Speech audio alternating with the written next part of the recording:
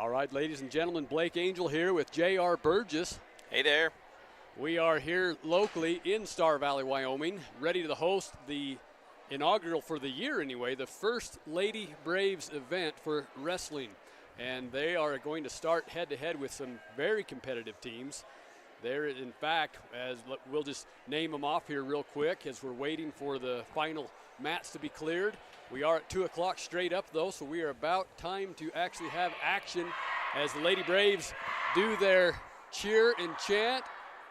And they look like they're stoked up and ready to go. So here we are in Star Valley, Wyoming, at the Braves Brawl. We have Thunder Ridge, a powerful team out of Idaho. They bring over 21 wrestlers, right at 21. Star Valley, Wyoming, of course, we have a great team as well with 27. Rock Springs, Wyoming is also here. So I can't recall if Rock Springs came last year. Do you know, JR? I don't believe that they were here as a team, but I believe they brought one or two wrestlers with them last year that just showed up on their own, if you will. Okay, well, they've got a team here along with their neighbor, Green River, Wyoming. So between the two of them there, we've got another 12 girl wrestlers. We also have Skyview, Utah. So we're stretching on all sides of our neighboring states. And South Fremont, Idaho is also here among us. Of course, that's up near the Henry's Fork area, just past Rexburg, Idaho. We also have Mountain View, Wyoming. So back to our home state a little bit. And then last is Sugar Salem, Idaho. So once again, Sugar Salem, Mountain View, South Fremont, Skyview, Utah, Green River, Rock Springs, Star Valley, and Thunder Ridge, Idaho. So we're ready for some great action. One thing to keep in mind, many of these schools have been wrestling for several years, especially the Idaho and the Utah schools. They have a little bit more established programs, whereas it has been girls wrestling has been established in their states for anywhere from 3 to 10 years, especially in the state of Utah. But we're only starting the third year of girls wrestling in Wyoming, so there's going to be some tough competition out there. Absolutely. And besides as far as having an actual girls wrestling team sponsored in the state of Wyoming, we're also a little bit behind as far as the time of the year. Idaho and Utah, of course, they've been wrestling how long? At least a couple I don't weeks. know about Utah, but I know that Marsh Valley, the girls were given a pound on Marsh Valley because Marsh Valley's season started, I think, 2 weeks ago. They've had a couple of meets already, so they're giving Star Valley an extra pound. Just simply because they're a little bit behind the gun on that. Yeah, so although it's Star Valley's first tournament of the year, keep in mind that many, if not most of these teams have a few matches underneath their belt. So the butterfly and bugs are probably worked out a little more on some of the teams, but I'll tell you what, I can promise you that Star Valley will not disappoint. They never do. And they've got the lineup. They've got some great returners, some state placers.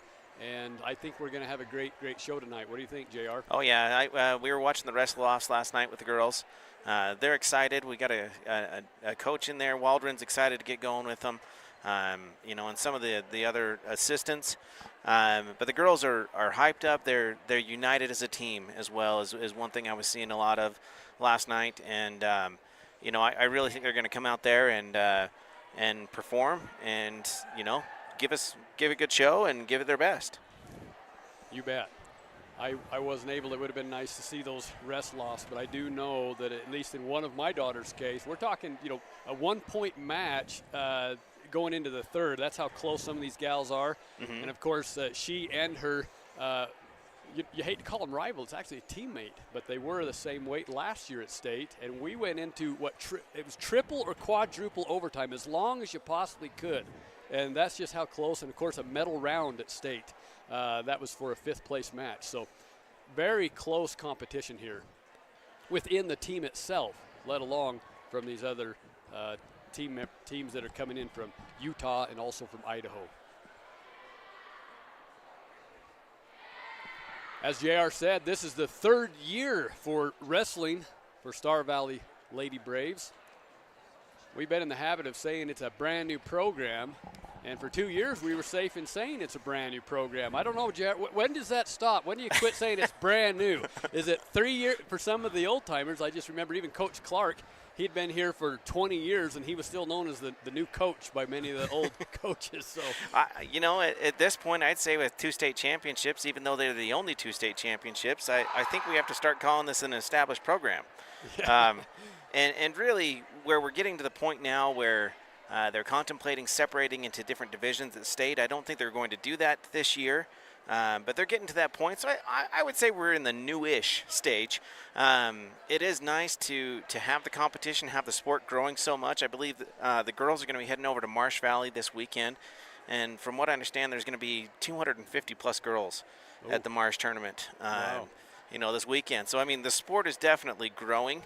I would still call it fairly new to the state of Wyoming, but I would say by next year I wouldn't be surprised to see some divisions go in rather than it just being an all-around from top to bottom, from 2A to 4A. But what a great program. It's grown so much, even just in the 2 years that it's been established.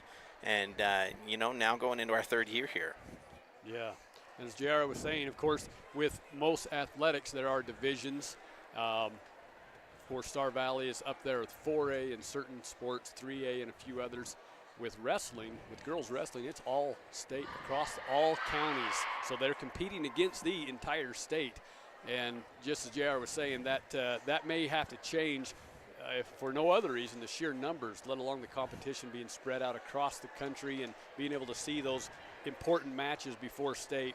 But you only have so many brackets you can fill at the state championships. And so once those are full, it becomes very, very, very limited on who can compete unless you do have some kind of division. Well, and it's very difficult in regards to, you know, the state of Wyoming is unique, both on the girls' side and the boys' side, in that even though we can fill the brackets, it's just the population of our state and how it's spread out. Yeah. You know, this year, Jackson, Green River, Evanston are all moving up in the boys' division into the 4A, even though their population is quite a bit less. Yes. And, you know, and they're competing with some of the bigger schools. Now, Star Valley is not going to have an issue competing with some of those bigger schools, but Evanston, even though they have a great wrestling program, it's going to be hard for them to put together a full team to compete at state. And then, you know, you wonder a little bit, like, I'm not sure if Cody's moving up. I think Cody's moving up in the 4A wrestling for the boys as well. Oh, wow. And so it's really going to leave the 3A fairly dry. And so it expands the 4A for the boys, makes it a little bit more tougher competition. But I think it almost hurts the middle section a little bit. Yeah. You know, with the girls, it's finding a fine balance there in that you've got to have enough kids to compete. But at the same time, it's difficult to put someone up from, you know, we've got Mountain View here, which is a 2A school. Their enrollment is probably half of that of Star Valley. Sure. And yet they're out there competing with the Star Valley schools as well, which, you know, only speaks to the toughness of these girls and coming out here and wrestling against whichever opponents put it up against you. But eventually they will have to split. And I think it's a good thing for the sport, but once again, you got to walk that fine line. Yeah. Well, they're just announcing they've had a couple of tech issues, probably with the scoring and translating that to track wrestling. So we are at a slight delayed start. So we'll keep you on the air here for the time being, and hopefully they get those bugs resolved. As JR was saying, in Star Valley's, the big news for Star Valley, of course, is they had an inaugural year, their very first year, they took the title. Now, that could have been up for grabs by anybody in the state because it was an all-team sanctioned event. So you look at all the amount of all the teams, of all the girls' teams and wrestlers with coaches and programs and across the entire state, there's only one that can walk away with a first place championship. Whereas when there's divisions, you know, you can have multiple teams be state champions. And I don't know, you know, we can call it luck, you can call it their training, you can call it the grit of Star Valley. The bottom line is they had a powerful force of great coaches for that first year. They had great parents and great athletes that just paid the price, and they won the title.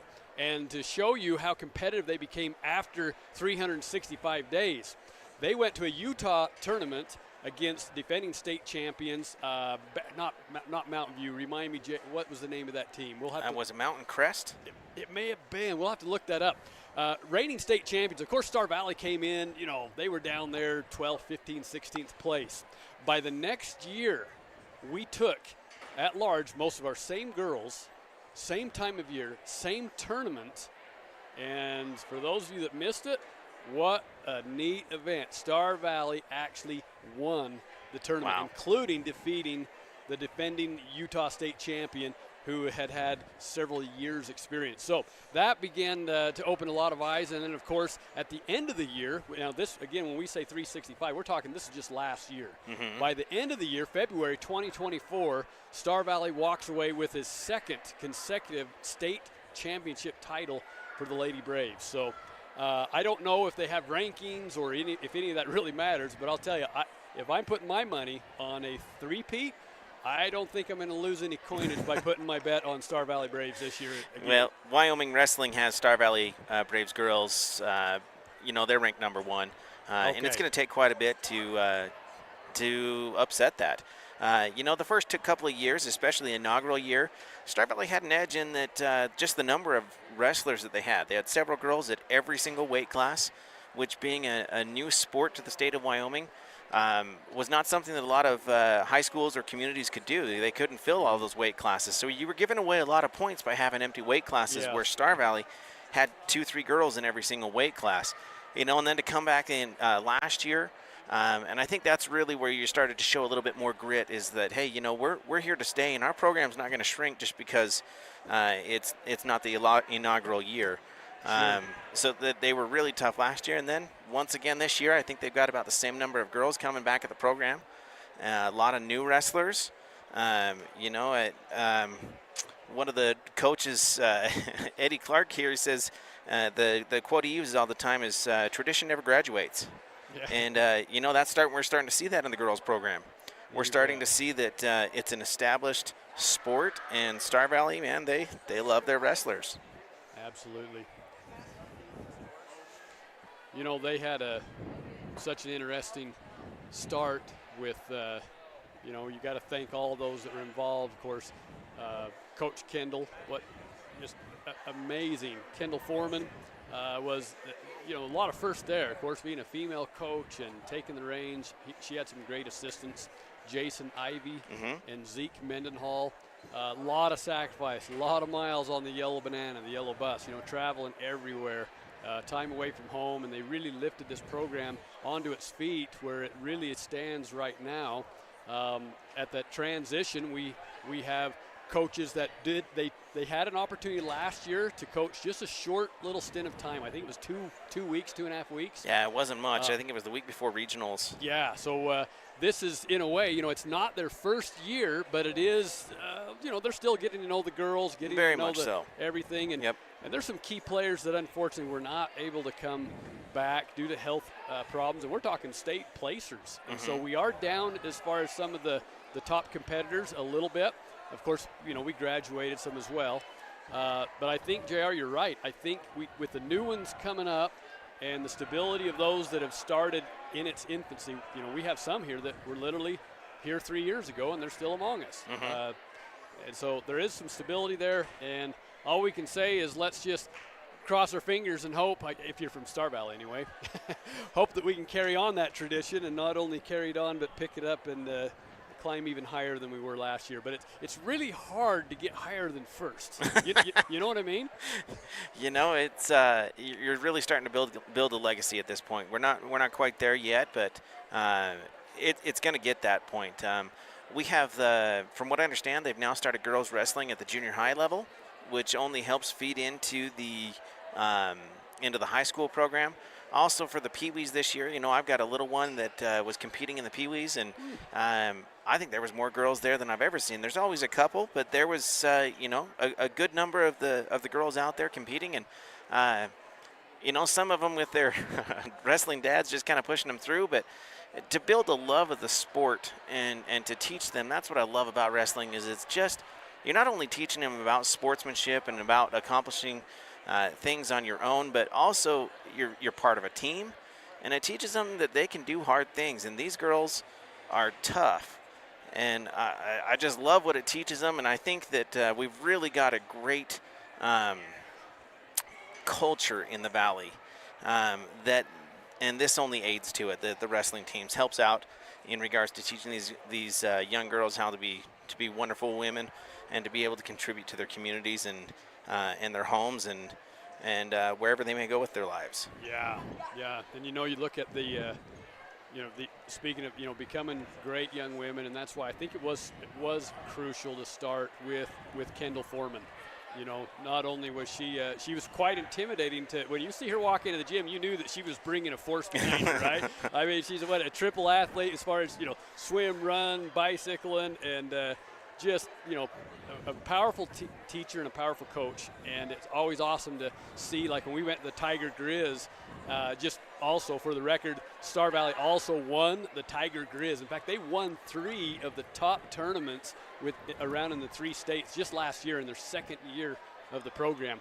But it was always awesome because I think Coach Foreman was in the right place at the right time for the right girls to help build this program to where it is.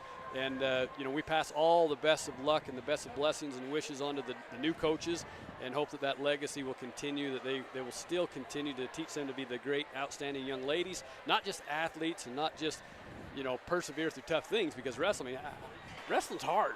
Very much. Wrestling's hard. It's probably one of the most mentally strenuous sports out there. Oh. Because you don't want to let your team down, but at the same time, it's more about, it's very much an individual sport, even though it is a team sport. I remember one mother telling me, I said, now how come you're not having your son wrestle anymore? And she said, for me to watch my son turn purple and blue and gasp and can't breathe while someone else has some hold on him that is supposedly legal, she said it caused me so much anxiety and so much pain I couldn't handle it. And so it's also hard to, for parents, good on them. They come and they cheer and they support, but it's tough to see your child out there in all kinds of bad ways and turning different shades of color. It absolutely is, and my wife has a hard time watching our son wrestle. He's a senior this year, and usually she'll have her head in her hands, and I just giving her a verbal update of what's going on with the match. I don't know really why she comes out to the matches if she doesn't even watch them, but but it's just a great sport, and even if they don't win, that's the thing, is it's hard, but at the same time to teach these kids that it's not all about winning. Yes, it's great to win. It's fun to win. But to teach them that there's grace in losing and being able to get better and be motivated to get better. That's a wonderful thing that you can't get out of a lot of different sports, and wrestling seems to be one of those that really provides that. You bet. It's always fun to see the interviews of professional athletes that have maybe moved on, whether they're in MMA or, some that did a little football and a little wrestling too. And in those interviews, they will acknowledge real quick when asked, what was the hardest sport to compete in? And they'll say wrestling, but always followed up with, but that's where I learned the most. That's where I learned, to make decisions when I couldn't breathe, to make decisions, to think rationally when my circulation was cut in half, or when my arm was numb. And so if you can learn to get out of those type pickle situations in a match, where you're physically, you can't breathe, you can hardly move, but you still have to be somewhat rational, thread the arm, right? Hook the leg, roll over. You're still having to think. You can't go into code, give up or code red. And that in and of itself has given a lot of top class athletes across the world kind of a one-up on the competition regardless of what sport they go into. Because, it's kind of like Marine training in high school or in college. Yeah. When they do the underwater training where you still got to think and reason properly. But anyway, it's an extremely tough sport. I have family members that both boxed and wrestled. Of course, everything else in between, from even rodeo. And they will agree. They will say that boxing and wrestling takes the most out of you. That's where you've got to be not just mentally tough, physically superior conditioning, but you've got to have your act together to be able to think when you can't breathe. Yeah. No, I was reading an article the other day, and I don't remember the statistics or even where the article was at, but it was referencing something to the effect that professional NFL football players, and it was given like the minuscule chances of your high school athlete going professional. Yeah. But your odds, if you wrestled and played football, your odds were like 5 times better than whatever the original stat was. Now, it's still a minuscule amount, but simply wrestling, and that kept you physically in shape and gave you some of the physical skills that you needed to actually excel in the football field as well. So, take that for what it's worth. Yeah. But, every sport, what an opportunity. And Star Valley has had a winning tradition across the board. To congratulate the returning state champion football players who just completed an undefeated year just weeks ago. Congratulations to Coach Young, all the assistants, all the players. And it's just, we're off to a good start. I guess that probably is officially the close of fall sports, right? I mean, what do we? I would say so. Can we say that we're formally in the winter sports now, even though we don't have but a few inches of snow, and that's highly unusual? But it's coming. We've missed a lot of summers, but I don't think we've missed a winter yet in Star Valley, have we? No. Oh, no. In fact, if we don't have snow on the ground, a deep snow on the ground by now, it's a little odd for us. And, we've only moved snow once this year, and but I have a feeling that Mother Nature is going to make up for that just like it does every single year. I'm sure we'll see the back end of that, the little bit of revenge in November and May not November, I mean April, May, and June is probably when we'll see that snow come back, like we had 2 years ago. Yeah, if we miss it in December, January, we just wait till June, the 4th of July weekend. It'll come. It's still there. It just got delayed. Yeah. Well, once again, ladies and gentlemen, if you're just joining us, Blake Angel here on the air with J.R. Burgess. We are waiting. We had a start time originally anticipated to be 2 o'clock straight up. They have had some tech difficulties in, these days you don't just grab a new paper and a pen and say, okay, we'll keep score. You've got tallies that go through an intricate tech process into the scoreboard. Then it goes into track wrestling, which is a national pretty much, worldwide wrestling platform or program. And if all those things aren't lined up just right, and if somewhere there's a bug, you can't start. And that's kind of unfortunate. We have a blessed day of technology, but you get one little bug like that, and it kind of just shuts the program down for a few minutes. But we're hoping it's very temporary. Be patient with us. Be patient with the event. I will tell you the mats are cleared. If you're with us on video streaming, you can see that we have we got 4 mats with a coach's aisle down the center, and I imagine we'll be using all 4 mats. Actually, to start, we'll only be using 3 mats.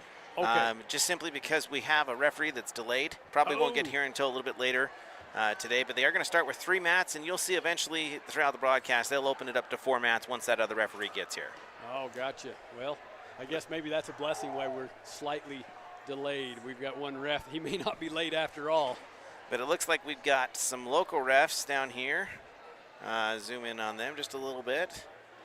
Let's see here. I don't know all of them by name, but I know they're locals. Well, I'm glad you're zooming in because I can hardly see. I recognize. We've got Helm here. I think both Kenningtons are here. And I was going to say those are both the Kenningtons, but I don't know which ones they are. So both the Kenningtons here. Of course, all 3 of those referees have, gobs of experience, not only reffing, but also participating in wrestling. Yeah. They're some of the best that we're going to have out here. Well, I see Lakin, but he's blocking his brother there, and I don't think it would be Cash, but it could be. We'll let you know who the officials are. Why don't we run down the list of the wrestlers? This is as we have it right now. Now, these weights can change a little bit through the season, but for today, this is what we're going to be. At 100 pounds, we have Constance Peterson, and she'll represent Star Valley there. At 105, Kenna Merritt. Also at 105, we've got Dana Miranda. Now, I apologize if I missed some names, but that looks like Dana Miranda. Then at 110, we've got Carly Angel. Carly is not 110, but she's filling a position there, kind of helping balance the team. Brianna Bernstein is also 110. And then I'm moving to 115, Hallie Robertson. Also at 115, we've got Addie Meisner. Now, I always put the Z in there. I hope I said that right. I apologize if I didn't. At 120, we have Alexis Angel. Also at 120, Aurora Colvin. Our third 120 would be Kaya Allred. At 125, we've got Kesson Johnson. Also at 125, Grace Morrison. And then at 130, Elaine Everston. At 130 again, Paisley Harbach. Moving to 135 will be represented by Remington Allman. Also at 135 will be Emmeline Warren. And third 135, Abigail Sanderson. Moving to the 140-pound weight class, we've got Kara Andrews. Also Oakley Hepworth. Up to 145, we have Vel Foreman. And then also at 145, Ruby Neeb. A third 145, Hallie Pattengale. Moving to the 155 class is Sedley Roberts. At 170, we have Brooke Schwab. And at 170 also, Addie Chappell. Moving to 190 will be Stella Lind. And our final weight class will be represented by none other than Cashley Hepworth. Now, if you followed us last year a little bit, you'll recognize several of those names as not only return competitors, but even state placers. So we have several state placers. We've got former state champions. And again, we have some others that aren't going to be with us, unfortunately, but I think we're still it looks pretty stacked. We got a pretty strong team, I believe. A lot of new faces out there, which is a good thing. We got some underclassmen. We got some upperclassmen that have really paved the way with the program. We've got Vel Foreman coming back this year. We've got Hallie Robertson out there. She's a great leader out there. Remy Allman. We've got some great girls that are continuing to lead this program, and some of these younger girls coming up in the ranks. Absolutely.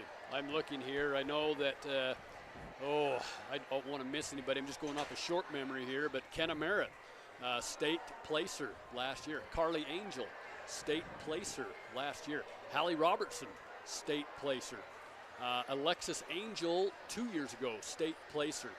I can't remember the end on Kaya, but at 125, I know Keston, state placer. Scrolling down here, Remington Allman, state placer. Kara Andrews, state champion. I think I'm pretty safe to say that. Yes, yep. Vel Foreman, state champion. Brooke, state placer. Sedley Roberts, you might have to help me, JR. We might have to look up some of these stats. I can't remember for sure. And Cashley, state placer. I'm looking. I think we at least have half a dozen, maybe more state placers returning this year. Oh yeah, and we only have one returning state champion from 2023, but at the same time we've got Vale that was a former state champion as well. Well, it was 2024, right? Vale was 2023. Oh, 2023. But 2024 there we go. Wasn't Kara 2020 just this last year? Yep. Yeah. So we've only got we've got two returning state champions, but winning a state championship in wrestling on the team level is a lot more difficult than most people think. You've got to fill all those weight classes, and and that's the beautiful thing about Star Valley is even if you're not winning your entire bracket, you're placing second, third, fourth, fifth, and those really add to the team points. And really, that's the only way that you can win a state championship is with that secondary crew or even that starting crew coming in and if they had an upset early in the bracket, that they're able to finish out with a third, fourth, fifth place finish. Yes. Yep, and there was a lot. Some of those names I mentioned had to compete against each other at state. That's always difficult, but, because only one person ends up scoring when that happens. Yep. The other person, unfortunately, their performance doesn't count. Well, it prevents the other teams from scoring, but it doesn't actually show up as points under your name, right? Yes, that's true. So, yeah, we had a lot of, it seems like last year in the placing rounds for the girls, we had probably 3 or 4 girls that had to wrestle off against each other in the very end. So, yep, that's tough. Tough to broadcast, tough to coach, tough to, know that you wish they could just raise both of their hands and say, you made it this far, you're against each other, you're both winners. Yep.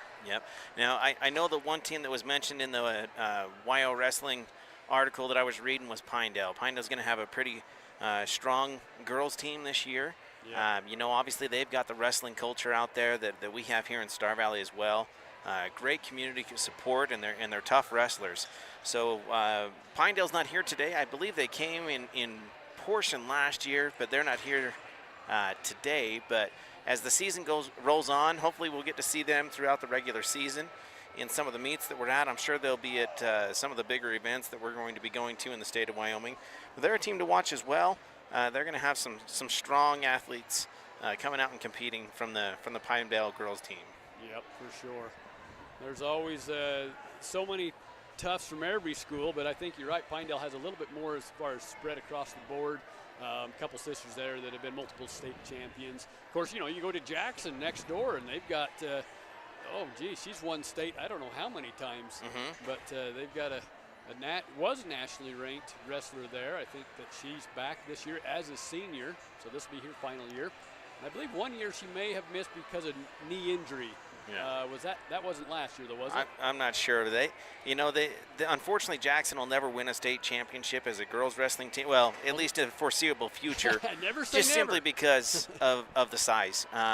Their team is a small team, but they're a very talented team. Yeah. And they've got that one wrestler that you were mentioning that's the several-time state champ. They've got a great little team, but unfortunately to win a national title, a state title, your numbers are going to have to grow just a little bit, and the weight classes are going to have to spread out a little bit so that you're scoring points across the board rather than in the same weight class. Yeah, yep.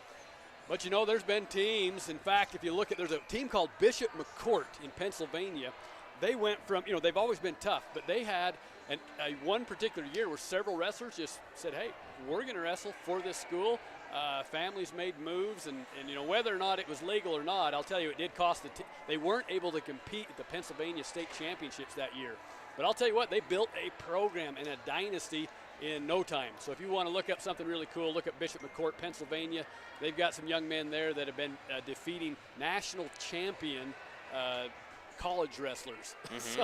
So you never know. Jackson has they have the capital. They've got the numbers. They just need the people, and I don't know if the rent might drop down, and maybe it's going to be the rich wrestlers, but you get enough people to move in, and you can change a program really quick. Yep. And hopefully if that ever happens, it's done legally, because in the case of Bishop McCourt, of course, the state of Pennsylvania, I think, kind of bit their own I think they bit their own sport a little bit. The investigation wasn't quite done like I would have liked to have seen it, and it kind of cost Pennsylvania wrestling, but it did cost me a year. But many people know, this young man, a lot of the wrestlers here recognize Bo Bassett. There's Jax Forrest, Bo Bassett, several others on the team that are just highly competitive. But one young man, just because of his sheer marketing, his faith in country and God, his discipleship and dedication and work ethic, he is would you call him not just a viral force, but this young man, national champion multiple times. He's a world champion. Also, under 17, I believe, world champion. And he wrestles part of that team. But a lot of these young ladies, I've seen them on their little computer or on their phone looking at videos of a young man named Bo Bassett. So if you're listening to us, you want to do catch up on wrestling and how the high school wrestling is just changing the world. Again, it's incredible. There are high school athletes out there right now defeating college NCAA All-Americans and even national champions. So anyway, Bo Bassett, he's quite the character, but he's given some great motivational, not just wrestling, but life, motivation, determination, discipline. Kind of fun to see these young men be, the age they are and be so mature and to be able to be willing to reach out and help other athletes. Yeah, absolutely. And the girls program, you're talking about how it's grown on a national level. In the Olympics, the most recent Olympics, it used to be that, girls or female wrestling has been in the Olympics for quite some time. But you couldn't hardly find it broadcast anywhere. Yeah. And now it was one of the primetime events with the men's wrestling, which is an awesome thing to see the sport grow to that level. Had a couple of Americans, I think, in the finals this year, or in the last Olympics. So the sport is definitely growing in the United States and maybe catching up to, some of these other countries that have had female wrestling for quite some time. Yeah. One really neat thing, Coach Foreman and Mendenhall, Coach Zeke, I should say, and Coach Ivy, they were able to get Kennedy Blades. So if you watch the Olympics just recently, that name probably sounds very familiar. 21-year-old. 21 years old. She was at the Olympics this year and actually was here in Star Valley, kind of sharing some of her wealth of knowledge, but she was runner-up for the world, for the Olympics. Yeah. And so that's pretty awesome to see that, she's been here in Star Valley. She's helped a little bit with the girls, and she showed up in the Olympics and actually was runner-up. So, and I think you're right, JR. Not many years ago, I was opposed to girls wrestling. I don't know about you. You know, if the girls' heart was in it to, um, because they love the sport, I was totally fine with that. But at the same time, it's always hard to have a female going out there and wrestling against the males. I was glad to see that the girls were given their own division in the state of Wyoming. I think it's made it a little bit more acceptable, if you will. I didn't love the fact that the girls were wrestling the boys, but at the same time, I mean, they have the right to compete. I was just really happy to see that they got their own division where they can really make this sport theirs. Yeah, and I should clarify, that's where my not so much popular opinion was. I hated to see girls. I mean, I actually honored the young man that turned down the wrestling. You know, when they're little kids, a little bit different, 5, 6, 8 years old. But when you start getting a little older, I love the stories when the young man says, you know what, I'll give up the forfeit. There was one at state, should have won state. A girl ended up being in his bracket, and he says, basically he says, I respect womanhood too much. And because of my faith, because of my beliefs in young women and how to treat them, he said, I will not wrestle. And so there's stories like that, and I thought, well, good for him. And so I was really excited when they opened up a girls division. To me, that's gold. That is great. So now, I'm very pro women's wrestling. If they want to compete and they want to go out there and do a sport like that, as tough as it is. But I never really was kosher with them going against boys. All right. I think they've got the technical difficulties worked out here. We're going to pause for just a moment for the national anthem.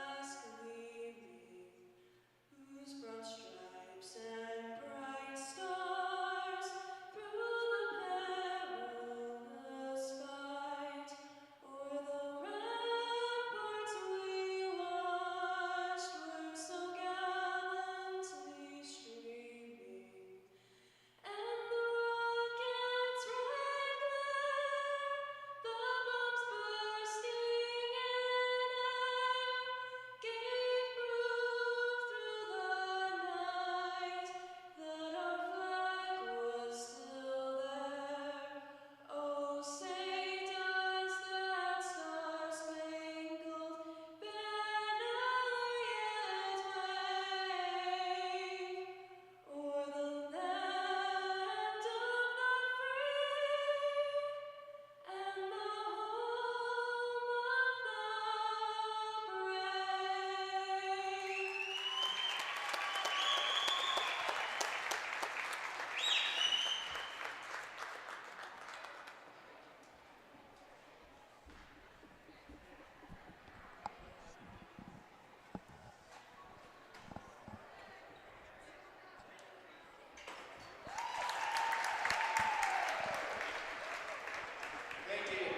All right, and now it looks like we're getting ready to go here. They've got the technical difficulties worked out with track wrestling. And it looks like we're going to get going here. We've got several different mats. The first mat that we're going to be is right here on the lower left-hand side of your screen. It's going to be mat number 1. And then we're going to have 2 on the bottom right, 3 on the back right, and 4 on the back left. So let's see if we can get pulled up here on track wrestling, see who's we're going to have out here first.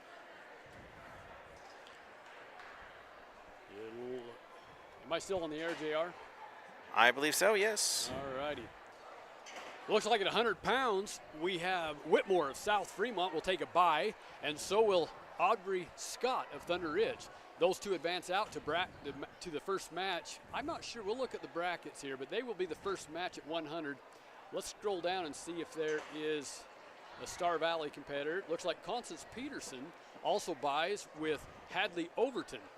And because there is a double bye, what they'll do is all 4 will advance out to the next bracket. So it looks like Peterson from Star Valley will be going against Overton from South Fremont. So a couple 100 miles separate these 2 athletes, but if I'm reading it right, we'll wait till the bouts get posted on the scoreboards. The bouts here shows 27 and 28. I can't imagine starting that deep into it, but we'll find out. But again, that's a 100-pound weight class. If they indeed start at 100 pounds, we'll have Peterson of Star Valley against Overton, South Fremont.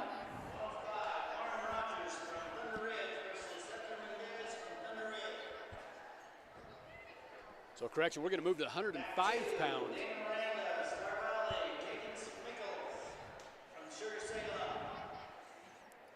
Sounded like they said Miranda's on mat 2.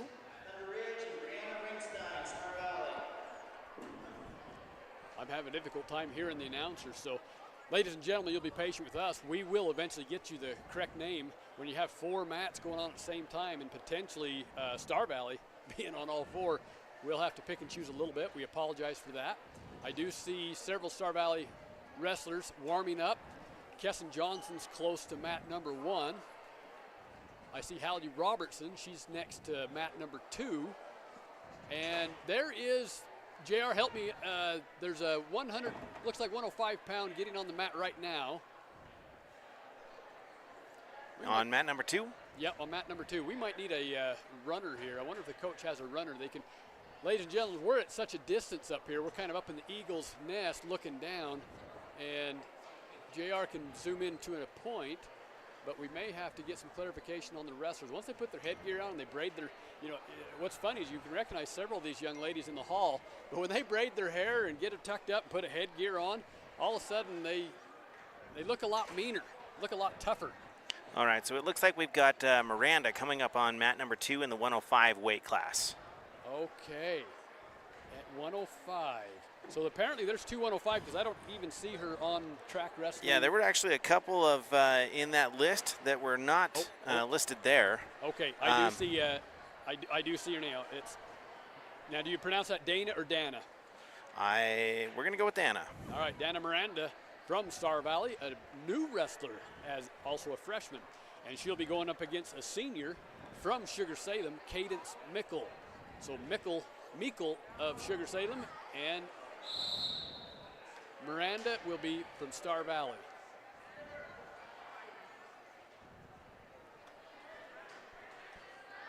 Usually Dana just has one N, so I don't know if that's a typo or if we do say Dana, but either way, we'll just stick with Miranda. We know we're okay. Does that sound good? That sounds like a plan to me. All right, we apologize to the Dana or Dana family. Oh, nice little shuck behind. She gets 2 points on the board, so our freshman over the senior strikes first, 2-0 in the first round.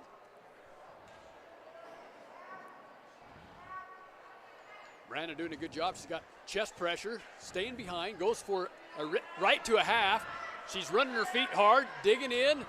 Sugar Salem does a good job at putting post both legs and is actually going to get a reversal out of this, so the tie score becomes 3-2.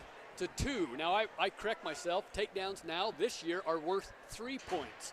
So the score shows 3-2 because Sugar Salem got a reversal. Reversals kept their 2-point system, but takedowns now are worth 3. So according to that, Star Valley is still ahead. Whereas the old rules, it would be a tie game. Sugar Salem has a deep half on. Miranda's in a little bit of trouble, but doing an excellent job fighting it off. Wow, that's tough when they get it that deep, JR. Yeah, need to try and peel that hand off the top. Boy, I was telling you what, last night I was watching with my son, the girls wrestling, doing the wrestle-offs, and it's crazy to me how some of these girls can get pinned with their shoulders on the mat and still have their knees on the mat. Still square, right? Square with the world, but their head is turned like an owl. I know what you mean. There's a level of flexibility we're not used to seeing. Yeah, she got that half in pretty deep. If Miranda can get up to her knees there a little bit. Oh, but she's able to leverage it over there. We've got some time on the clock, and we run out of time. Just saved by the bell. But they did award how much near fall? Looks like 3 near fall is what they're going to give. So the near fall points have also changed this year. So I'm not exactly sure on the number of swipes, but I think if there's 4 swipes, it's 4 points. Yep. Okay. If they can get all the way to, basically just almost the 4th second, they will get 4 points. Where it used to max out at 3. I do like the scoring this year as they've transitioned to, awarding the aggressive wrestler rather than the defensive wrestler. Sure. It makes them get after it a little bit more, and I think it creates for a little bit more exciting, not only for the spectators, but also for the wrestlers. It keeps the match going. It does. We'll come back on more of that scoring here. Looks like Sugar Salem choose down. Miranda's in the top position. Score 3-5, entering the second period. Whistle blows. Sugar Salem quick to her feet. Miranda covers, but unfortunately, locked hands. Yep, unfortunately, in her covering, she locked hands. That's another rule. JR, explain that one to us briefly. What does that mean? So if the boy, I don't really know what to call it when you're on in a mat position, or your opponent's in a mat position. If you lock hands underneath the opponent, or even if your hands as much as touch together, then it's considered an unfair advantage, and therefore it's an illegal move. And so what will happen is they allow the wrestling to continue going on until either the person that they'll stop it if the person that had the illegal move does not, or if they score or continue to maintain control, then they will they'll stop the match and restart. However, if the person that the illegal move was performed on scores, then they get the penalty point plus the whatever score they got. Yes. Miranda able to do a good takedown there. And she had an escape also, so we've moved it up to 7-8, narrowing that gap in the second period. All right, and on mat number 3, we've got Coons from Thunder Ridge and Benstein from Star Valley that's going to be wrestling on mat number 3. We've kind of got them both in the screen there. Benstein on the mat there that you can see in the back. And great. That's great. And Miranda there on mat number 2 on the bottom right of the screen there. Great.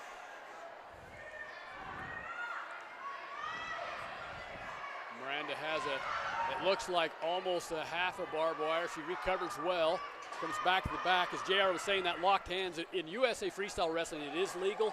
In collegiate and high school, it is not legal unless it's a pinning combination.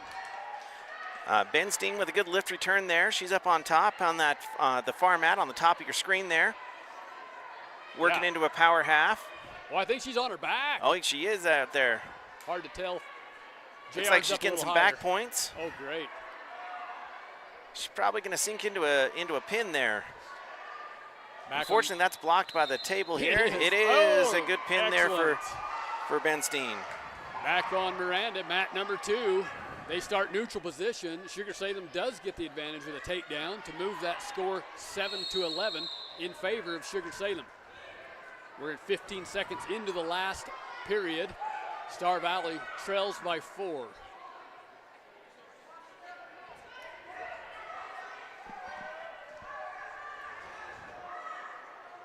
Again, this is a senior-freshman matchup, which doesn't always equal out in ability or talent, but we know that there is some maturity there that usually has an advantage to the senior. Miranda in a little bit of a predicament there. She is on her back, and she does give that one up by fall. And congratulates Sugar Salem, who does take that one by fall. That was actually a close freshman-senior match. Oh, very much so. Up until that pin. So great job, young lady. Good job, both wrestlers.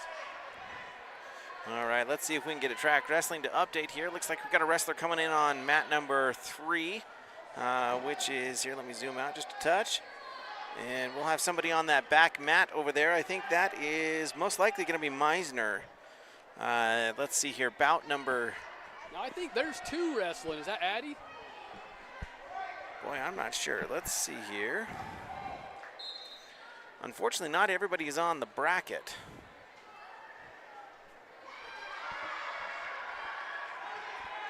So they still have that listed as bout number 1, which I do not think is the case. We're going to try and find out who is on that the mat back there. Let's get a little zoom in there. See if we can figure out who that is.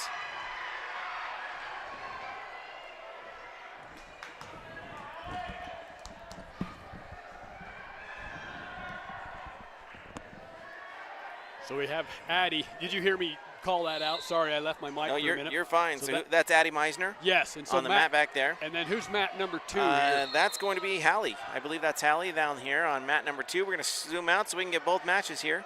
Great. So on the bottom right here, we've got Hallie. And on the upper right is Addie there. You want to take Addie, I'll take Hallie. I'm a little closer to there, but Okay. Looks like Hallie just does almost a climb behind, but it was off of the other wrestler's shot attempt. So we lead this one 3-0 in favor of Star Valley, Hallie Robertson. And it looks like Addie Meisner up there. The score is still 0-0. They've got the match stopped for some reason. Hopefully continue here shortly. Looks like they're having some clock trouble is what it looks like. Robertson with a great lift there, almost a stack to get some predicament points by way of near fall. Her opponent does a good job basing back. Hallie sinks in a half, drops her chest. Her opponent's locked her legs, made it difficult to get a count, but I think we at least have 2. The swipes begin as Robertson is in full control over this match in the first period. Up by at least 7-0 and looking for a fall. Can she get it? She's close. She's circling the head. She changes off to a reverse half, and she does get the fall. That's a great fall for Congratulations, Hallie Robertson. Oh, yeah. We got Addie up there, Addie Meisner, and she's able to work off the bottom. And she's got the reversal. He gave the sign, but he didn't give the points. I think.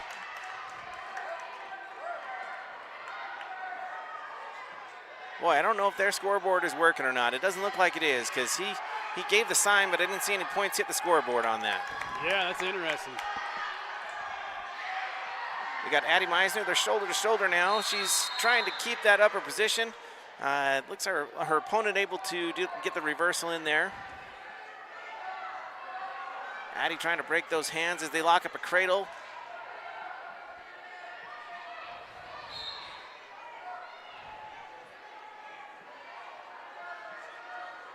Her opponent does have the cradle locked up, but as I mentioned earlier, these girls are so flexible, they can still be on their knees and almost have their shoulders on the mat. Looks like we're going to go ahead and run out of time there. I believe Addie started this last whistled start on bottom, so I would assume that this could either be the second or the third period that we're going to be starting here. We've got down on here on the lower right, we've got another match starting up. Kaya Allred. I was going to say that. I think that's Kaya Allred down there. Her opponent from South Fremont, Zuri Tavares. And Tavares is a seasoned wrestler. I know her father's been around the coaching staff since my brother helped coach there. So she shows it, does get the first takedown to lead by 3-0. But there's some swipes there, so the score is going to be in South Fremont's favor. Kaya's fighting off her back as we speak. Oh! And in a little shy of 30 seconds, she does give up that one by fall, but no. South Fremont brings a tough boys team every year, and so their girls team is really quite established as well. You know, just like in Star Valley, you've got the families, you got the boys wrestling, and you know they teach their sisters how to wrestle a little bit, and sometimes they're the unwilling partners in the sparring, I think. And you know, that's South Fremont. They bring some talented girls up here. We've got Addie Meisner back there. She looking to connect on the cradle there. Her opponent able to work up to her feet and separate, and she's going to get a point for that separation stand up there. Nice. I do believe that we are in the third period now for Addie Meisner. Oh, a nice deep single leg in there. She's got her opponent down on the ground. Oh, but her opponent's going to step behind. Addie's still got a leg in. If she can pull that leg underneath and clear that arm. Addie's still got the control, but has not been awarded. There's no awarding of points yet. Her opponent able to clear that leg, and they're going to call it a stalemate. They're going to stand them back up.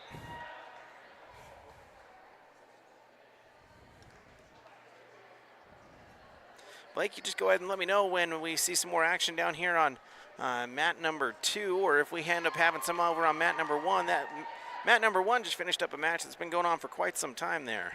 Yeah, it looked like a Thunder Ridge girl. Looks like the one, oh yeah. So a South Fremont girl and a Thunder Ridge, and I might be mistaken. They've got a national champion from Thunder Ridge and also one that beat the national champion at state last year. So oh, wow. They have some really, really tough wrestlers. I was speaking with the one gal's father, and she hadn't lost a match in X amount of months, and you know, she did actually lose one from a teammate. So they've got some iron sharpening iron on their team.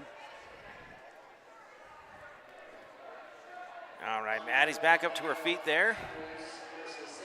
We're going to zoom out just a little bit because we got one coming up on mat number 2 as well. Addie able to get a takedown, get behind. That's 3 points.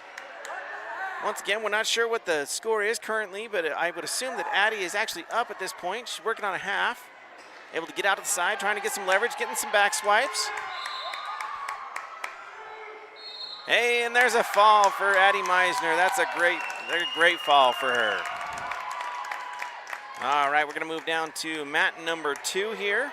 Looks like if the computer's right, it's Grace Morrison against Addison Walker. Walker from Mountain View, Morrison Star Valley. And Star Valley strikes first, 3-0 with her takedown. Mountain View on her feet, fighting hands. Grace doing an excellent job holding tight. Now she can maintain that lock as long as they're both on their feet. When they hit, she has to break that lock in order to give up or not give up a point, which she does. All right, we've got mat number 3 coming up here. And I believe this is your daughter up on mat number 3, isn't it, Blake? Oh, well, I'll switch you then. Okay. So I've got Morrison on 2 on the lower right, and Blake will take his daughter's match on the upper right there. All right. Alexis in front, headlock position, takes a leg for a near side cradle, gets the 3-point takedown. Near off the mat, but they're going to go almost to her back. The ref's going to say, we're going to keep on wrestling. That's another rule that's changed. And she is on her back. Alexis Angel has full control. Oh, that's tight. Near side cradle. Ref looking for a pin, and she gets it. Nice. Great pin. Well, that was I can't see the time because their scoreboard's not working. Yeah, that scoreboard on mat number 2 is not working currently. But I'd say that was one of the faster pins of the evening, so there might be a target to chase there. Great job, Alexis Angel. So we got Morrison on top. She's going to start on top, and once again we got that locked hands. That locked hands, unfortunately, we're going to see that quite a bit in the girls wrestling right now. It's a technique thing. Natural instinct is to go ahead and lock your hands to maintain your position, and as Blake mentioned, that's just not something that's allowed in high school. So you will see that, as this is still a fairly new sport for the girls in the state of Wyoming. You'll see that fairly often, a lock hands penalty. Yeah, you really do. And it's hard to know when to, like I said, if you have a head and an arm, a cowboy or a headlock, you can lock. Right. If you have a bear hug with an arm in between, you can lock. Pinning combinations lock. And so you have to really differentiate and say, okay, wait, is this just a gut wrench? Right. Like a gut wrench in freestyle, you can lock, but not in high school wrestling. So Garrison, have you got Morrison, have you got the first name? Grace. Grace, here we go. So we got Grace still working on the match down here. She's up 3-2. She's got control on the top. What's the bout number on that, JR? The bout number on that's going to be 125, or not 125. Nope. It might be 125. I don't think that's the weight. Well, it is also, at least what I'm looking at, I think it's the weight also, so that's going to throw us a little bit.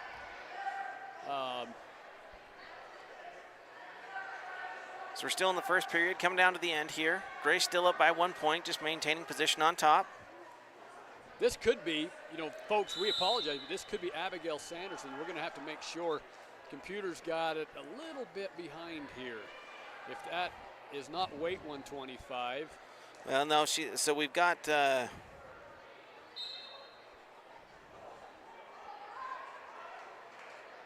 opponent is from Mountain View, so we still have, I'm pretty sure that's Grace. Okay. And that is it's about 12 in the 125 weight class.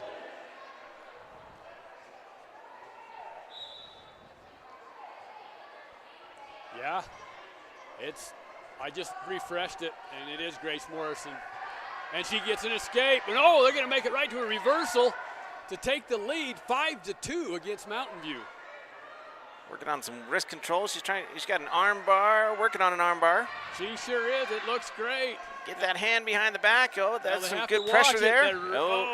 Elbow got too high. I was just going to say, you have to watch that. Kennington does a great job if they put that in a potentially dangerous position. If they, number one, move the wrist too far past the 90-degree angle, or if the chicken wing or arm bar starts rising up kind of in an awkward, anytime you distort any of the limbs, the ref's job is primary job is the safety of the wrestler. Second is to keep accurate, be an accurate official. But if the safety of the wrestlers in jeopardy, they will stop the match. That's called potentially dangerous. I don't think there was a point sacrifice there. It was just potentially dangerous. Correct. Right? Yeah, that's what it looked like to me. Grace is still on top, maintaining that position. Trying for that cross face with a little bit of wrist control.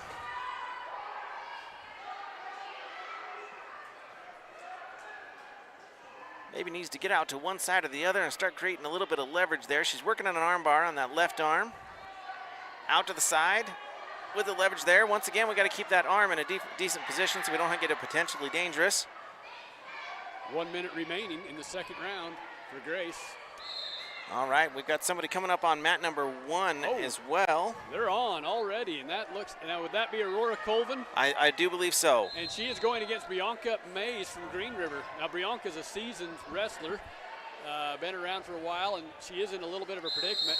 Aurora is, And she made pretty quick work on that, and like you mentioned, that's a pretty seasoned wrestler out there. Yes, yep. Carly had her in the semifinals, I believe, at state last year. Carly did get the advantage. It was an awesome match, though, but Brianna was a very good competitor.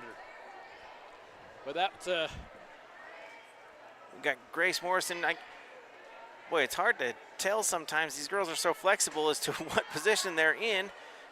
Grace has got. Looks like she's almost got a cradle locked up. She's got the. But she's got to flip that. Got to step over. There we go. Leverage. Go, go, go. She's going to get it. Oh, and the time runs out. Oh, she is up 5-2 going into the third period, though. Yeah, that would still been nice to be up 8-2. Yeah. All that work and have the clock person. Why don't they just stop? They should have a new rule. If you're in the middle of a move, right, and you're putting it on, you can't stop the clock. Or, excuse me, in the middle of getting back points. As soon as the hand starts to swipe, they get to finish the move. Yeah, they get the points. Grace up to her feet, working up to her feet. Now, did she choose down, or did the other opponent choose top? I didn't see that. Grace should just be able to turn out of that. There we go. Wow. She gets the stand-up point out of it. Excellent. Score now 6-2 in favor of Morris and Star Valley.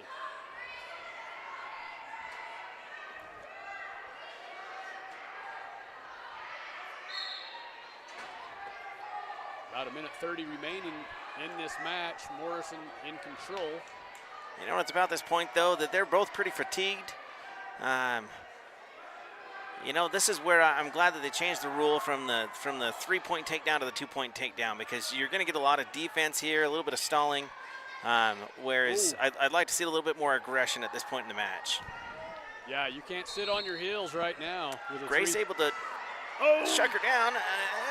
She didn't give up any points. She's got a leg. It's anyone's takedown right now, and like you said, she it's can who's get around got back, the gas pull tank. on that leg. There we go, and she got an arm bar out of that. She's got that. Oh, there we go. Great wrestling by Grace Morrison there. That could have went either way really quick. Yeah, she found herself underneath and was able to pull that leg around and get around the back. That's the beauty of sticking with your move. She stuck with it. Locking up the cradle here. Let's see if she can get that locked up and tilt backwards. She says, this didn't go second round like I wanted. Let's try it again. Third round.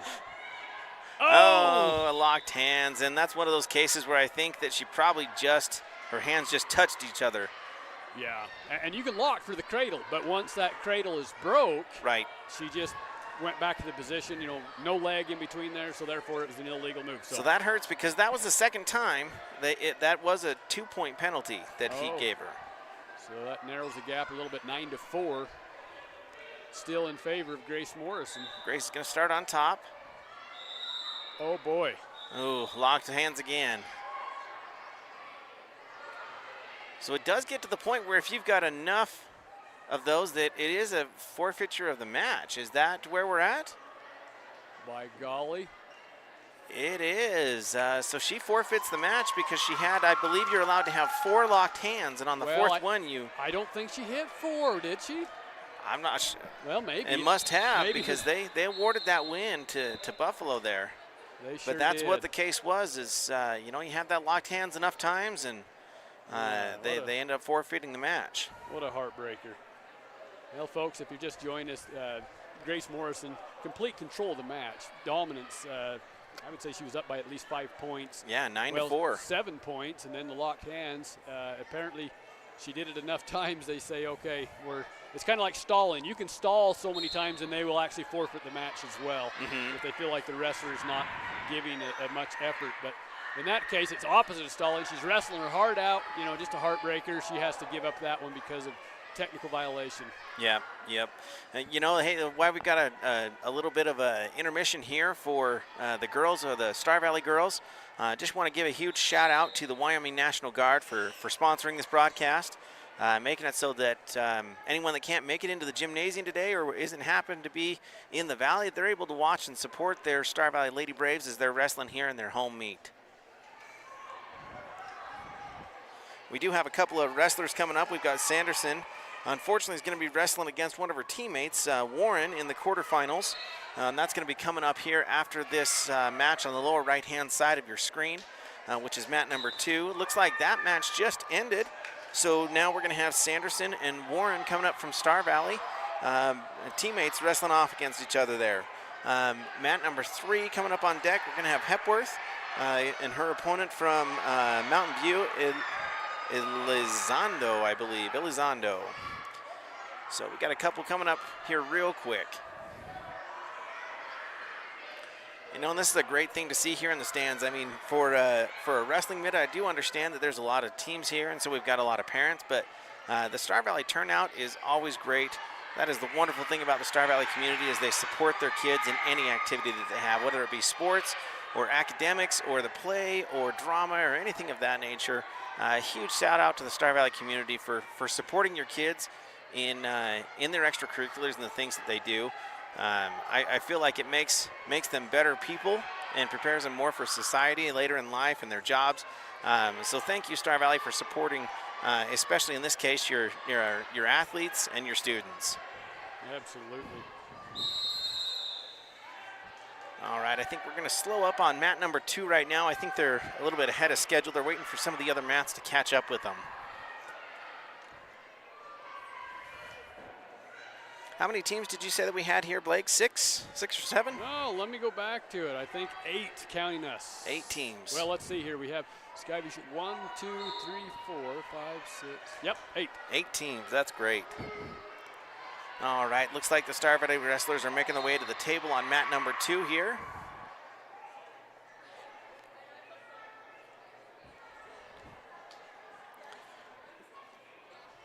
And once again, for that match, we're going to have Sanderson and Warren, both from Star Valley, wrestling off in the 135 weight class.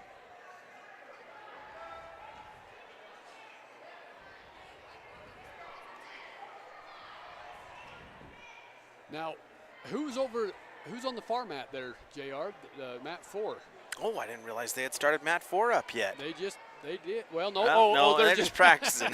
I was going to say, I don't see a referee over there. Well, I was going to say, I see someone putting moves on, but you're right. They're just they're doing a little drilling. In fact, that's Coach Waldron on the bottom. He's getting worked over. Yep. So they're just on standby. Also, mat number 3 on standby. Mat 2 ready to go. As JR was saying, a couple of our own teammates, which, you know what, like we said before, iron sharpens iron. Sometimes that can be a good thing. And I think, I believe that Sanderson is new this year, if I'm not mistaken. And I'm not sure about Warren. Sanderson's got the red ankle band there. So her score is going to be in red, and Warren has got the green ankle band on. Okay, Warren green, Sanderson red. So that is Warren that was able to get around back. They are going to award the 3-point takedown for Warren. I'm not exactly sure why they stopped that. You know, I was looking down on the track wrestling. I didn't see, obviously not a technical violation because there's the score maintains 3-0. Once again, folks, if you're just joining us this year, first time ever as we match more of the collegiate level wrestling. Takedown used to be 2 points. For as long as wrestling's been around, it's been 2 points, and now it changes to a 3-point advantage. So you have a takedown, it's worth 3. You have a reversal, which is a change of position, change of control position, worth 2. An escape, where the wrestlers come back to a neutral position or both on their feet, that's worth 1 point. And then you get the near fall position, which near fall is, of course, if you see the ref making swipes with his hand, that's because he's counting. And used to be that you had a 2-point near fall or a 3-point near fall. We add this year a 4-point near fall. So that adds a little bit, there's a lot at stake. If you get put on your back, you can find yourself 4 points behind real Oh, yeah, quick. you can find yourself down by 7 points with a takedown and some near fall. Yeah. So we've got Warren still controlling the match, up 3-0. Trying to drive the head to the leg there, maybe hook up for a cradle, driving that head down, getting that knee, posting behind that knee there.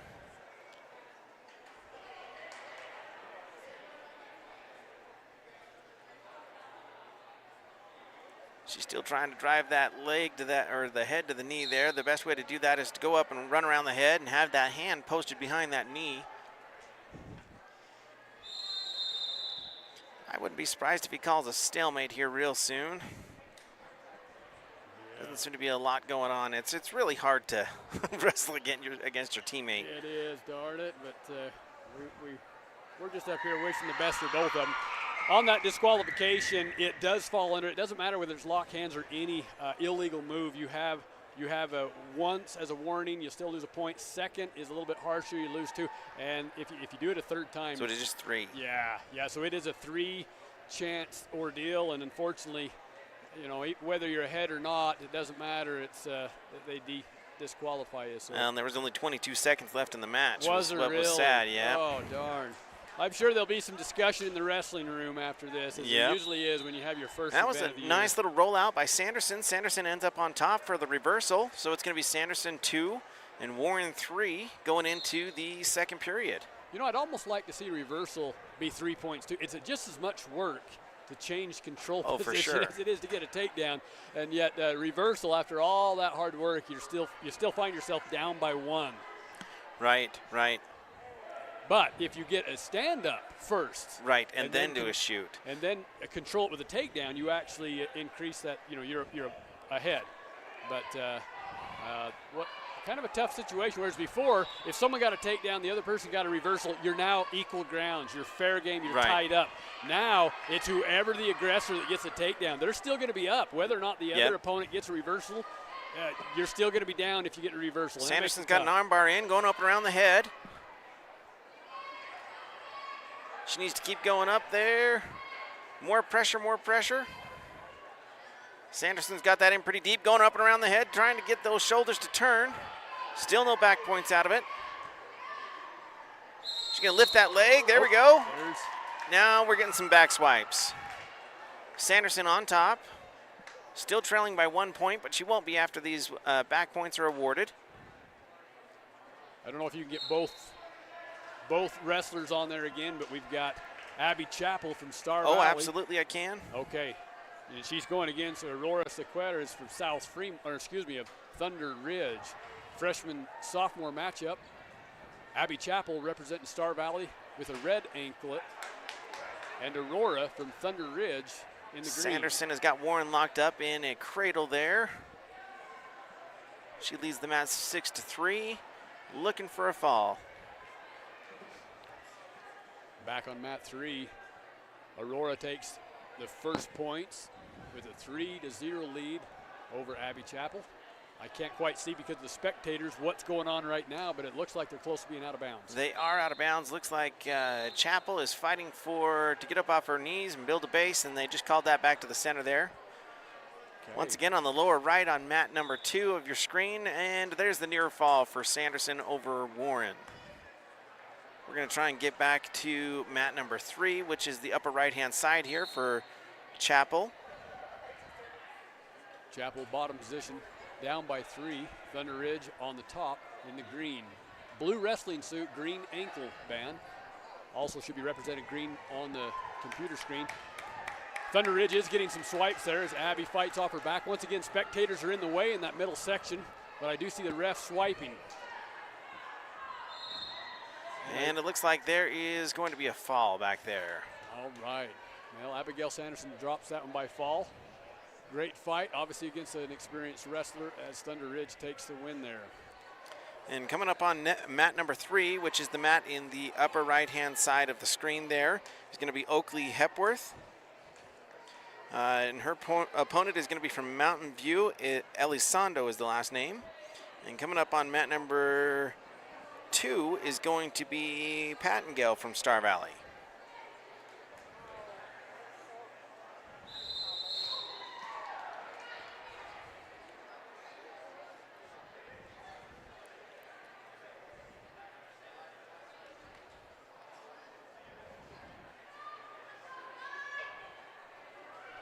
All right, looks like we're going to have a different match on the upper right for the on mat number 3 that is not going to involve Star Valley. So we're going to come down here to mat number 2 and get a little bit closer for you to see.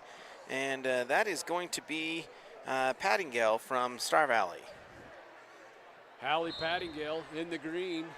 Sky Mitchell from Thunder Ridge in the blue singlet, but with the green ankle band. Excuse me, so they've switched that just now. Hallie is now red, which makes sense, and Sky is green. Folks, under the new rules for the near fall, if they can get 2 swipes while an individual's on their back, that's 2 points. 3 swipes, 3 points, and 4 swipes is 4 points. So the math is pretty simple there. Yeah. Before it was actually more confusing, but you know everybody is into those old rules. So the old rules were 3 swipes, 2 points. Yes. And 5 swipes. Well, you could get, even if you got 2 swipes, you need to get 2. A minimum of 2. Minimum of 2. Above 2 gives you points. So that kind of stays the same, but you can only, 2 swipes is 2 points. And 3 swipes is 3 points. So Pattingale trying to do a little bit of a pull by, trying to get a hold of that head and pull her past her. Oh! Her opponent able to get down on a knee though and get around the back there. That was a great shot.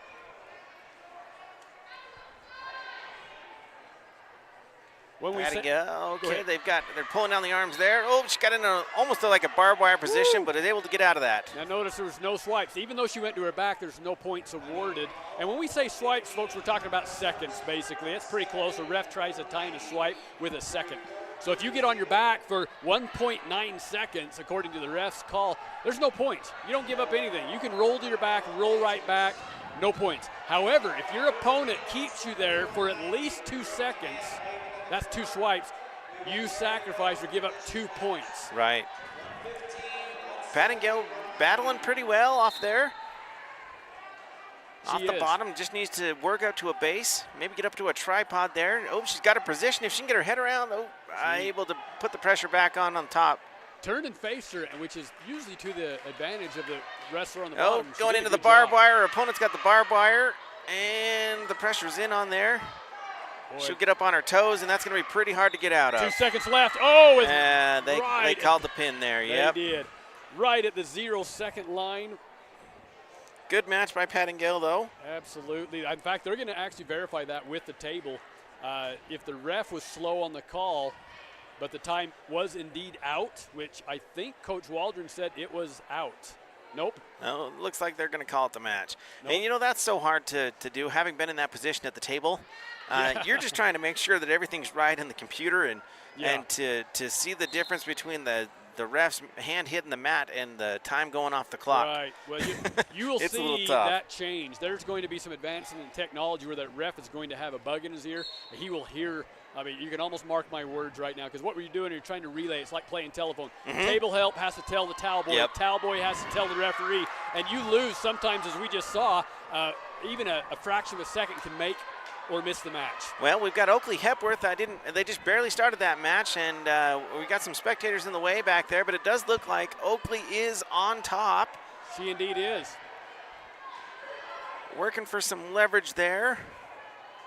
She's right next to the scoreboard on your screen there. I don't know why they haven't updated on the scoreboard or track wrestling. It still shows 0-0, but it's clear that Oakley is in control of this match. So I would assume that she's up at least 3-0 at this point. They just updated it, 6-0. 6-0. Okay, now we got another match coming on the lower right-hand side here as well on mat number 2. That looks like that is Neeb of Star Valley and Louder of Thunder Ridge. So Blake, if you don't mind taking the lower right there with Neeb and Louder on the lower right-hand side, and I will give you Cashley and Elizondo on the upper right. I think that's Oakley and Cashley's sister, JR. Oakley, I'm sorry. I get the families mixed up there. Neve does a great, a spin out, almost got a 1 point. The ref says not quite enough control, or loss of control there, so we maintain. Thunder Ridge is still on top. Neve on bottom. The score is 3-0 with 1 minute remaining in the first round. Oakley's got a crossface on, trying to get that shoulder to the mat. Able to lock up the cradle. She's tilting it back. Oh, and they're going to roll through. Almost stacked him up. Now we got some back swipes. Back on mat 2. We do give that one up by fall. Boy, those whistles went off at the same time. They sure did. So Oakley was able to get a fall up there, and unfortunately Neve falling at the same time on the other mat there. Yep. That was exact timing, though, wasn't it? Star Valley takes 1 win there and also suffers 1 loss, almost the exact same time. We'll see if the computer's quick enough to do its job there. All right. Give us 6 points. Right. And now we've got, let's see here. We've got Peterson of Star Valley coming up on mat number 1. And Merritt of Star Valley coming up on mat number 2. So mat number 1 is going to be to the left of your screen here. Mat number 2 is going to be to the right of your screen. Neither of those opponents or those matches are Star Valley at this point. They will be shortly. So we got Merritt on deck, mat number 2. Who did you say is on deck on mat number 1? Mat number 1, we have Peterson of Star Valley. Peterson and Merritt coming up. So folks, we'll try to keep you updated on these as far as the new rules and a few things that way, because there are quite a few of them. Once again, a takedown being the most predominant, because it's usually how every match starts. A takedown was worth 2 points. This year, for the first time ever, it's worth 3. So don't have a heart attack if you see someone take someone down. You look and say, hey, the score's wrong.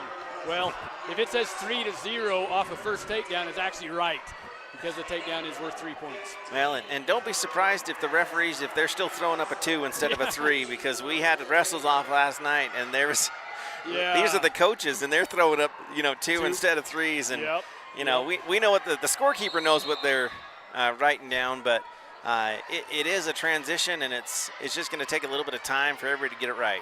It is. Instead of rabbit ears, you got to go unicorn, right? And it's hard because even your motion, even your flagging, 3 points is a little different. So, and also near fall, once again, 1 second, no points for that predicament. If, however, you were able to hold your opponent on their back for at least 2 seconds, you have a 2-point near fall. Again, 3 seconds, 3 points. And if you can hold your opponent there for at least 4 seconds for the first time ever this year, you have a 4-point near fall. Now, they won't award 2 plus 3 plus 4 unless you change the position of the move. In other words, if it's the same move and you put them on their back, they roll back to their belly, but the initiator of the move has the same move and is able to get them on their back again. They're not going to give, okay, well, now we'll give 2 plus 3. It's still the same move. They have to break the move in order to advance to another near fall. Right. So sometimes when you're out there on the mat and you see the ref giving the swipes, and instead of immediately signaling to the table the number of points, you'll notice that he'll have the number of points on his hand on the mat. Just waiting to score that. And once he confirms that hold has been broken, then he'll signal to the score table those points to be awarded. Absolutely. So you'll see him kind of tuck him by his side. All right, so we got coming up on, let's see here, Kenna Merritt. Track wrestling. There we go. We got Kenna Merritt on mat number 2 right here. Yep. On the lower right-hand side of your screen. We're going to zoom over here until mat number 1 starts with Star Valley. On this mat 2, Kenna Merritt taking the 105-pound position. She was a state placer last year at the same weight. Good sound wrestler from Star Valley. She at least has 2 years. I believe this will be her 3rd year of experience. Does a great job. Spin behind on the head. Gets the 2-point, or excuse me, there I am doing a 3-point takedown for Kenna Merritt. Right to the back on a nice half. Oh, yeah. And the ref there, as That's you can in see. tight. There we go. Nice. Now, if you notice there, the ref did not need to flag the points because there was no loss of control off the back. Instead, he just gave the pin. But the score technically would be 7-0 right now. Advantage of Kenna Merritt. But it only shows 3-0 because she pinned her too fast. Yep. That was great. She had that belly lap on there and just had all the control there. That was made Pretty quick nice work. pin. And Yep. that might rival, as you saw, that was a 17-second fall. So I'm not sure about Alexis and a couple of those other quick ones, but that's probably going to be at the top of the fastest pin for the night as well. All right, so we're going to have a couple of other matches on that mat, being mat number 2. We're going to swing over here to mat number 1, which is going to be on the lower left-hand side of your screen. We don't have a Star Valley opponent up yet. We do, right here on mat 2, JR. Oh, we do on mat 2. Let's see here. They must have moved a match. What bout is that? This is the 115. My computer isn't updating, so we'll see who this is, see if it updates, but it is indeed Star Valley. Against Thunder Ridge. Star Valley in the red, Thunder Ridge in the blue. Star Valley looking to chase that near leg and does indeed do it. Off a front headlock, change to a climb behind, gets the 3-point takedown. Score 3-0. I believe that this is, let's see here. This is showing Hallie Robertson again. Could that be the case? That's what I was just going to say, but it doesn't look like Hallie.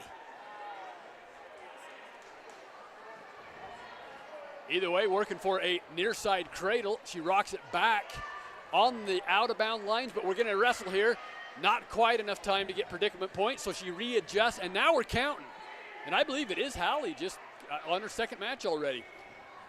We've got the swipes coming in, folks. As you see, we went to the maximum amount, which is 4, so we have at least 4 points coming on top of the 3-point takedown. Robertson trying to settle in, goes to her belly. There you see the ref award the points for near fall. That advances 7-0 in favor of Star Valley. All right, zoom in there. Is it Hallie? Because I've been saying it's Hallie. I'm pretty confident it is. She's wrestling like Hallie. She's got the white headgear on. It does look like it's Hallie.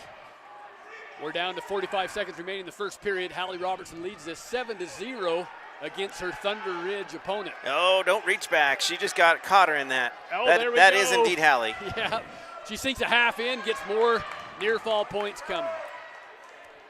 Yeah, it's fun when you get to the point in your wrestling when you can kind of bait them with your head and they reach back there and it's like, thank you. You bet. I'll take that leverage. You bet. She looks to the ref and the ref says, you got it. That's Miss a nice Robertson. fall. Great job. Hallie Robertson would have been ahead 11-0, but takes it by fall against Thunder Ridge. Boy, isn't this fun. Wrestling season's back on and I'm excited. This is some good wrestling. That's a great win for Hallie. Yep, absolutely. You feel the energy. We've got a great crowd here tonight. Unfortunately, the camera doesn't show the crowd side. We are standing above almost a full house on this side of the bleachers. That's a full zoom back. I can kind of do a little bit of a pano here. Good. But we've got a pretty full gymnasium. Absolutely. Like I said, the support in Star Valley is just unprecedented of the support they provide their kids. We got another match coming up here on mat number 2. We're going to zoom in here. Let's get some names and we'll find out who's we got up there.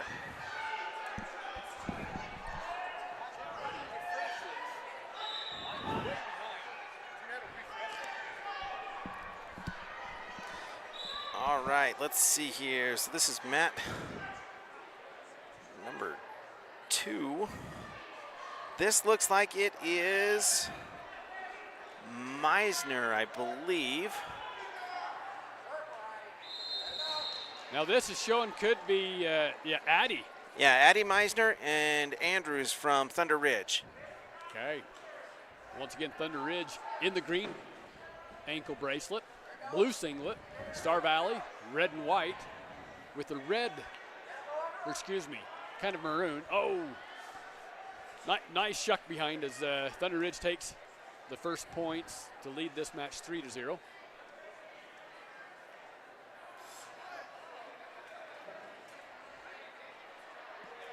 Working on some hand control, trying to peel that off the head.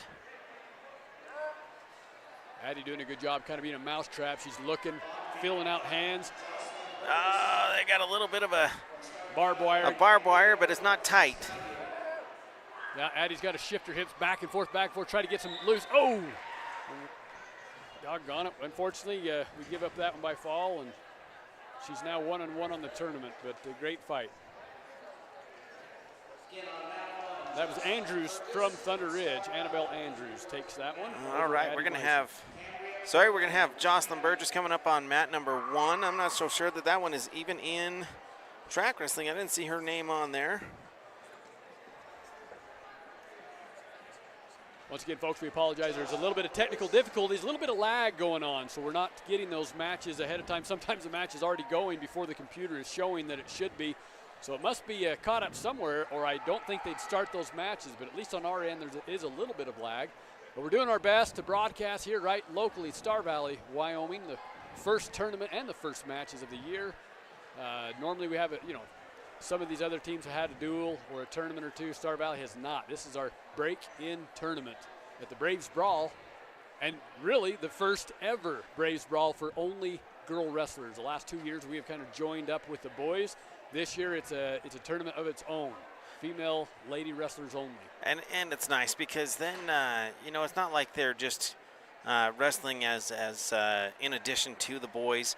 I like this because they each get their own spotlight. The girls get their tournament, the boys get their tournament. It's nice they're in the same weekend. A lot of the same teams, and so we've got teams that are bringing a lot of talent, both with the boys and the girls. But yeah, this is one of the tournaments that we try to drag as the best competition to that we possibly can, so that we can get our season started on the right foot. You bet. It is nice not having our attention divided, spectators. The only unfortunate thing about tonight is it's also the final match for, I believe, the middle school boys. Oh, is it? So there are some I did not know that. Yeah, there are some parents that had to either divide or conquer or kind of make a tough decision, and that probably was just overlooked on scheduling. However, it is nice that we're not going in the same time as the boy high school, at least, so that we're not dividing attention and dividing gym time. But this gym is dedicated 100% to the Lady Braves this evening. Yeah, down here on mat number 1, we've got Jocelyn Burgess. Is not showing up in track wrestling. Obviously, I'm a little bit biased here because this is my daughter out there wrestling. And you can recognize your daughter, which is good. Reaching for a leg there, and able to get back behind her there for a 3-point takedown. That was tough. She struck first and almost had that takedown, JR. Almost had that ankle there. Thunder Ridge kind of took advantage of it, getting behind first. All right, she's building up to a base if she can there.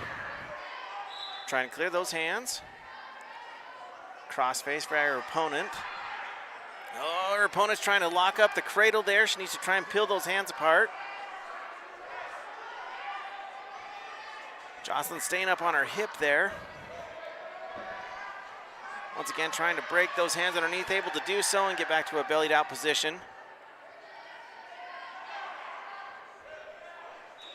Looks like her opponent's trying to dig out a little bit of hand control and maybe an arm bar underneath. Jocelyn doing a good job of just keeping her arms in a neutral position there. Crossface over to working on a cradle. Jocelyn able to clear the arm. She's got that arm pulled over the head now. She can just turn and face into her opponent there. She's still got that arm over the head. If she can just keep on turning, she should be able to stand up or get into a position where she's able to stand up. She's got the leg now, able to reverse into there.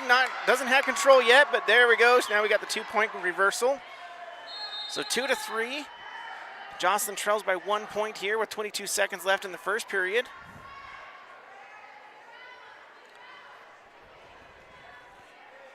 Burgess on top, working on some hand control. Doesn't want to give up too much leverage there. 5 seconds left. 5 seconds, don't let her up. Oh, Jocelyn. She really did let her up. All right, that's the end of the period. Her brother's going to have a talking to her about that one tonight. You think she was going to take her back down to get ahead? I don't know. She just kind of let her up there, but yeah, I don't think she was aware of the time. Right. Yeah, 2 seconds. So we're going into the second round now. Looks like Green's going to choose to go down. So Burgess is going to start on top.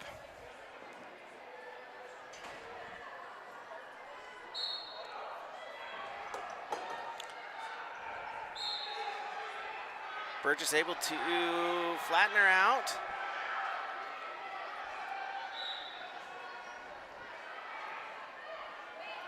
That would have been a good plan to let her up and take her down. She would have been ahead right now. So, because escape is only 1, takedown's 3, giving her a 2-point advantage. But Jocelyn's trying to dig out the arm there. She's got the one arm pulled across.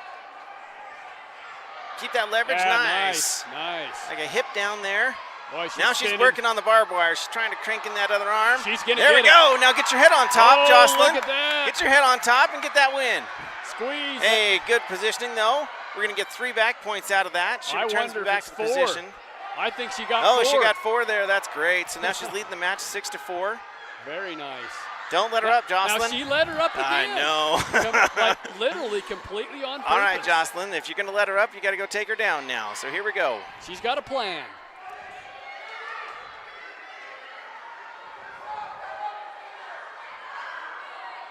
Do you think that girl bit her? I don't know. It was like a very intentional. I'm letting go. I'm just kidding, but we'll have to interview Jocelyn on that. Well, her brother is a senior this year on the boys team, and right. Sometimes he wants to offer a little bit more coaching points than she wants to take on after the matches. So, okay, Jocelyn got in a headlock, but she ended up on top. At 3 points. So she's going to end up with the 3 points there. It's a great She's got a lead. crossface up by the shoulder.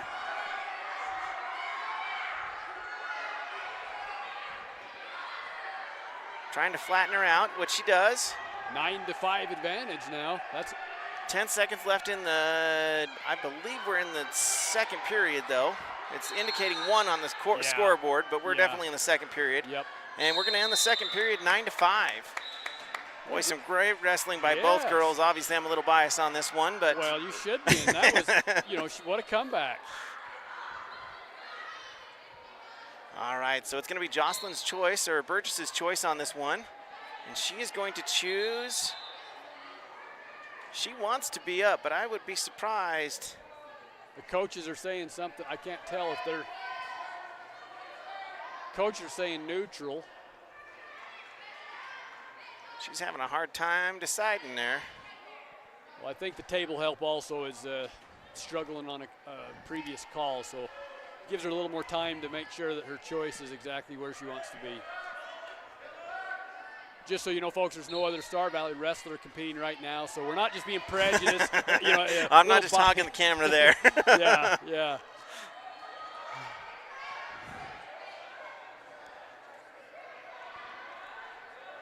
Yeah, it looks like they're still just sorting out some points at the table just to make sure that they're on the right page.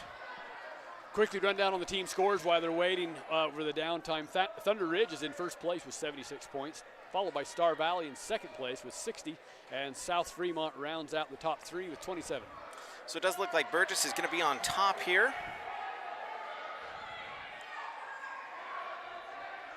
Going into the third period.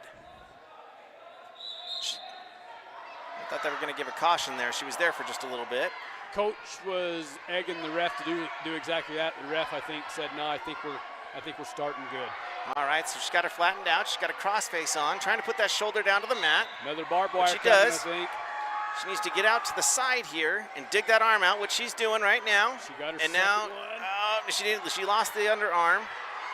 So she needs to get back in position right now. Okay, so that's a good wrestle up by her opponent to keep on wrestling to get a stand up. Now we're at 9-6. Minute 20 left in the third period. Once again, folks, normally 9-6 in the third. It would take a takedown and a near fall to pull ahead or to tie. This year with the new takedown rules, her opponent could tie this, so Jocelyn's got to be the aggressor. Yep. So Jocelyn her opponent shot in on a double leg. Jocelyn able to sprawl out to the side, ends up on top. Took advantage of that. Excellent. Once again, she's got a shoulder to the mat. And she's going to try and dig out that. I think she's trying to flare the leg, but she changes off to a half. The bottom wrestler knew that was coming, didn't she? Yep, she did. She tucked her. Oh. Careful there. She did have, it looked like a fold, but she was on top of the arm on one side. Jocelyn needs to keep this weight on her, though, and not let her up. Now she's able to sling her back down. Now she can She's run got that half on. Get out to the side and start pushing. Oh, she let go of it. She's going to lift the leg instead. He's got the 4 points down, even though he only swiped twice. I think he was trying to get in position to. He thought a fall was coming. We're at least That'll do it. 16-6 now, should they come off their back, but it may not happen. I'm going to take off my headset here because I'm probably going to be a little bit louder than you want to be for a second. Go for it.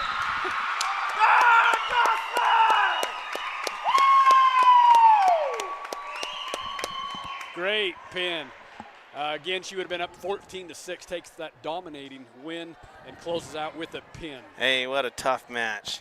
I love seeing that, even out of her opponent. What a great opponent. They wrestled the full 3 rounds. That's a great seconds win. left. I guess you can call that. Close to full 3 rounds as you're going to go, right? Exactly. Yeah, great job, Jocelyn. Very, very good. All right, now I got my blood pumping a little bit here. Well, we got to get some more Star Valley rounds up here. No, Jocelyn, that's her 2nd year wrestling. There's been some struggles, but she learns a lot. You know, I think it is a little bit harder sometimes, and I think that you probably may have seen this in your family as well, that, you know, when the boys come through, they really just want to my older son tries to give almost too much coaching to my daughter, and sometimes it's helpful, and sometimes it's like drinking out of a fire hose. It's a little too much. Yep. Yeah, there's a fine line between a dump truck and a conveyor belt, right? You know, and I have to remind my son all the time that, you know, she's been doing this for 2 years. He's been doing it for 15. Yeah, yeah. There's a little bit of a learning curve there. Turn the conveyor belt, you know, convey information, but don't dump. And sometimes we just want to open the lift gate, pull the hydraulics, and dump everything we know. And it is. It's hard for it. But what a match. What a great break. You know, that was her first match, right? That was her first match, yep. A year or two, yeah. So match. we've got on mat number 1 here. It looks like it is, I want to say Peterson. Is that what you're seeing, Blake? I'm updating right now and going to the hub. Again, our computer's a little slow. Yep, it's South Fremont. So this is Peterson. So Peterson from Star Valley on this mat that we have on the camera right now in the lower left. She's on bottom now, down 3-0 in the first period.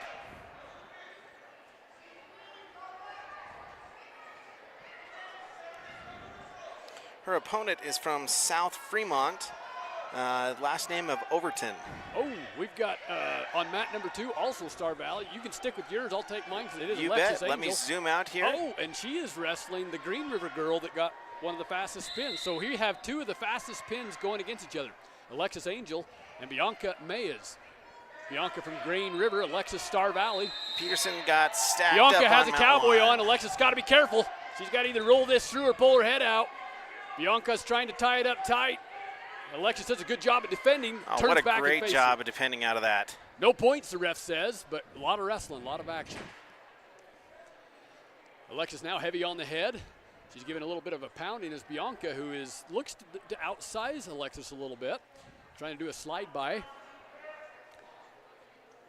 Once again, this is Alexis Angel. Her sister, Carly Angel, wrestled Bianca at state last year. Carly was able to get the win there. And so far, these two appear to be fairly closely matched as Bianca takes a near takedown. But again, we're going back neutral, no points. We're about 45 seconds into the first period. Alexis working on hand control as Green River tries to do her own gunfighting herself. Both seem to be very handy. Alexis has the, Bianca's going to try to go the climb behind again, and she's locked around for a bear hug. This is a tough position to be in. You got to belly out hard. Alexis Smart does exactly that, goes to her belly to give up the 3 points as Bianca takes the lead 3-0. So we've got Ben Steen from Star Valley over on here on mat 1 on the left-hand side as well. Ben Steen got taken down. She's down by 3 points, is finding herself on her back, fighting off her back there. And Alexis Angel up to her feet, but unable to get any points. Oh, that can't be Ben Steen. We've got a couple of matches that are not on track wrestling, so unfortunately I do not know who is down here on mat number 1 to the left-hand side of the screen. So we've got both on the screen there, but we've got Angel over on mat number 2 on the lower right-hand side. If she pulls her head out, pull her head out of there. mat 2, she'll get a reversal, which she really desperately needs at this point with 3 seconds left. 3 seconds, pull your head out of there. And the ref is going to say no change of position as we go into the second period. Star Valley down by 3.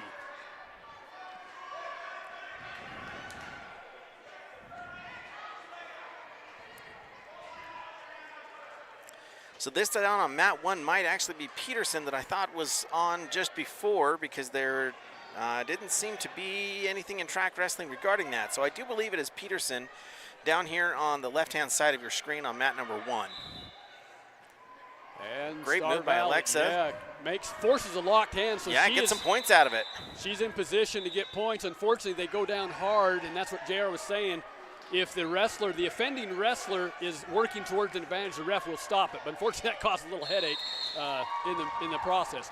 So 3-1, Alexis Angel down by 2 against Green River. That's a mat number 2 once again, if you're watching. Mat 2 is Alexis Angel against Bianca of Green River. And a nice throw. Alexis does a counter throw, getting back points, and she indeed gets a takedown. And she sinks a half in, also going for the what we call the co-op. But she changes sides, which is a little bit risky. I think she's worried about the out-of-bounds line there. We go back to neutral here as Bianca gets a 1-point escape. Alexis with a 3-point predicament. Score is now 5-3. If that's, no, it's not accurate. They're going to have to go to the table and make some changes. Now they're showing 8-3. I believe it should be 8-4. Now, if you know Green River, they are throwers. Yes, and, they are. They're headhunters, and so Alexis here should be ahead now because she countered the through, took it to her back. We'll let the table work it out, but we're showing 8-3, but I believe it should be at minimum. Her opponent should be. So we've got Benstein over on mat number 1 against Johnson of Green River. And Benstein has been taken down. She's down 3-0 at this point. All right, back on mat number 2. We're in the neutral position. Alexis Angel fighting Green River, wrestling, I should say. Nice, almost a corner single. She's got it tight. She comes to her feet. Pick it up and clear that leg. Bianca does an excellent job throwing the whizzer in. This early in the season, we haven't really worked on the counter to that whizzer, but whizzer and hard. Alexis wraps her elbow around just like she should, and this is going to go Alexis's way. There we go. That ref says. Put her on her butt and clear it. Nice. Alexis Angel proving that she can come back as we now score 11-4 against Green River. We've got Benstein down on the lower left-hand side on mat number 1. Nice little roll move, able to reverse into, got a reversal out of it. Oh, back on mat number 2, Alexis Angel almost had Green River on her back. Not quite, but Green River's fighting extremely hard. And you've got a Green River Star Valley wrestler Yeah, also. we do. Benstein is fighting for position there. She is currently down by 1 point, 2-3. Green River able to muscle in. They're shoulder to shoulder.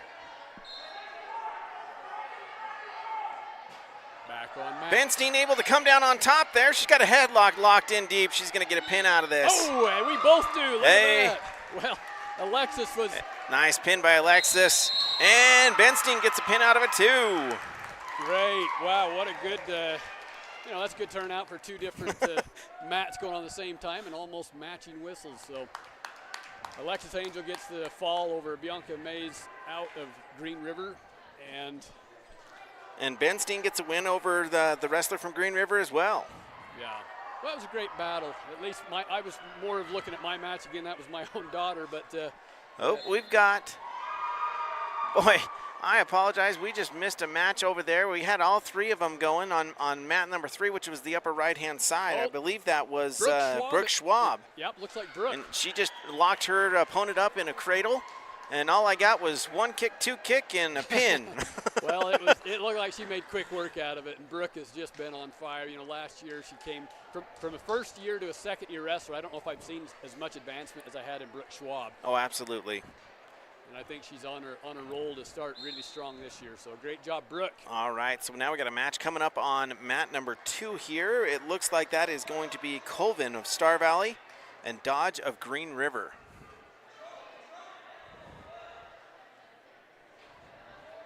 A lot of Green River Star Valley matchups all of a sudden. You know, they are the 2 biggest teams now. We've got, it looks like, is that Angel going back up on mat number 3? It shouldn't be because they haven't met the rest period. I believe that's Miranda, but let's look. Well, oh yeah, that's Carly Angel. Yeah, I was thinking Alexis, but I think that is Carly. Is there a way to confirm that? That's what it's showing on, oh yes, it's bout number 32. It is her. All right. Okay, so if you'll take the upper match, I'll take the lower one. Again, this is mat 3, Carly Angel against Green River. Carly wrestling up a weight today, but she's got a lot of fire in the belly. She should be able to handle herself okay. There she is, a double leg takedown, and she indeed does get it. 3-point advantage. Carly leads this one 3-0 against Green River. Once again, this is mat 3 is Carly, and mat 2 that has not begun yet. Upper right-hand side. She's got her down. And she got the pin. Oh, she did. I turned away only for a second. I had spectators in the way. JR, could you tell? Was that a half or what? Yeah, it was a power half. So she took her from almost a mid-elevated position, put her straight to her back. Well, that's awesome. Again, that was Carly Angel against Kaylee McLagan from Green River, and Carly does take the match by fall. And they were out here on mat number 2 on the lower right-hand side of your screen to wrestle, but they never started the match. I don't know what happened there. I think maybe more computer glitches, so we'll see. We'll see what happens. Maybe they're going to move over to Carly's match. It looks like they are, JR, or at least somebody is.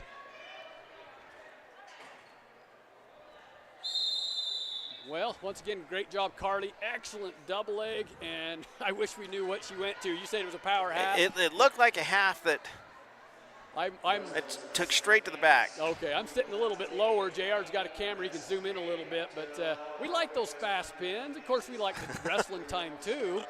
I don't know, what do you like better? You want them to wrestle or do you want them to pin? JR? You know, it's a catch-22 because you want them to win quickly as a parent for your stress levels, but at the same time, when you drive all the way across the state, 8 hours, for a 30-second match, you're like, dude, like you could have milked it out just a little bit more. Well, but this is the home match. We didn't have to drive too far. We'll take the quick pins, right? well, and I think they have a stacked schedule this week. Yeah. You know, we're Oh, going for sure. we went from wrestle-offs last night, 2 practices in a row, 3 at 5, you know, girls getting up at 5 in the morning.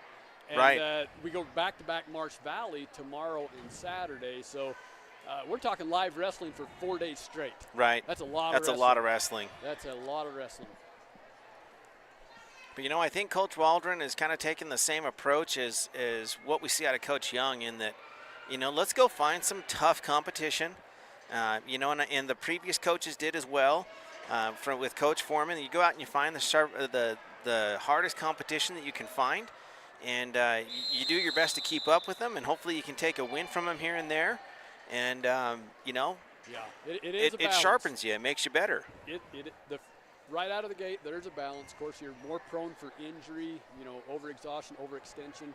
So you kind of have to know when to, you know, if a wrestler's exhibiting, hey, I've went 3 days and I'm feeling this and that old injury coming back real quick, then, you know, sometimes we've seen it where a coach will say, hey, we gotta sit you out. Right.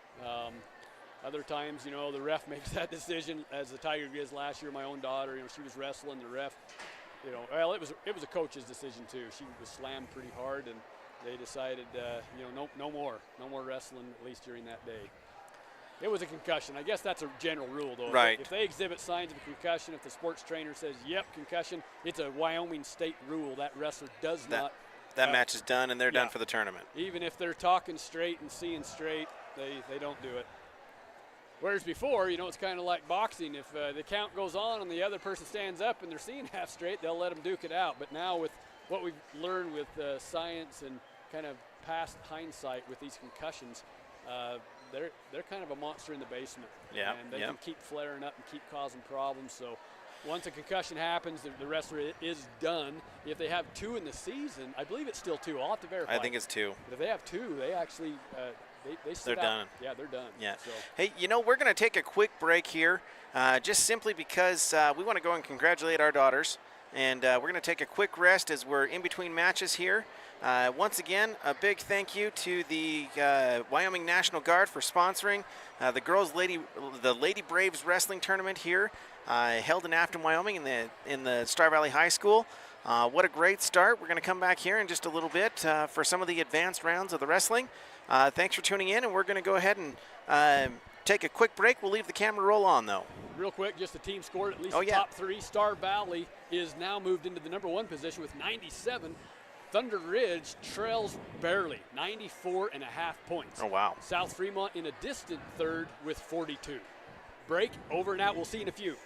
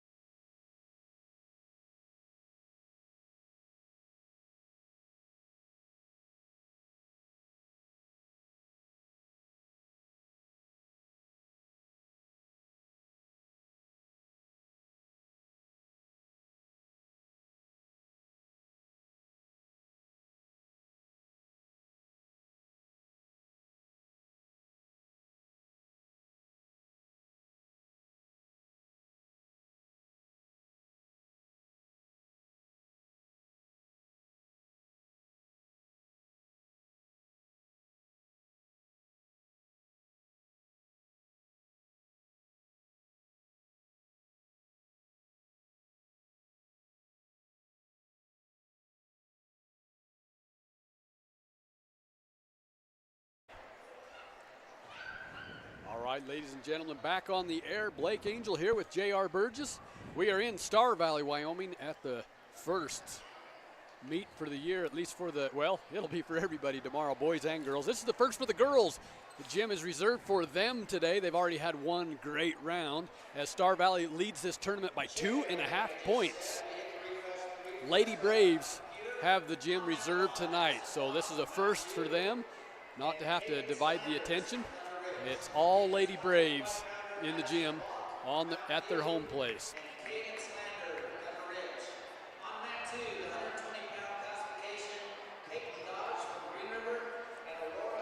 We'll let you know who's up on which mat. We do have 4 mats going on. All right, so the first Star Valley match that we're going to have is going to be on mat 2, which is the lower right-hand side of your screen there.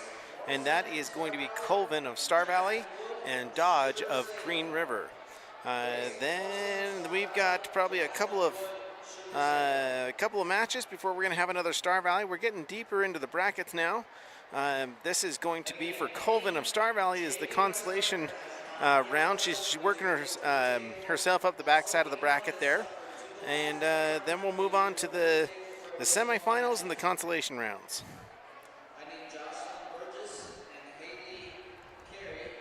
The teams here once again, Star Valley, Wyoming leads this at 97. Thunder Ridge is in a close second with 94.5 points. South Fremont in the third position at 42 points, followed by Rock Springs. Again, South Fremont, of course, Idaho. Thunder Ridge was Idaho. Rock Springs, Wyoming at 36. Green River, Wyoming in the 5th position. And followed by their last 3, Mountain View, Wyoming, Sugar Salem, Idaho, and Skyview, Utah. So I was informed over the break that there are 7 or 8 girls that are for the Star Valley team that are actually not even listed on the Star Valley roster. Because we have so many girls on our team, they're considered JV. And therefore, they're just getting in matches where they can. So they're not in the bracket. Okay. That's why we didn't see Burgess on there. I know that there's 3 or 4 other girls at least that I took note of that were not even on there. They're just matches that they're just putting out there. So we apologize if we have some of the names incorrect, if we get mixed up in the matches a little bit. Sometimes the tournament director likes to throw us a little bit of a curveball and just do a match that wasn't in the records to be done. But one thing for sure, we can identify what team they are for sure. I couldn't even see my own daughter. I'm at a distance disadvantage, and I'm half blind. So we don't mean to pick on anybody, but we can at least let you know that, hey, this is Star Valley, and we'll keep you updated on the score and also the moves as best as we can. All right, so we've got Colvin coming up on mat number 2, but we also have mat number 3 on the top of your screen here. And that is supposedly, let's see here, bout number 42. That's going to be Morrison of Star Valley up on the upper right of your screen there. So Colvin on the bottom right and Morrison on the upper right. Which one do you want, JR? I'll take the top one since I can see that a little bit better. Okay. And who did you say this is on mat 2? Colvin on mat 2. Colvin. Colvin? Colvin, C-O-L-V-I-N. Oh, yes, Colvin gives up a sacrifice 1 takedown, 3-0 as they work out of bounds. And Morrison is they're head-to-head on their knees there. Morrison's trying to control, but actually her opponent's able to swing around back there. Sugar Salem with a 3-point takedown.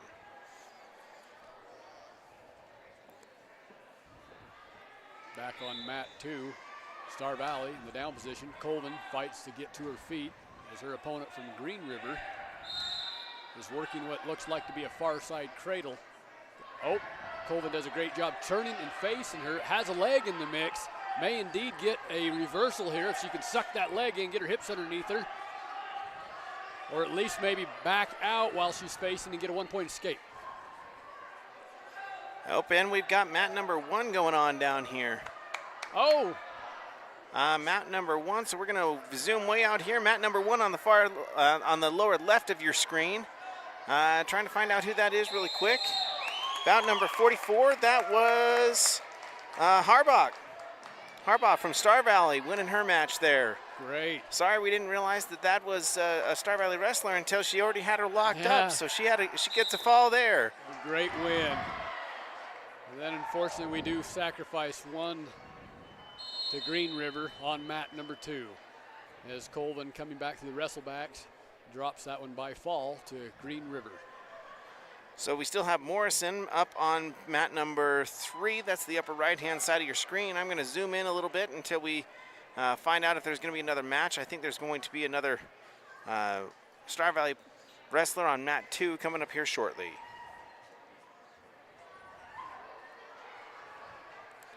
Boy, they're keeping us on their toes here, aren't they now, Blake? yeah, they are. We're also in stagger. This looks like Keston Johnson coming up on mat number 2. Keston Johnson wrestling at the 125-pound category.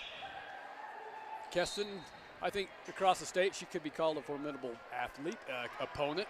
She can hold her own against most of the best around. So we'll see her for the first time. I don't think she's wrestled a match this I don't evening. know that she has. If she did, we missed it. How's that? So Morrison starting on bottom on the upper right hand of your screen there. So not giving up any points. She's trailing the match currently 5-0, trying to get a stand up, peeling off those hands.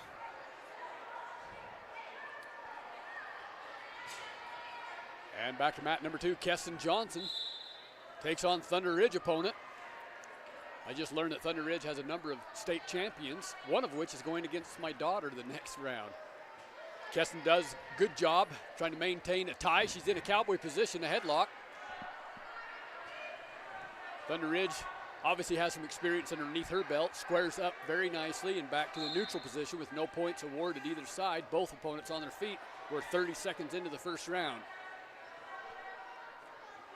Morrison up on mat number 3 on the upper right-hand side of your screen there. Is working to get back up on top there, but she's got her leg trapped. Looks like they possibly a stalemate. I don't know, we got a question at the table there, so we're gonna see how that one goes. Keston does an excellent job, drags out of that, puts her opponent on her back, and There we Thunder go. Ridge is in Settle trouble. in. She's got the count. Hey, it's a fall. nice pin. Boy, what a great job. Great match, Keston. I think she's experienced with that front headlock. I know that my daughter and her wrestle a little bit, and Keston's learned every good counter. You know, good wrestlers against each other, they learn the counters as well. Congratulations, Keston Johnson. Morrison still up here on mat number 3. Still working off bottom here, 5-0 in the second period, 30 seconds left. Boy, she's been on bottom most of the time, just fighting. She did get put to her back there. Her opponent getting some back points, and she's gonna concede that match by fall. Some great competition. We get a little bit deeper into these brackets. We're gonna see a little bit higher quality wrestling from all the teams involved. Especially on those top brackets. And Yep. I didn't know they were doing the championship rounds as well. I thought they might do wrestlebacks, but I think we're right in the mix of both the wrestlebacks and the championship rounds. I believe that we are, yep. Looks like Remy Allman preparing to step out on the mat. Which mat here? Number... For the far one. I'm just going by braids, and, you know, I don't have that good of eyesight. But Okay, so yep, that's going to be Remy Allman up on mat number 3. That's the upper right-hand side of your screen. We've also got a wrestler preparing down on the lower right-hand side of your screen. We'll get a name on that one here shortly. Looks like Elaine Everston from Star Valley will take on Lily Harris, a senior from Green River.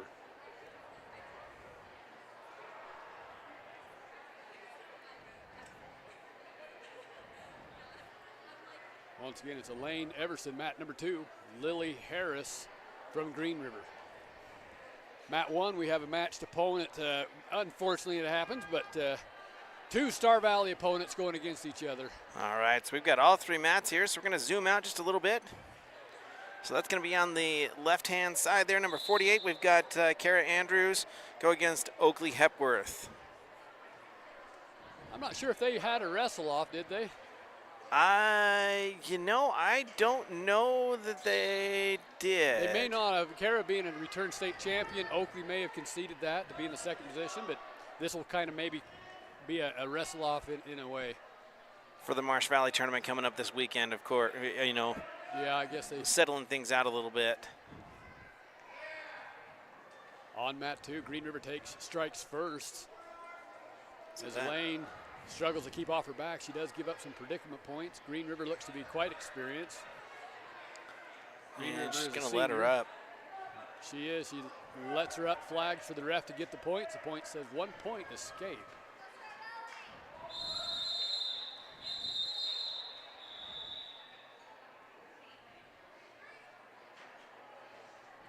Looks like a little bit of table help.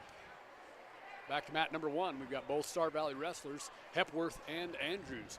Returning state champion, also one of our great wrestlers from the Hepworth family.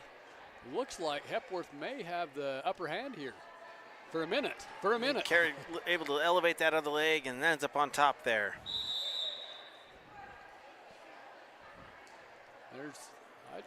She looked frustrated, like maybe that call shouldn't have been taken, but the ref usually sees it best. They did give a technical violation for locked hands.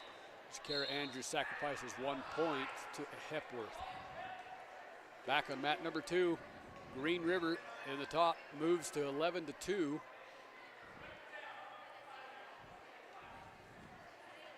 And she's saying, hey, she's got my arm trapped here. I can't do anything. The ref's saying, well, you better figure something else out because she's, oh, darn, there goes almost a almost stacked her up, yep. Yes. Looks like Kara's got Oakley in a precarious position there. Settled it out, and Kara is going to come away with the fall there. All right, back on mat number 2, we do get an escape. Whether that was a let-up, I didn't exactly sure. Green Rivers advances and gets another takedown to lead this match 14-3. Lily, if she can know where she's at, and right on the out of bounds, unfortunately, doesn't fight long or just almost ran out of real estate. New rules, the wrestlers can wrestle while completely out of bounds, a limb. As long as so much as one limb is in bounds, they'll let them wrestle. And that's also a new rule this year. Of course, that one's been advancing over the years. Used to be if any part of any limb was out or half of the wrestler's body, the ref would stop it. This year, like I said, as long as part of them is still in bounds, they're going to let them at least get the pin, I should say.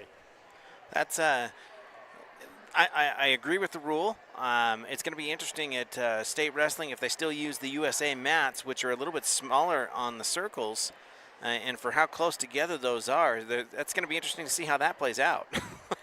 Yeah, I just noticed it looks like Remy is also wrestling a teammate. I just noticed that, and it looks to be an exhibition match because, they just updated. It's 45, so that's going to be Allman against Sanderson.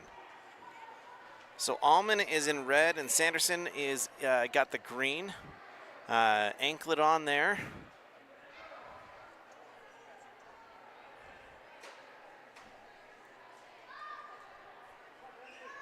Remy has got the black braids, Remy Allman there. She able to elevate and goes back for a takedown. It's going to be 3 points there. Sanderson on bottom, Allman on top. Allman able to dig out an arm bar there. She's got that in pretty tight. And back points there, and Sanderson is going to fall there to Allman, her teammate.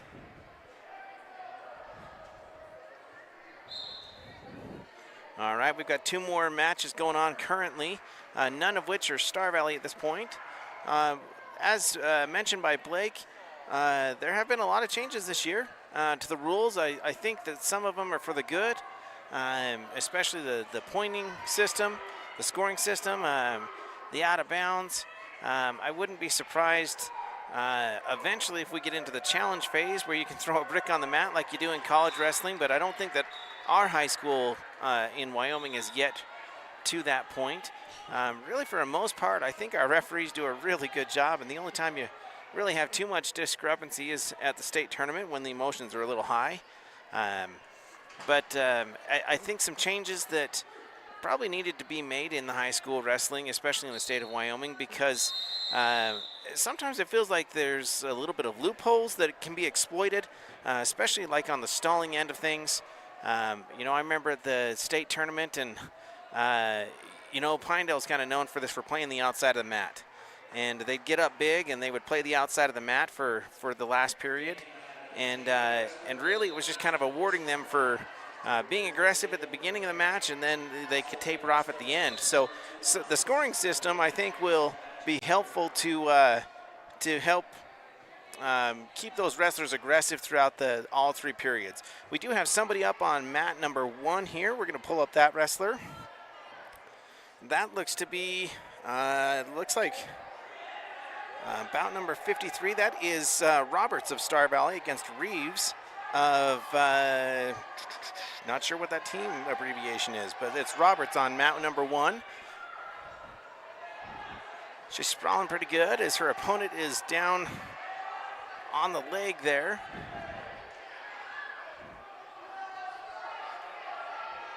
Trying to keep her legs back. She got that sprawl in again. Hips, hips, hips. Trying to clear that arm. This must be Settley. Settley Roberts, Yes, right? yes Okay. it is. Settley, thank you. Settley's got those hips. She needs to block that arm and get around. They're going to call a stalemate because we've just got a sprawl situation going on down there. Stand them back up and start over again.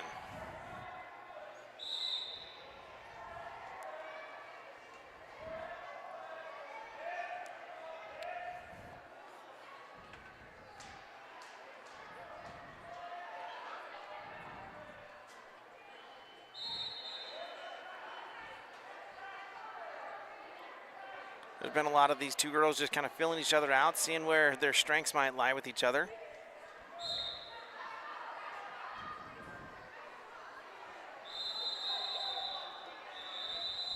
Still no points. 15 seconds remaining in the first round. Settley Roberts and her opponent from Thunder Ridge. Settley's pretty quick. She can get in on that single leg, but they just seem to be getting in the clinch there. This is a sophomore matchup. Peyton Reeves of Thunder Ridge versus Settley Roberts of Star Valley. And that's going to end the first period here. So it is going to be Settley Roberts' choice. She's going to defer. So her opponent from Thunder Ridge is going to choose down, it looks like, is what the coach is indicating, but she just indicated up. Okay. Oh, really? Or down, right? Her coach said down, and Oh. she's like, I'll take top. Well, she is on the bottom. Are you talking about? No, the other- I'm talking about Thunder Ridge's coach. Thunder Ridge. I see what you're saying, yeah. Because we deferred and Thunder Ridge didn't, which, you know, you don't need to let, it is your choice. Right. But in a 0-0, typically the easiest point is the stand-up point. So typically you would choose down in that situation, but she's choosing on top here. Got a little bit of confidence of being on top and riding. Let's see if she can get something in on Settley here. She's got both items on Settley. Kind of, it looks like she's working on a barbed wire. Well, she better work her heart out or her coach is going to be a little bit angry. So she really doesn't want to give up any points now. Robert's doing a good job of not She turning is. on that barbed wire. She is phenomenal. She turned away. She's kind of being a mouse trap. Now she's, her elbows are in. She doesn't want to give that up again, but she's also got to kind of grab, which she does. She's got fingers. She goes back into her box, trying to avoid. There's the half coming in from the other side. We've got Val Foreman coming up on mat 2 on the lower right-hand side of your screen as well. I can take that Yep. one. So Blake will take the lower right-hand side. That's Val Foreman, and I've got Settley Roberts over on mat number 1 on the left-hand side. Mat number 2, Vel, excellent. Looked like she was going for a fireman, turns into a high C shot. Great takedown to advance 3-0 with within the first 10 seconds of the match. Vel, Settley doing a good job of just maintaining on that base. She's been on bottom the whole match there. Still a score of 0-0. back on mat 2. Vel takes one arm under, going for the barbed wire to get 2. Vel Foreman, a very Settley got turned accomplished. over, and she's going to lose to Oh. fall there. Oh, doggone. Back to Foreman on mat 2 on the lower right-hand side here.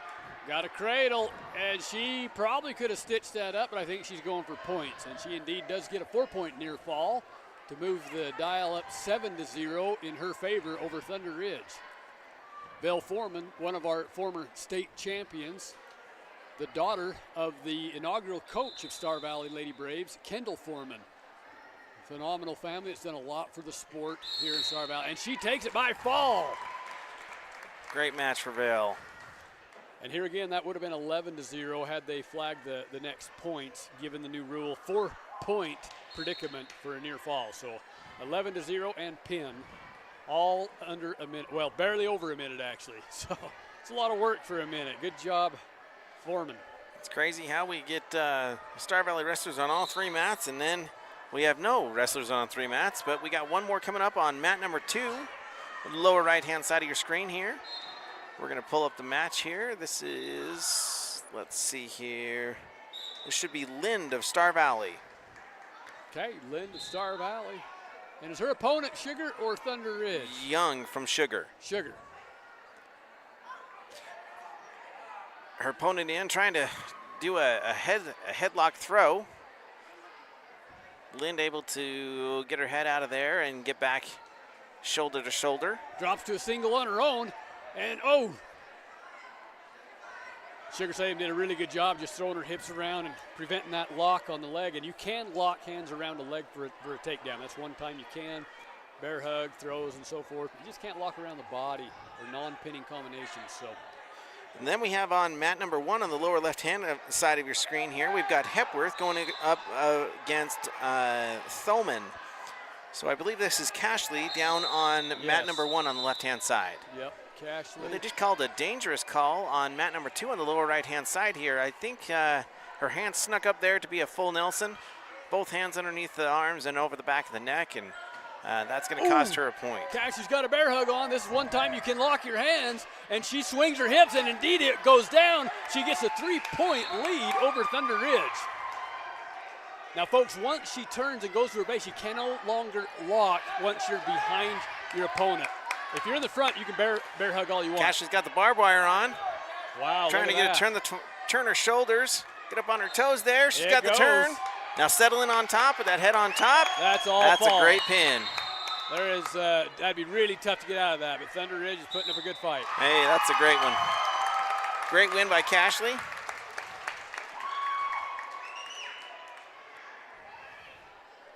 We'll check the team scores here in a moment.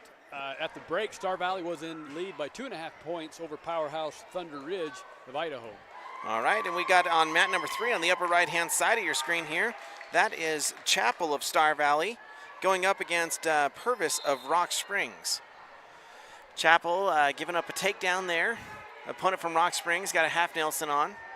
Steadily Roberts still in this game with 3-3 tied up back on mat 2. Looks like your match, they did an illegal full Nelson, which gives Star Valley a point. 1 point, there we go. Steadily in deep, she's got the takedown coming. She just needs to that drive arm. a little bit more. We're 23 seconds left in the first period, tied up in knots, 3-3, and oh, she gets her hips a little squashed down as her opponent makes her succumb and let go of that leg. So we dropped that one. It's now 6-3. Now a little confusion there as her opponent lets her go. Steadily takes advantage of it and says, I'll go for that. So she gets a 3-point, and she's going for near fall. And that's going to be the time. So let's see what points he's going to give before the time went off. I thought that broke that 90, did it not? Or was it just from our view it looked like she did? I don't think they're going to give near fall points. No near falls. We got Chapel on the other mat. Unfortunately, the view is blocked, but she is on the bottom there. Steadily down by 1 going into the second. It might be the third. They're having a little bit of difficulty. There we go, second round. Steadily on top. Lower right-hand side of your screen. Yeah, excuse me. I should say back on mat number 2 is Steadily.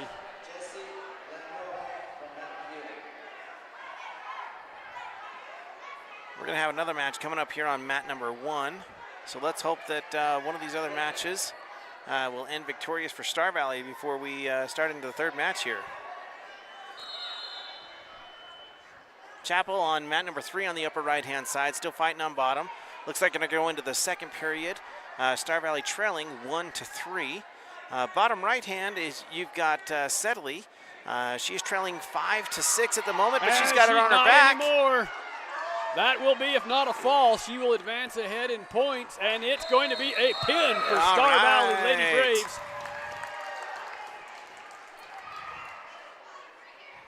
Great job, Lind of Star Valley takes that one. Being down by 1 and coming back for a pin in the third, that's quite an accomplishment. Good job. Hey, there's another dangerous call on Rock Springs on mat number 3 on the upper right-hand side.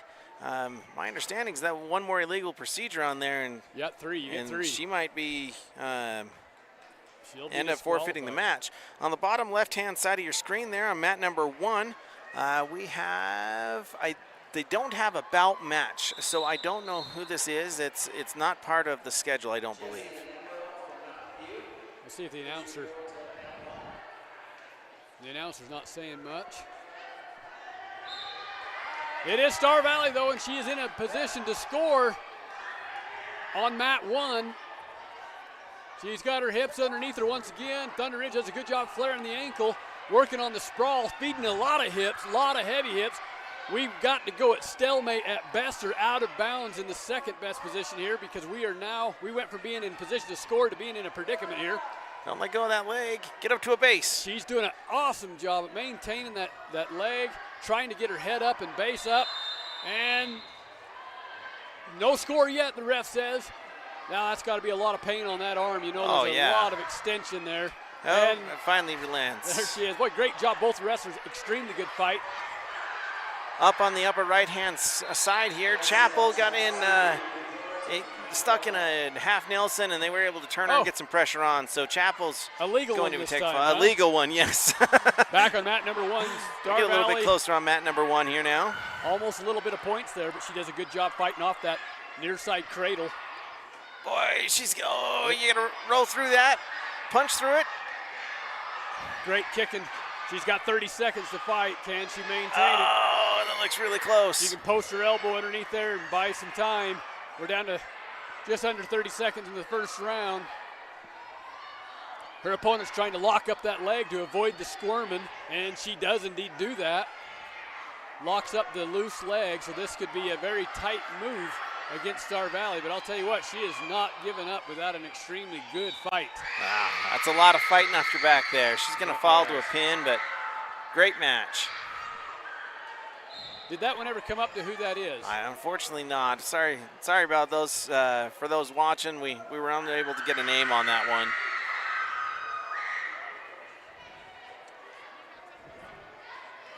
All right, so now we've gone back to no Star Valley matches currently on the mat. But it looks like we're going to have some coming up on mat number 3 on the upper right-hand side of your screen. And also on the lower left-hand side. Actually, lower left-hand side looks like there's going to be a match in between. We can do a scoreboard if we want while we have a minute here. Absolutely. Let's take a look at our team scores.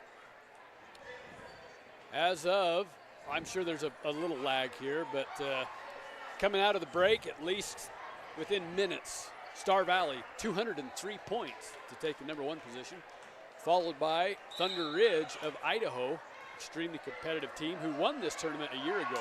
Thunder Ridge is 175.5 points. Rock Springs has moved ahead of South Fremont for the first time in the tournament to advance in the 3rd position at 56 points. South Fremont in 4th at 42.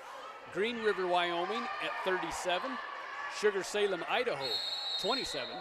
Mountain View, Wyoming rounds out the 7th with Skyview taking up 8th, and Skyview from Utah. So there's your 8 teams at the Braves Brawl 2024.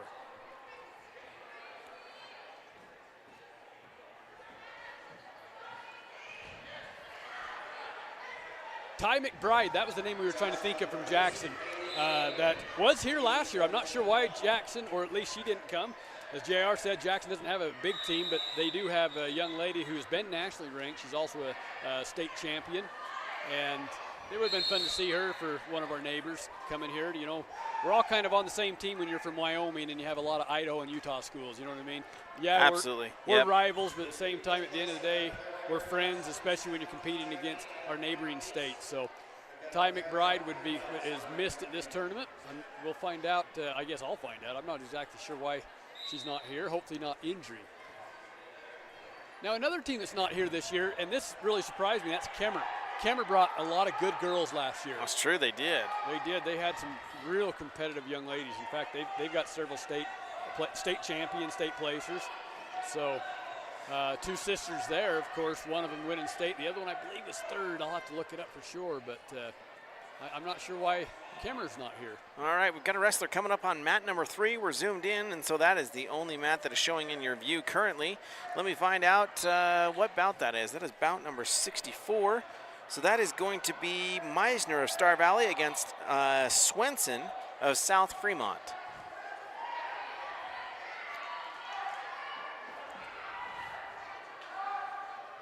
South Fremont in on a leg, trying to get around. Meisner able to somewhat neutralize that. South Fremont threw the hips over the top, and she's going to get the takedown there. So it's 3-0 over Meisner. Meisner fighting for hand control on bottom.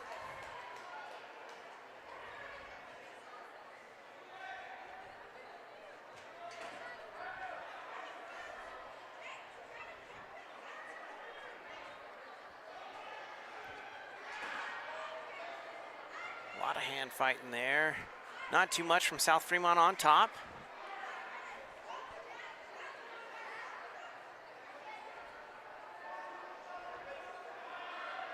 Meisner's got an arm. She just let go of that.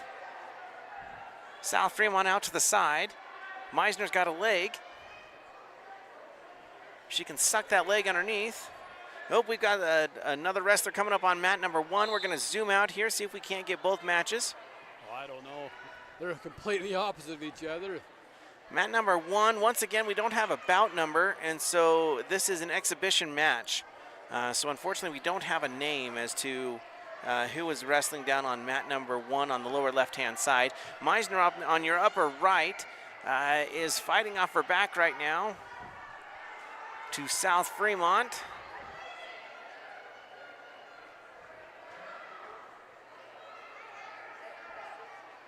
South Fremont settling in, and that is going to be Meisner is going to get pinned up there on the upper right-hand side of your screen there. We're going to come back down here to the lower left to mat number 1. Unfortunately, we don't have the name of that wrestler. An exhibition match. Looks like her opponent is from, I would say, Green River based on, oh, nope, South Fremont. Now that we see the singlet. Just has a green shirt undershirt, on, I think. yeah.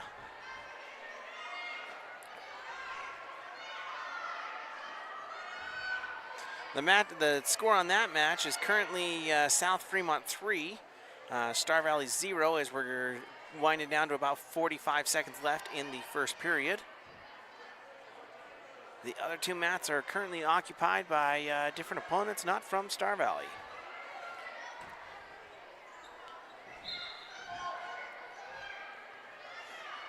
South Fremont running around the head, trying to get that leverage to get that power over the top. Star Valley doing a good job of not turning and just allowing it to spin, but then she does give up the leverage, but then is able to break loose. Ooh, that arm looks like that was in there in a bad position. She was able to get out momentarily, but not able to stand up. And now South Fremont able to sink that in pretty deep and come out with a pin there. I sure hope that Star Valley's arm is okay. She got stuck in a little bit of a precarious position there during the transition there. Oh, that was, that was Burgess that was down on mat number 1. So, yeah, let's hope that everything's okay there, but Burgess taking a loss by pin there.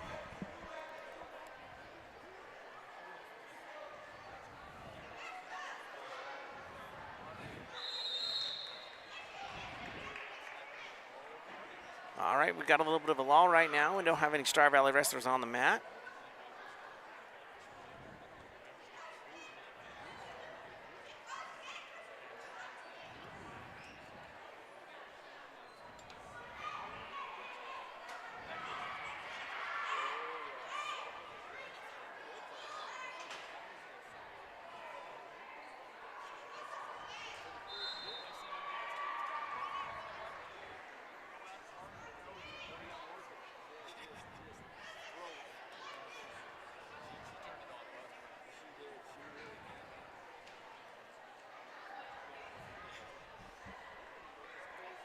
Some of the mats are a little bit quiet right now as we're in between matches. We're trying to get some of the JV wrestlers in there to see a couple of matches so they can get some good competition before they head over to Marsh Valley this weekend. And we're also getting into the higher end of the championship brackets and the consolation brackets. So things are moving along when they're on the mats, but right now we're kind of in between. So we're just having a little bit of a rest as we're trying to sort out who's going to be next on the mats. Like I said, we're trying to get some JV matches in here in the meantime while we're working on these championship brackets. Is it a break time? I went No, off air it's for a not minute. official break. We're just simply just kind of in between brackets. Like I said, they're trying to get some of these JV wrestlers second and possibly third matches for not only for Star Valley, but for some of the other teams as well. Just get them a little bit of experience on the mat. You bet, you bet. We'll run through the wrestlers here with you. Many of you will recognize some of the names. Now, last year we had 3 sister, or was it 4 sisters that were on the team. This year we have at least 2, right? We've got the Hepworths from Auburn, Wyoming, Oakley and Cashley being sisters. We've got the Angels, Alexis Angel and Carly Angel being sisters. Allred, her sister graduated, so I'm looking here. Who am I missing as far as siblings? That might be it this year. I think that's all we got this year is just the 2 sets. All right, we'll run down the athletes from Star Valley. We've got Constance Peterson representing 100 pounds, followed by Kenna Mara at 105. Also at 105, Dana Miranda. And then at 110, Carly Angel. Brianna Bernstein also at 110. At 115, Hallie Robertson. Also at 115, Addie Meisner. At 120, we have Alexis Angel. Also at 120, Aurora Colvin. A third 120, making a deep weight, is Kaya Allred. Keston Johnson represents 125-pound weight class. Also Grace Morrison at 125. Elaine Everston at 130, and also Paisley Herbach at 130. 135 would be Remy Allman at 135. Second 135 would be Emmeline Warren, and a third 135 is Abigail Sanderson. At 140 pounds, we have Kara Andrews. Also at 140 is Oakley Hepworth. At 145, we have Val Foreman, and another 145, Ruby Neeb, and a third 145, Hallie. I believe that's Haley. I apologize if I missed that. Pattingale. 155, we have Sedley Roberts, Brooke Schwab at 170, also Addie Chappell at 170. Stella Lynn takes the 190 position, followed by Cashley Hepworth at 235. So I believe what we've run into, Blake, it's not an official break, if you will, but we've run into time restrictions on the bracket. Recovery. So because, yeah. Gotcha. So they have to have a certain amount of time in between matches in order to legally be able to wrestle. So they just don't want these wrestlers going out there, maybe giving an unfair advantage to one wrestler that is just coming off the mat and then happens to be scheduled for the next bout. And so they want to have a recovery time that allows the next bout to be a fair match, and it's also for the safety and the health of the kids wrestling. That makes sense. We're making history again in Star Valley. This is the 3rd year. Well, just barely. The very first day, actually, the 3rd year for the Star Valley Lady Braves. Last year, I ran into a lady who said, you know what, I remember I was on the very first basketball team, female basketball team of Star Valley. I can't remember what year she said that was, but she said it's really neat to be part of history. And most of these wrestlers, well, all of them are part of history for sure, but many of these wrestlers started that first year, and they're now beginning their 3rd. So historical moments here, they're kind of pioneers in a way. Other headlines, Star Valley, of course, has been the defending 2-time state champion in the girls' field for wrestling. So that's kind of making history as well. What other historical context do we need to update our audience on, JR? How long's football been going on? It'd be interesting to say football, basketball, and we're talking decades. If you look at SBI Media, they can go back and tell you win-loss records of opposing teams back, we're talking 50s, 60s. Right. And here we are, 2024, and we have a brand new program. Isn't that kind of wild? It is wild. And to stand in here in what Dow affectionately refers to as the Crimson Cathedral, which I love the name, to see these banners in here, this has got to be one of the most intimidating gyms to walk in and be like, whoa. Does your camera swing that far? Probably not behind us, but can you zoom in on? I'm looking over on your left. I mean, whether it's cross country, basketball, the football, the wrestling, multiple titles in a row. Just year after year. I know when I was in high school, of course, there was no Lady Braves then. But there was the Braves wrestling, and we had several tournaments. We came down to this one and wrestled. I, of course, was from South Fremont. My brothers and I, we were all separated by one mat, but we always would look at those banners sometimes in the old gym and see that they were champions the year that we were, the year that we were there, which, you do overlap a half year, the year before and the year before and the year before.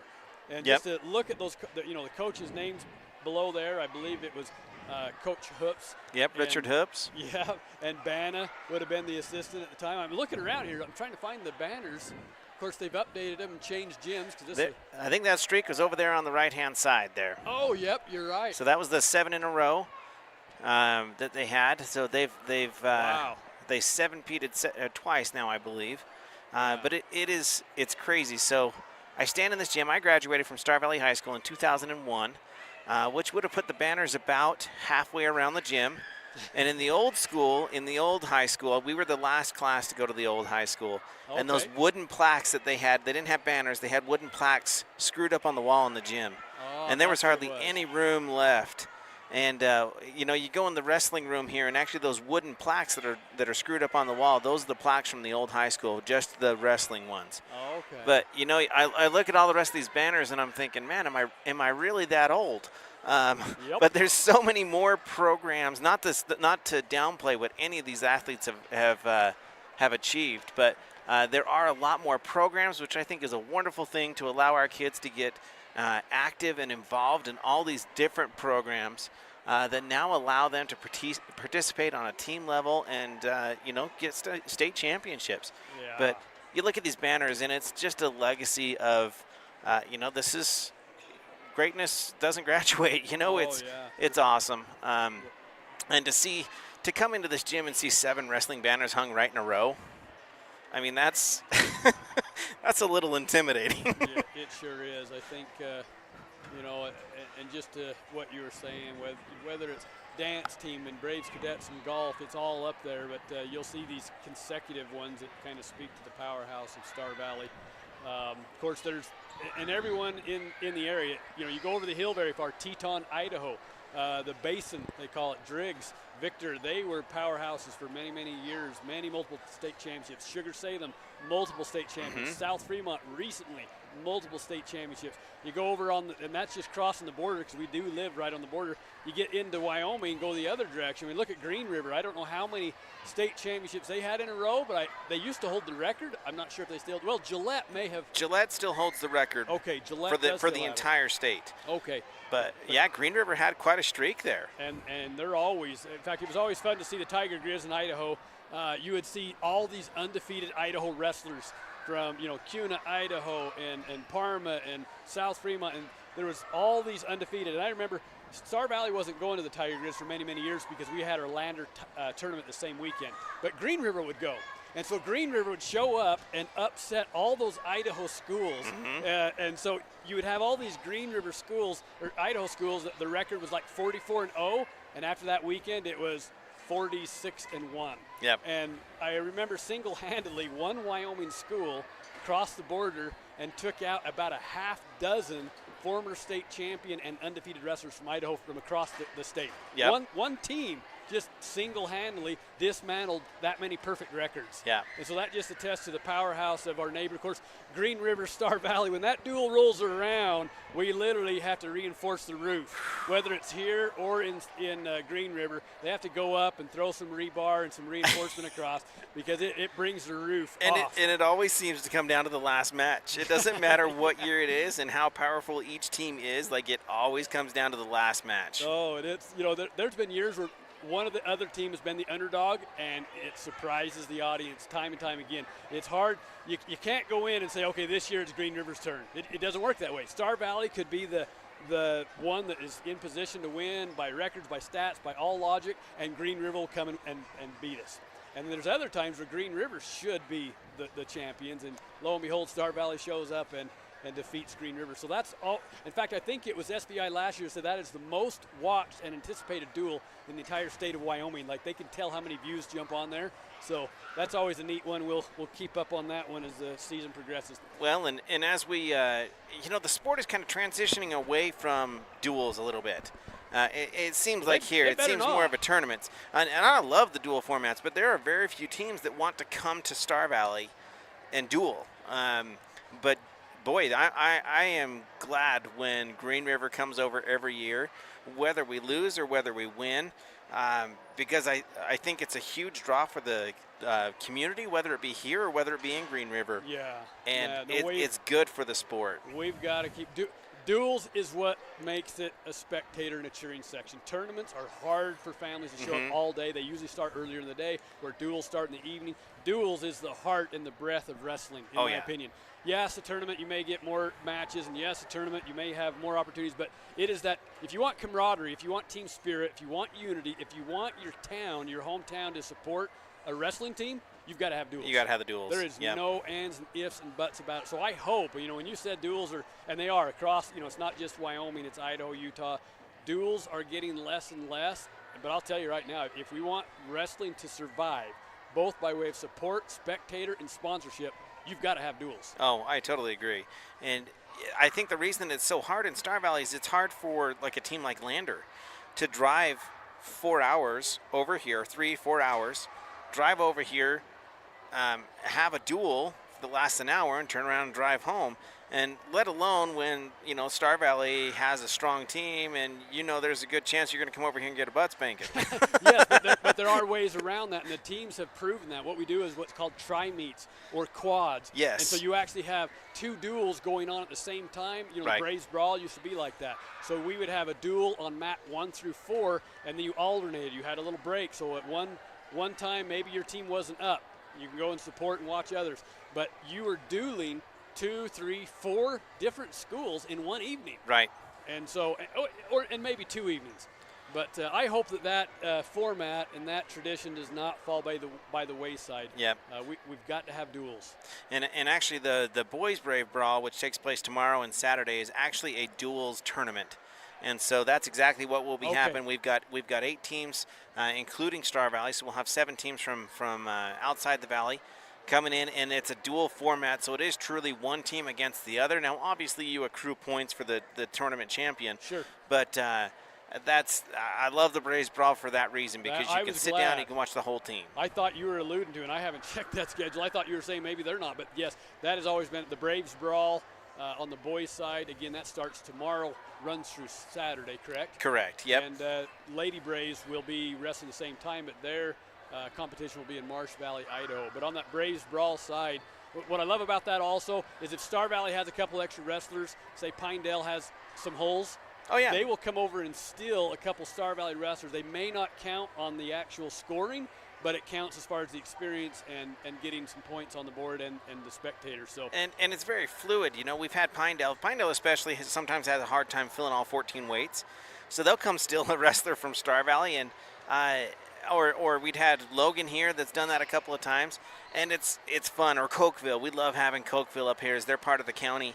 Have them come up, and Star Valley will fill a couple of the holes on their team, and it's fun to see the camaraderie of that Cokeville / Star Valley team that is out there wrestling, and I just really feel like that really brings the excitement when you can see all 14 guys just going at it right together. absolutely.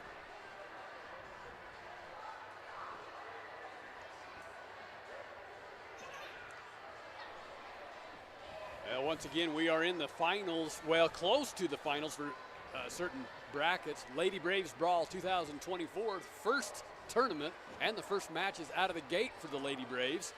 Whereas a lot of these Idaho schools and Utah schools have been wrestling for a couple of weeks, even before Thanksgiving. So here we start out the opening tournament in lead with 203 points. Star Valley in first position with 203 points. Thunder Ridge, a team similar in size, who won the tournament last year, is in second place with 182.5. Thunder Ridge was in first position. Right before the break, Star Valley moved ahead by 2.5 points.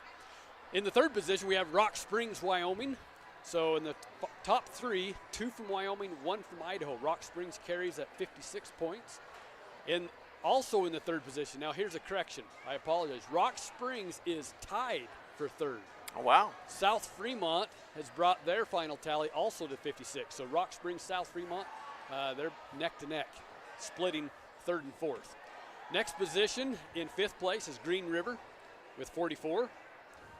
You know, sometime it ought to be nice if Green River and Rock Springs join forces. You know, they are kind of neighboring towns. wouldn't that be a, you know, Boy, they've been longtime rivals. Of course, you got Western Wyoming right next to Green River. Rock Springs has, you know, they're nationally ranked. In fact, they've won nationals at Western Wyoming Community College there. So a lot of tough wrestlers there with Art as a head coach. But anyway, let's go on back here. We got Sugar Salem rounding out in 6th place, followed by Mountain View, Wyoming in 7th, and Skyview, Utah in the 8th position. So that's your teams for the Lady Braves and the scoring. The question is, can we maintain this lead? It only takes a handful of pins by that Thunder Ridge to pass us up. Well, so I'm looking at our mat assignments here for the next round. And so we've got Chapo coming in the Constellation round 2. We've got Miranda coming into the Constellation semis. Meisner, Constellation semis. Allred, Constellation semis. Warren as well in those semis. Sanderson, Hepworth, that being Oakley, Hepworth in the Constellation semis. Paddingale, Mitchell, and then we go into the semifinals. So here's the ones that are probably the scorers for the team. These are in the top bracket now? That was the Constellation. Now we're going to start with the top bracket. The so finals, we've got okay. Brooke Schwab going in the semis. We have Peterson going into the 3rd place match. We've got Merritt going into the 1st place match. One of your daughters, Angel, which one is it, the C? Carly. Yep. Carly's going into the 1st place match. Roberts going into the 1st place match. The other Angel going into, sorry, what's the first name? Alexis going into the 1st place match. Johnson going into the 1st place match. Harbach into the 1st place. Everston into the 3rd place. Allman into the 1st place. Andrews into the 1st place. Foreman into the 1st place. Lind into 1st place. And Cashley into 1st place. So to answer your question, oh yeah, we can hold the top. Well, sounds good. I mean, we've got the grand majority of our what you would consider to be varsity or 1st string wrestlers are either going into the 1st place match or going to be battling for now, 3rd, 4th. The question, the competition, does it tell you who Star Valley in those final matches, how many of them are Thunder Ridge? Let's find that out. That's their opponent. So let's see here in the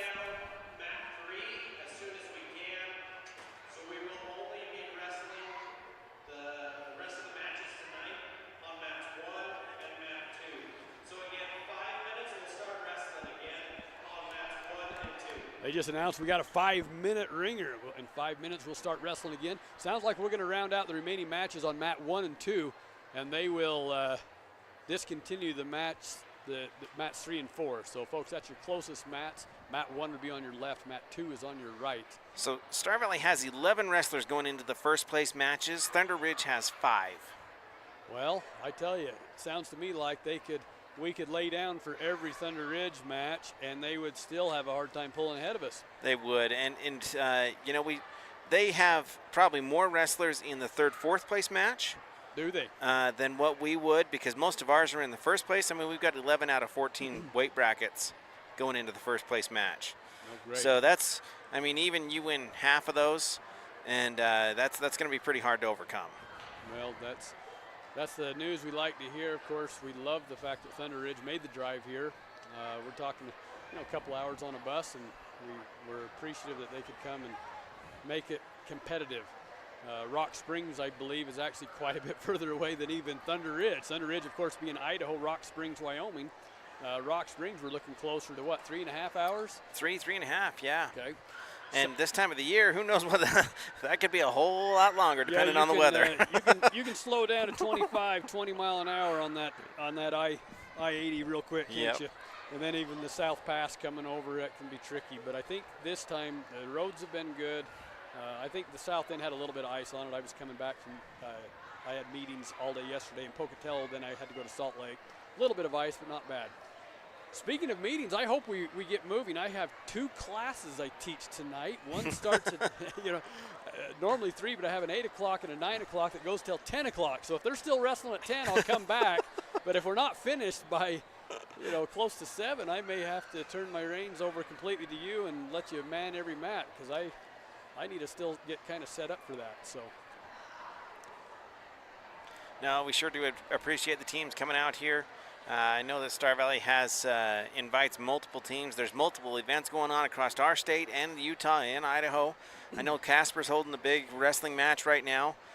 Don't know if that's where possibly Jackson and Pinedale went to, or it would surprise me if they did. But I know that some of the bigger teams towards the central and eastern side of the state are probably headed over to that meet in Casper, in the Natrona area there. Yeah. But this. Glad we're not going that way. Right yet. I love Casper. No, never mind. I don't. I don't like to drive. Towards the end of the year, it gets to the point where we're driving over there almost every weekend. It seems like last year we were over there 4 straight weekends. Yep. That's and that one is an easy 8 to 10 hour in inclement weather. In fact, I remember 2 years ago. Oh, was it 2? Let's see. Yeah, it was 2 years ago. We had to go home through Cheyenne. We had to go back over Cheyenne through Laramie and come home. And the plow had to escort the team over the Dubois Pass, right? Yes. Yeah, it was a ring. In fact, those are probably, I've driven some horrible roads. I've lived in Wyoming almost my entire life. And we decided to go over South Pass, and I avoid that at all costs. Yeah. And 2 years ago, we went over South Pass, and my son was on the bus just ahead of him. Yeah. And I texted him and I said, hey, how's the road? And he says, well, it's bad, but you'll be okay. Well, I talked to the bus driver, Rick Merritt, after we got there, and I'm like, those are the worst roads I've ever seen. He's like, I think you need to have a talk with your son about what he considers to be not so bad roads. No, they said they just had to pick a piece of paint on the plow and follow it. Oh, it was bad. I mean, it shouldn't have even been open. It should have been closed. No, it was closed. They were escorted through. It was bad. If you were one of the parents who got through that escort, you must have been really close to the We bus. weren't. We were about an hour behind. Oh, well, maybe they did make a couple swaps. It was open, but, man, it was – yeah, I know when the bus went, at least if we're talking the same trip, we know that several people were waiting at the bottom of Togety and other places for hours trying to get through. Mm-hmm. So we have to wrestle 2 matches real quick. So on mat 1 at 135 pounds, we need Warren of Star Valley and Higher of Sky. So on mat 1, they need to wrestle some tiebreaker matches.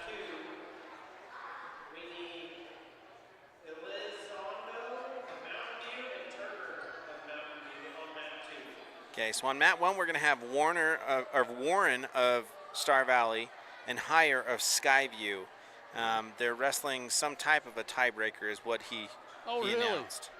Well, that's interesting. So they're going to be down here on mat 1 that is now in the full frame of view there. I don't see an official. Well, folks, while we're waiting for that match to come on in kind of international news with wrestling, many of you know Kel Sanderson. He's been one of the winningest coach in history of the sport of wrestling, as he has headed the Litany Lions at Penn State. Kel Sanderson, of course, he's a Westerner from Wasatch in Utah. And, of course, he also goes down as history as the only undefeated collegiate wrestler in the nation, in the history of wrestling. 159-0. Wow, you've got the stats down. 159-0. So one of his wrestlers, interesting enough, by the name of David Taylor. David Taylor, an Olympic champion, world champion, even came out of retirement this year to take 3rd at Worlds. Had an interesting opportunity. You see, John Smith, if you're in the wrestling world, you know John Smith. He's considered one of the winningest wrestlers, not just collegiately, but internationally, all across the board. John Smith. If you watched wrestling back in the late 80s, you knew, he won everything. Olympics, Worlds. John Smith retired as head coach at Stillwater, Oklahoma. And so the Okies, the Cowboys, literally went hunting for a coach. And guess who they found? David Taylor. And David Taylor has shocked the wrestling world. They showed up at the Cliff Clean Invitational, and people wondered, well, he's never coached. He's young. guess what? They won. They took first place. So Wow. a lot of recruiting going on there at Oklahoma, there for good old Oklahoma State. And I'll tell you what, he may even give his former coach a run. I don't know about this year. I think Pennsylvania's got it tied up, but pretty neat things internationally with the sport of wrestling and seeing these athletes come full circle and become coaches. All right, so we've got Warren from Star Valley coming up on mat number 1 against Hire from Skyview. And this is a consolation semis. Oh, and David Taylor used to live in Wyoming. I forgot to mention that. That's why I brought him up. All right, here we go. We are in action.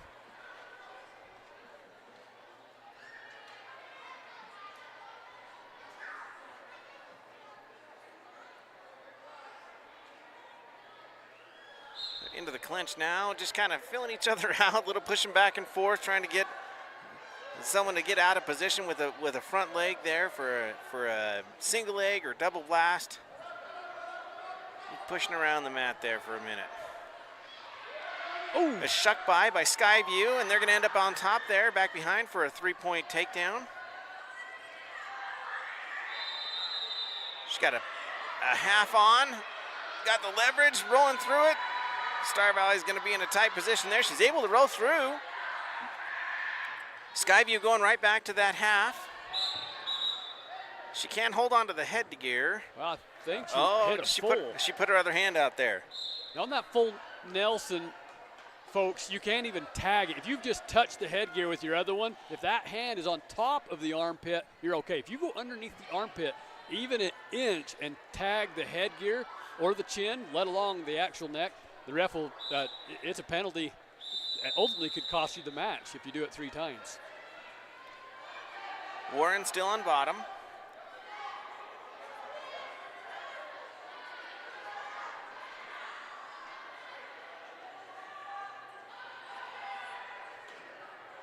Skyview's got an arm across the bottom there, trying to leverage that arm up. She is finally able to turn her. She's getting swipes and lost it there. She's going to get 4 points out of that. So the score is currently 1-10 in favor of Skyview. 26 seconds left in the first period. Good hard Skyview's crossface there. Right to a barbed wire almost. digging in for a barbed wire, yep.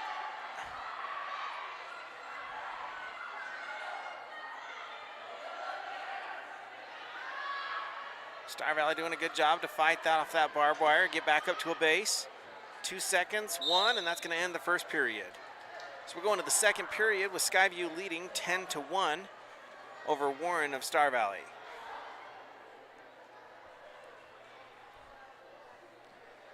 One of the new models this year, I don't know if everyone's adopted it, but if you look on the program and on the flyers, is Braves in Braids. Have you seen that, JR? Yes, I think Coach Waldron has kind of put onto that a little bit. I don't know if all the girls are sold on it yet, but it is kind of a clever play on words, and a lot of them do have braids.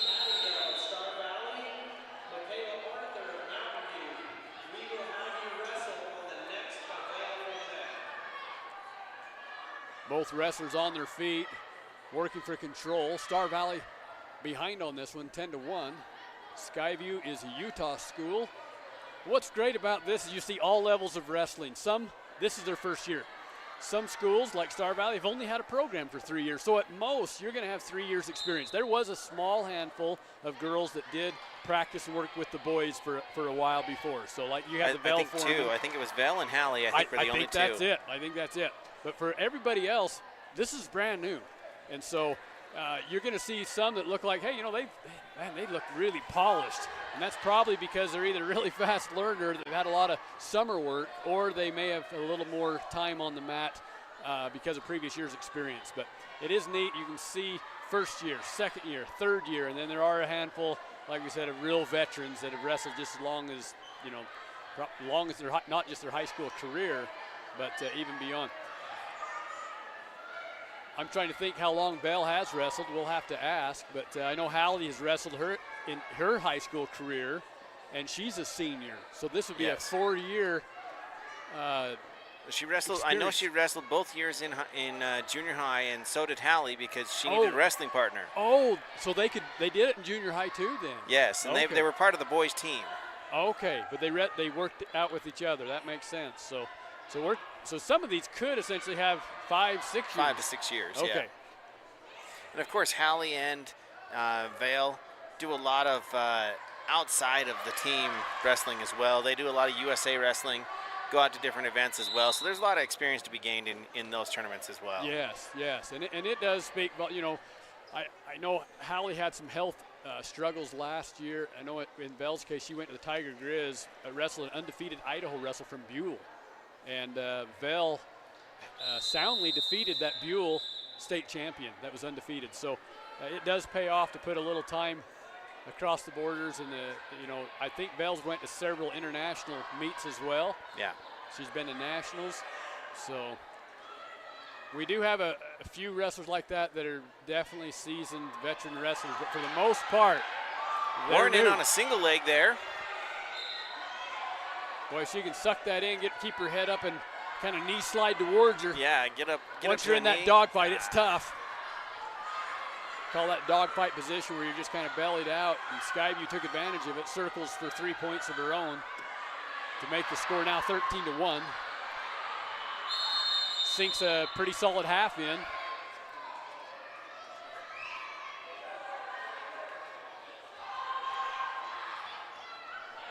Warren doing a great job of fighting off her back. She's fought off her back almost the entire round. Coming up with 1 minute left in the third period. Stuck in a little bit of a precarious place there, and she's going to fall by pin.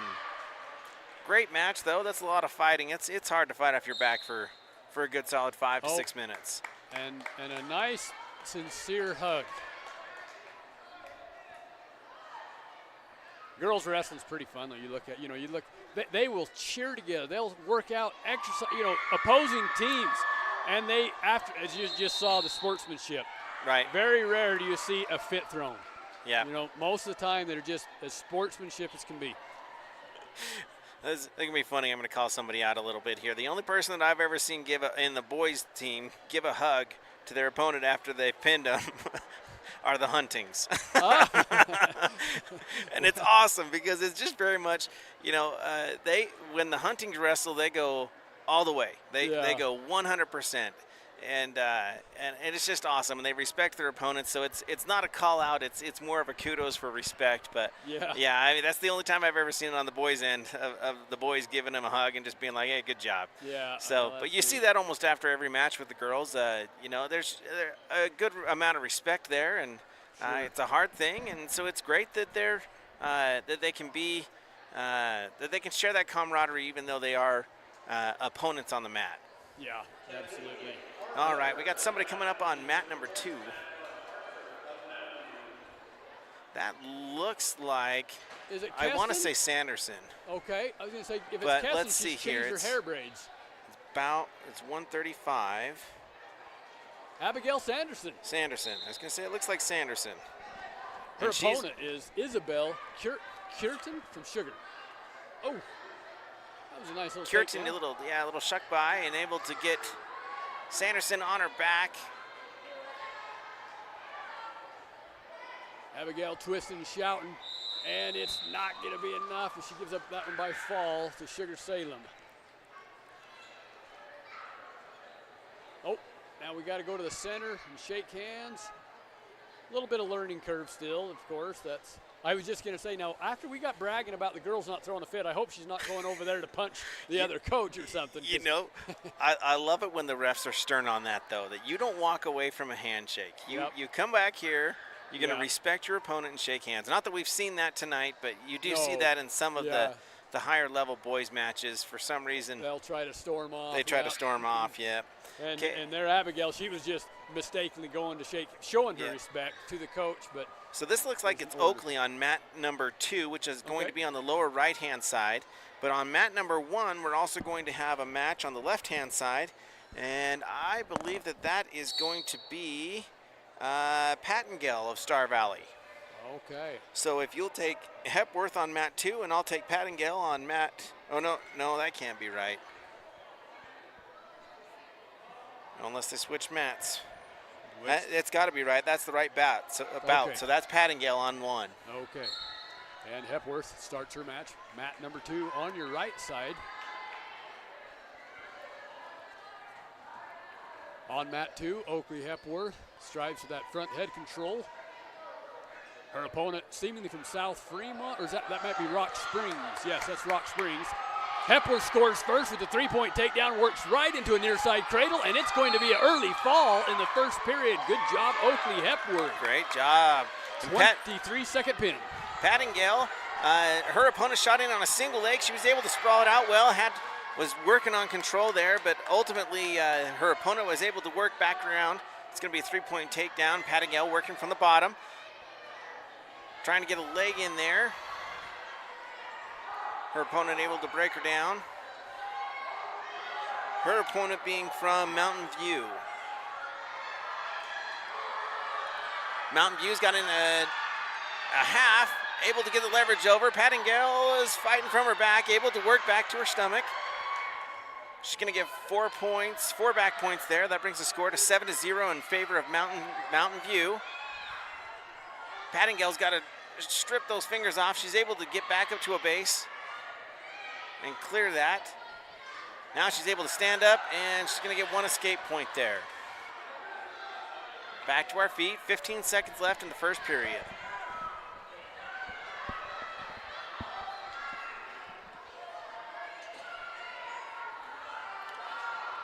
And coming up on mat number 2 on the lower right-hand side there is, let's see if we can find out who that's going to be. I've got Ruby Need of Star Valley and Sky Mitchell of Thunder Ridge. Neeb, Star Valley, Mitchell, Thunder Ridge. If that's the right bout. Now wait a minute here. Yeah, I think. Yep, that's going to be. Got to be. That's yep. it. Pattingale's going to start the second period on the lower left-hand side of your screen. On top.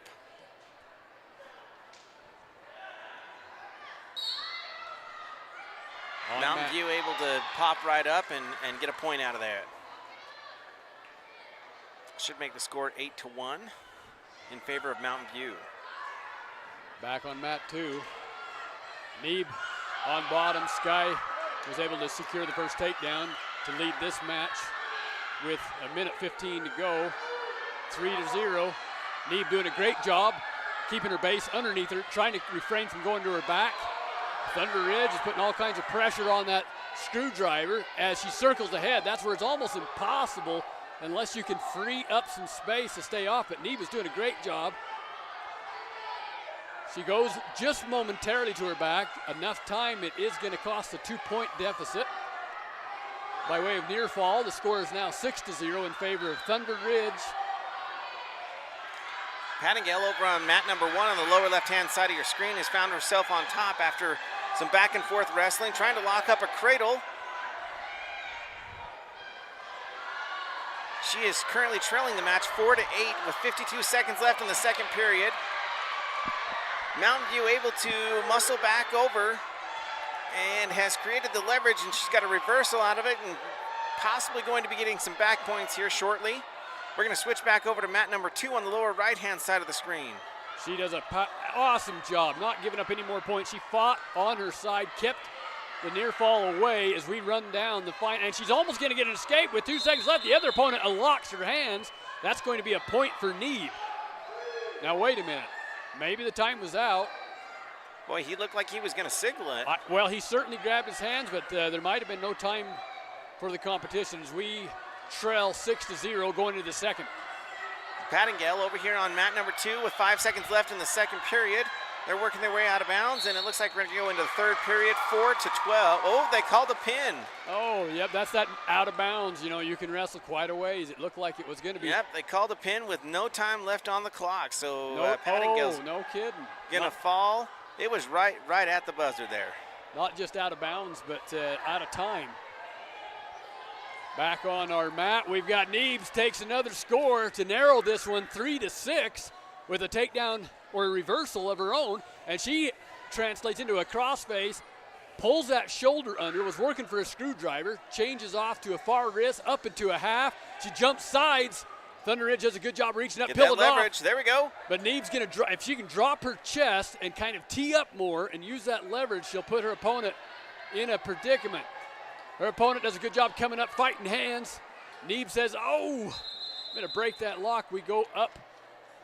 And They call it locked hands. Technical violation against Neve for locked hands. That's going to move the needle one more point for Thunder Ridge to take the lead 7-3. Back to neutral position. 1 minute, 5 seconds remaining in the second round. 4-point match. Neve does a great shuck down and chases behind to go for a spin behind. Almost does so, but Thunder Ridge catches her leg and turns and faces her, secures a takedown of her own to take this match a 10-3 lead. Oh, able to lock up the cradle really quickly as well. Yes, She she wasn't really was. expecting that. That does look tight. It's going to be a lot of fighting, a lot of pushing. There's still 30 seconds on the clock, and she succumbs that in the fall to Thunder Ridge. Well, great match. You can go back and look at some footage here and look at some things to improve and work on, but great fight.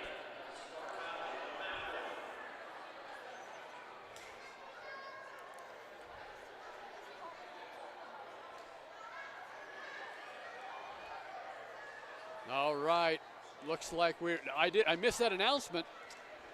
So did I, but they should update the scoreboards here in just a second. We should get, I believe that what we're going to get is Miranda of Star Valley on mat 1 and Schwab of Star Valley on mat 2, I believe is where we're headed. But Okay, now those last few matches, folks, after that momentarily break were exhibition matches. Didn't count for the final tally. So Star Valley is still in first place at 203 points.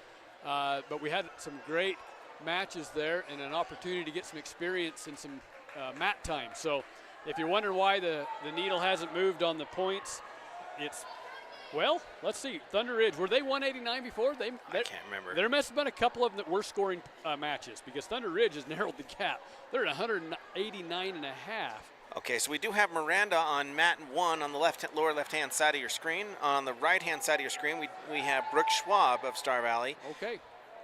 So I will take Miranda on mat 1, and if you'll take Schwab on mat 2. You bet.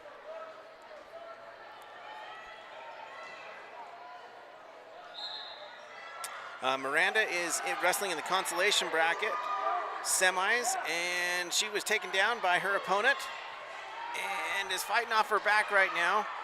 Over to mat 2. Mat 2, she asserts her will early, complete dominance. Brooke Schwab gets the first takedown, nearly gets a near fall as well, but I have a feeling that's coming up right next. She has that cross wrist, changes to a cross face, goes to that near leg, far leg. She's going to lock it up for a cradle. Miranda on mat 1 is on her back, and she's going to fall to a pin by her opponent. Ah, darn it. Back to mat 2. Brooke Schwab still 3-0. We're 40 seconds into the first round with 1:15 left now. Brooke, again, one of those seasoned wrestlers. She also started with the team in its inaugural first year. So this will be her third year of competition. She puts her opponent on her back, gets at least a two swipe, and does it again to continue. We're going to get at least 4 points out of this, if not a fall. She looks to the ref, and the ref says, I agree. Pinfall, Brooke Schwab, congratulations. That score, folks, would have been 7-0 in favor of Brooke before the pin. But, of course, those last 4 points coming by way of near fall were not flagged because the pin takes the precedence. So, and that win for Brooke will put her into the finals. Great. So Brooke Schwab, another Star Valley wrestler, moving into the finals.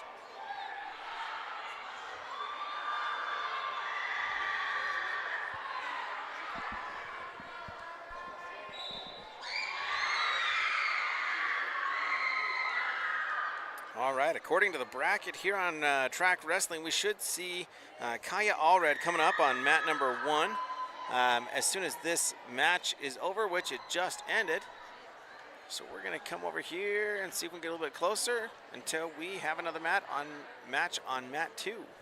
So once again, we got Kaya Allred coming up against Mays of Boy, is that? I think that's Green River is the abbreviation on that.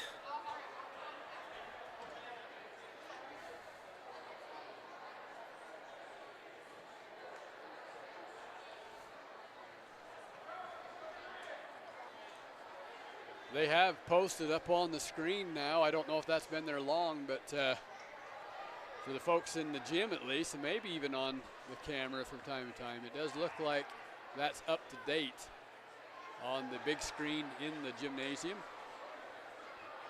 Or as JR said, the Crimson Cathedral. Kaya Allred. And is that Magnuson, JR? I know you said it. Did I say it right? I think it is Magnuson. Okay. Magnuson and Jones. So we got Magnuson from Skyview and Jones from Thunder Ridge on mat number 2. So Allred is going against Bianca Mayes. Mayes. Yeah. Mhm, I'm from not. Green River. We apologize. We don't know if it's Mayes, or Maz, but it's a cool name either way.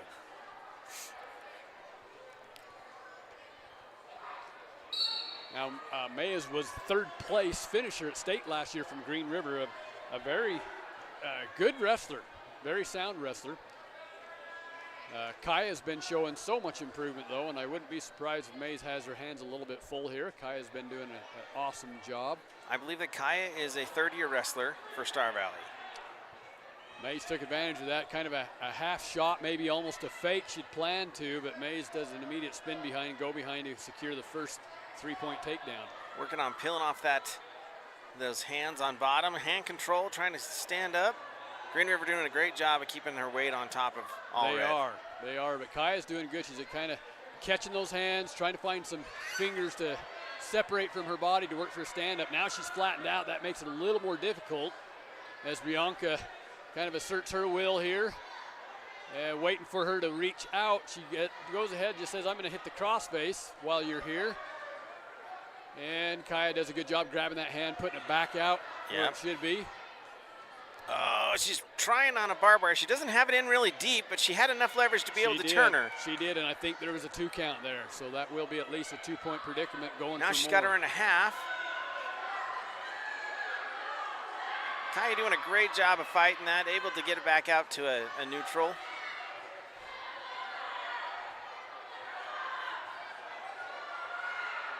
Oh, there we go again. Another Darn half, it. sunk it in deep. Oh, Kaya able to step good. over the top. She's squirming. She's going to pop She can get her that head elbow out of off. there.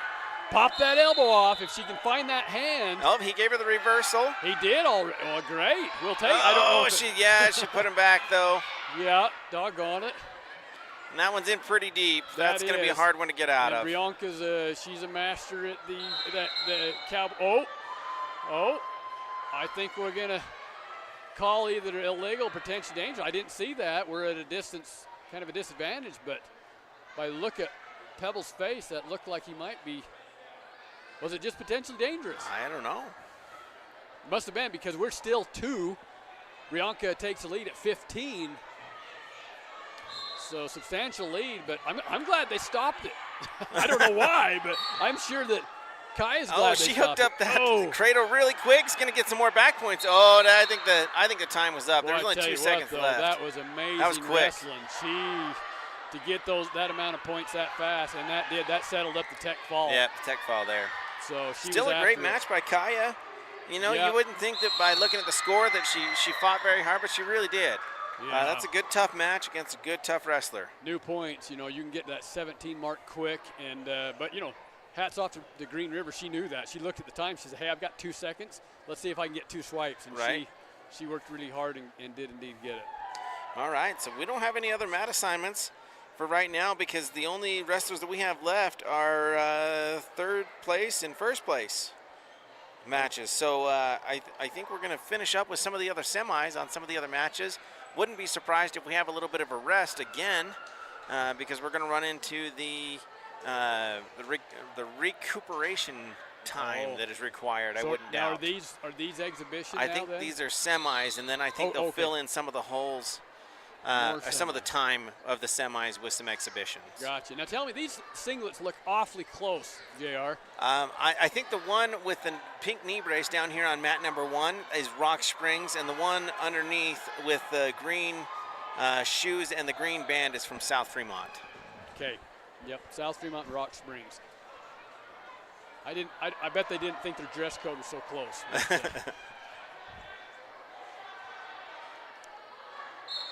South Fremont's supposed to be red and black. Of course, Rock Spring, long time orange and black Tigers, right? Mm-hmm. But South Fremont looks like it looks kind of orange to me. Is it just me, or does that look a little orange?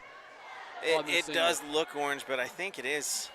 It definitely looks orange, but I think it's meant to be red. Yeah.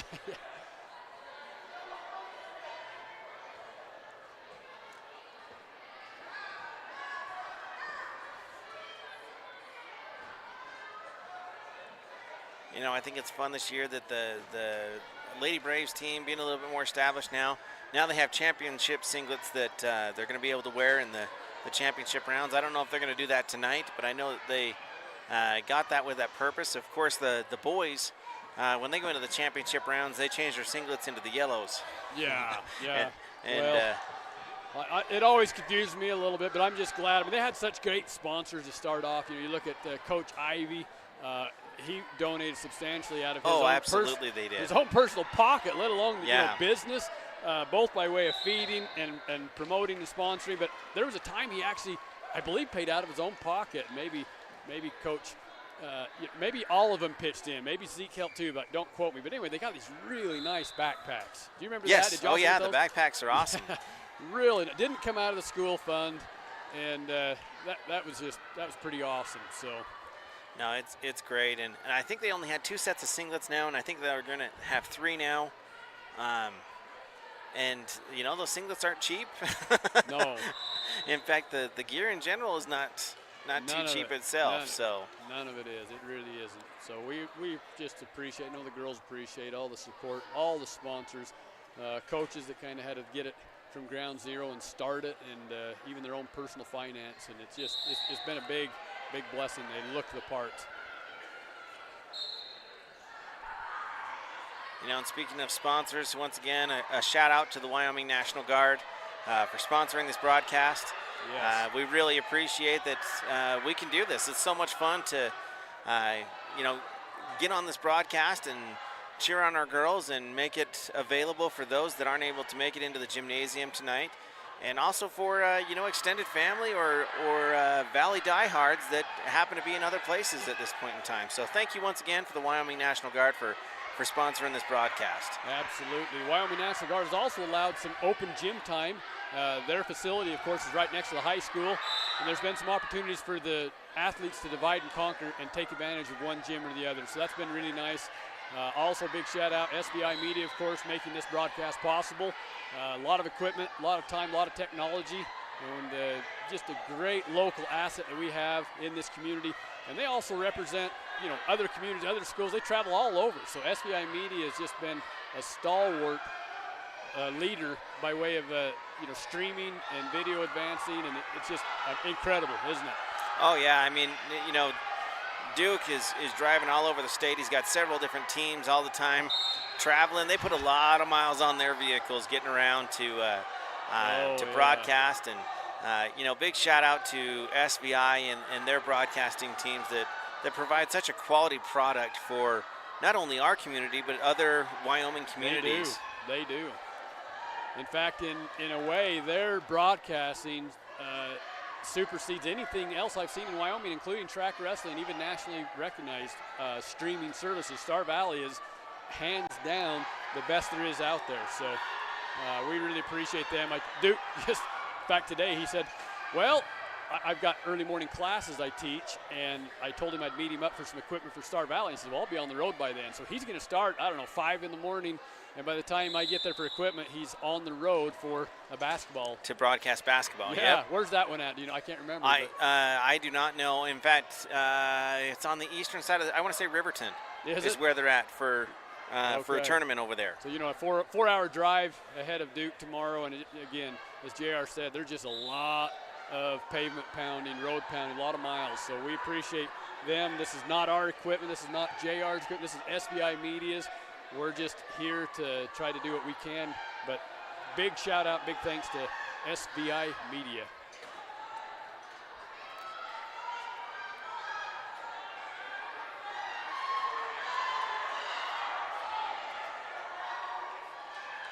Oh, they are in the championship singlets right now. So the championship singlets for the Star Valley Lady Braves are the white tops with the black bottoms are their new singlets. And they've come out with a little bit higher cut for the singlets now that the lady sport has developed so much, and I think that they've just developed and advanced in the singlets for the women, and I think it's great. So the singlets they just got are a little bit higher cut, and from what I understand, a little bit more comfortable for the girls to wrestle in. But yeah, these are the new championship singlets. If you're looking at mat number 2 right now, we've got I believe a championship match coming up, and this is bout number 100. Oh no, this is the 100 weight class. So this should be Peterson of Star Valley and Scott of Thunder Ridge.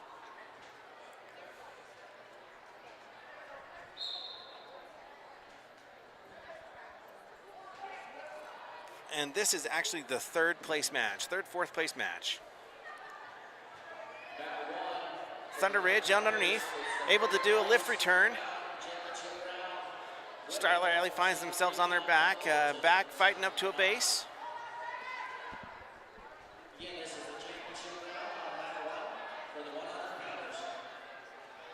So this is the 100-pound weight class. We have Peterson wrestling for the third, fourth place. Peterson up to her feet. She hung on a little bit too long on that crossbody, and that gave her opponent almost a little bit more leverage. Currently the score is only 3-0 though. Star Valley able to do a stand-up. Great escape. Brings the score to 3-1.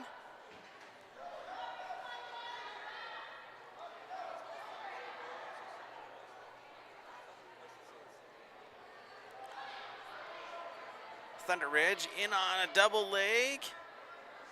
No points yet.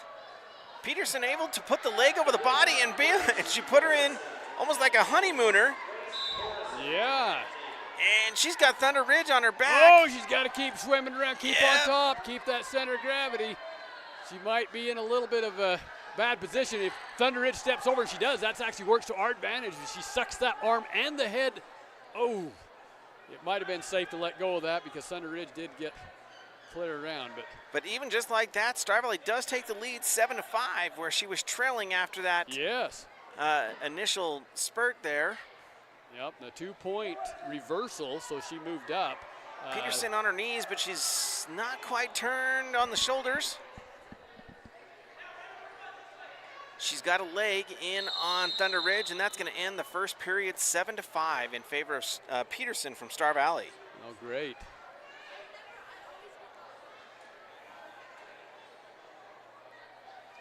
Well, that's a great, good way to end the first round, to know that you're ahead, even though there was some point sacrifice at the end in the process. I'm sure she looked at the scoreboard and kind of gave it $half grand. So, you know, all that work paid off. You know, it really is a game changer in the way that they score now. Yep.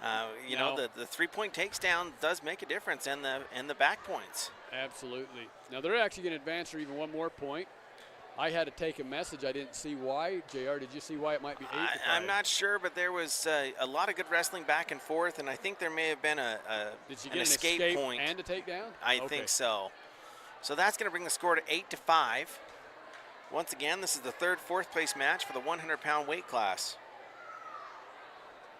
Looks like they're going to start in a neutral position for the second period. Peterson looking to go in on a single leg. Awkward position. They're both side to side. Peterson came down on top, but doesn't really have control. No points awarded at this point. She's got to clear the Thunder Ridge's. Oh, she was able to clear that arm, and so now she got the takedown. And they're going to stop it with a dangerous call. That is still going to make the score 11-6 with that dangerous call. The Thunder Ridge wrestler does receive 1 point as well. They're going to start back at the referee's position.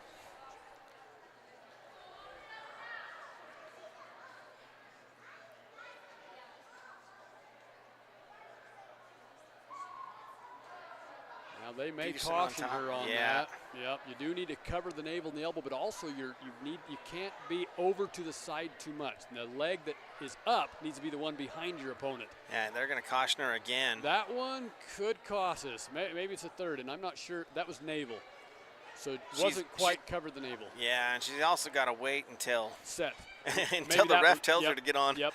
to get in position. But So, you know, the hand's just not quite in the right position on both hands, and so the ref, I think, with the combination of both, is just saying, "Hey." she's looking at coach saying, I don't know what I did wrong the first time, so I'm bound to repeat it. That one looks better. There we And go. They're going to let her wrestle. You bet. Peterson on top. Now this is where we got to Thunder watch Ridge up that to her locking feet. hands. When you get there, She's it got is. it wrapped up with her Yeah. own arm. Oh, Thunder Ridge able to come back around, elevate a leg into a takedown. That was a good move by Thunder Ridge. He hasn't signaled Now, any we don't points wanna- yet. We don't want to give that. We got to peel that half off or clamp down. She does a good job turning face or gets her little grab a leg, and you almost need to do that at this point here when they've got that a cross face like that, or you just got to grab a leg and hold on, and So- she did a good job. He awarded a 2-point reversal, so there must not have been enough separation to actually consider that a takedown. Oh, an escape and a takedown. So that just actually reversal. works to Star Valley's advantage, Sure. and that she only got 2 Sure. instead of 3 points. Yep, absolutely. Now we are still up by 3 with 40 seconds left in the second round, Peterson working up to her feet. and she's going to reach through for her leg. I think I just turned in face to get that point, and she does. She's going to get it. Oh, she's got a sprawl, hard sprawl. Oh, little rough takedown there as Thunder Ridge returns her to the mat and is also going to turn that maybe into possible back points. When they lift and Turk like that, it's tough not to give them up. If you look at her, she's got her legs split with one over the 15 other. seconds left. If she can hold it out. I think there's only been one swipe, JR, but Thunder Ridge definitely more advanced in season, but yet we're fighting a game and we are ahead. 3, 2, 1. Oh, hey, what a great job to fight that and not give up Boy. any near falls. Now that was a close one, very close. So we still lead this by 3. 11-8. Ooh, hey, we've got another match going on here on the other side. My apologies. We get so caught up in one match that we have a hard time. So over here on mat 1, Uh-oh, there may have been an injury there. let's find out who that is really quick. Oh, that's an exhibition match. Okay, I didn't see the injury, but doggone it, we hope the best for the wrestler there. Looks like an elbow, possibly. Well, they stopped it and our wrestler, to her credit, immediately knew there was no opposition. She stopped wrestling, which was great, and the ref was able to sense that and stop the competition. Back on mat 2, we've got Peterson down, but her opponent says, I'm going to give her the one. I want to start in the neutral position to make this 12-8 because she obviously feels like I'm going to take her down for 3, put her to her back. She has a plan. Let's see if Peterson can stop that plan from happening. This is kind of boils down to who has more gas in the tank, and Peterson's got it in a position there. She almost had a shot, and she's going to take a back trip, almost takes it, throw. She's got a double under.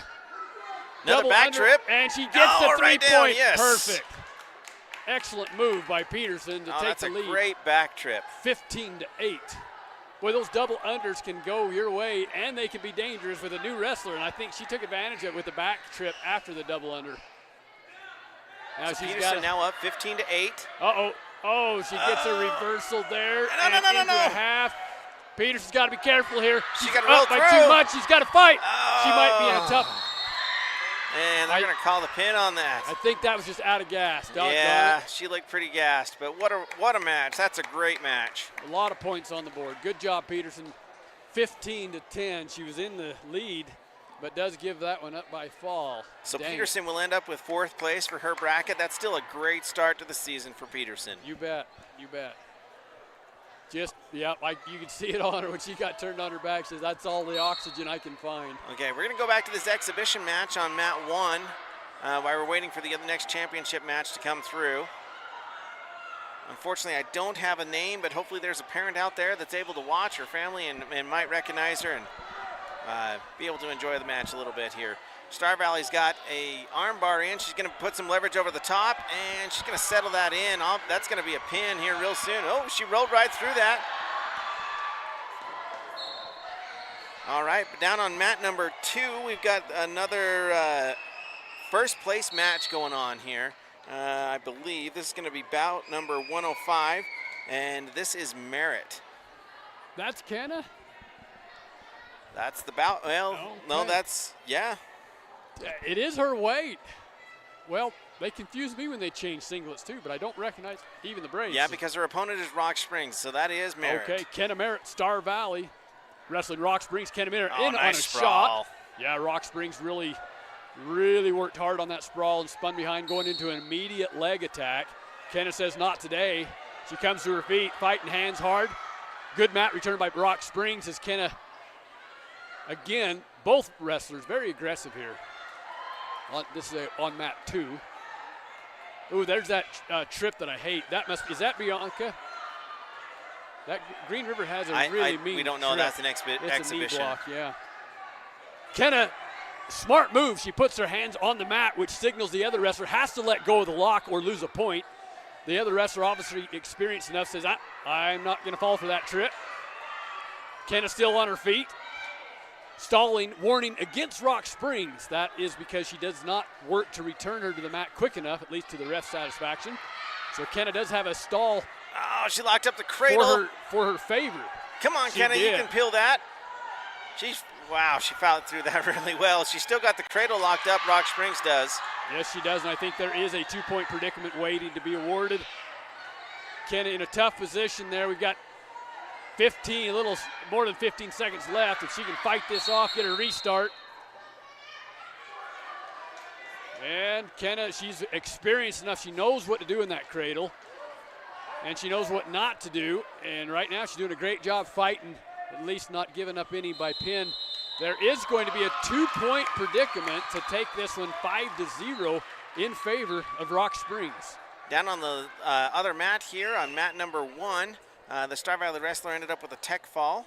Great. Once again, sorry that we don't have a name for that wrestler. But it's a great 15-0, win, huh? 15-0. Back on mat 2, Kenna Merritt's choice takes neutral position. She says, you might have got me in the first round, but let's try that again. I think that's a good dare. Kenna's fairly solid on her legs. And this is the championship match for the 105 weight class. All right, first and second place here, Rock Springs, Star Valley. I'd be curious to look up Rock Springs, how she did at state. We know Kenna was a state placer last year at the same weight class. Kenna almost has a shot, kind of succumbs to a shuck and a chase behind by Rock Springs. Got that arm, get it to the other side of the head, and get your hips up. There we go. She does a good job catching that arm, kind of trying to put it in position where she wants it. Rock Springs back on a power half. Kenna posts that leg out, fighting to get her position, get her head back up. All right, and we're going to also have another match on that match Carly? number 1. And that is going to be It looks Ben like Steen Ben Steen. of Star Valley and Carly as well. And that is a championship match as well. I'll let you still do that one, and I'll still do this one. Okay. My own daughter's on the other match, but I think she's against our own opponent, our Yeah, own she teammate. is. She is. So is that Carly in the blue shoes that's on Yes, top? yes. Okay. Back on mat 2, Kenna Merritt fighting hard off the bottom, has not been able to get a score on the board yet, but doing a great job with hand control, keeping Rock Springs at bay, and looks like she's going to change that right now as she gets what we used to be called as a good Star Valley ride, and in the words, there's a reversal right there. So we narrow that gap. We're still down by 6, but we are on top, and Kenna is she's a good wrestler, seasoned wrestler. Carly's got a a half in deep and goes out of bounds. Carly's currently leading the match now. Let's see here. 6-4 over Ben Steen on the lower left-hand side of your screen there. Back on mat 2, we wrap up the second period, 8-2 in favor of Rock Springs.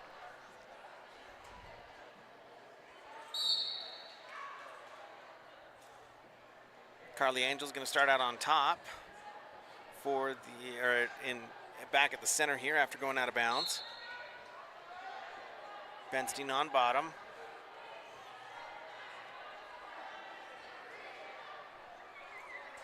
Carly working for a half.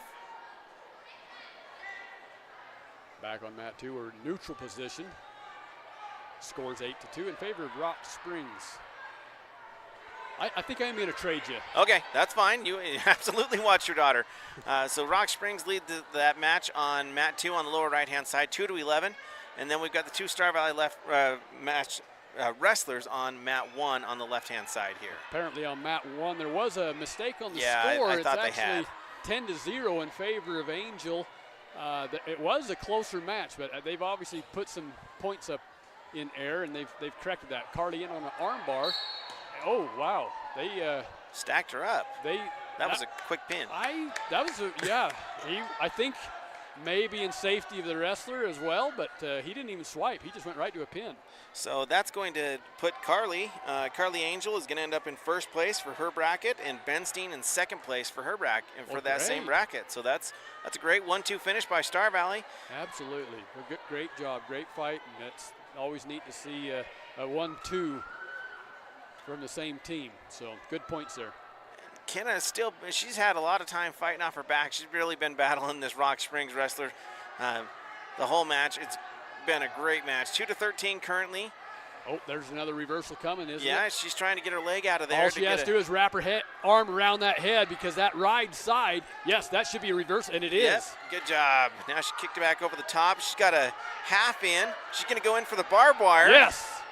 If she can pull that barbed wire out and get that momentum to tip, there's only 10 seconds left in the match. Do it again, Kenna. Do it again. Wrap it up. She got the other side. Going to dig in for another barbed wire. Oh, we're just going to run out of time. Oh, what a great match. Oh. 4-13 is what the final is going to be on that. Kenna's going to end up in second place in her bracket, but the score does not represent how great of a match that was. Give her 10 more seconds, and I would have bet on a pin. Yeah, it was great match. Great talent, both of them.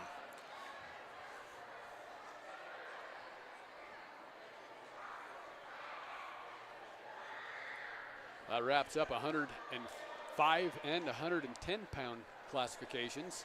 Or are we still doing some third and fourths here? Well, so over on the left-hand side on mat 1, that's going to be an exhibition match. Well, no, actually it's not. It's not. That's,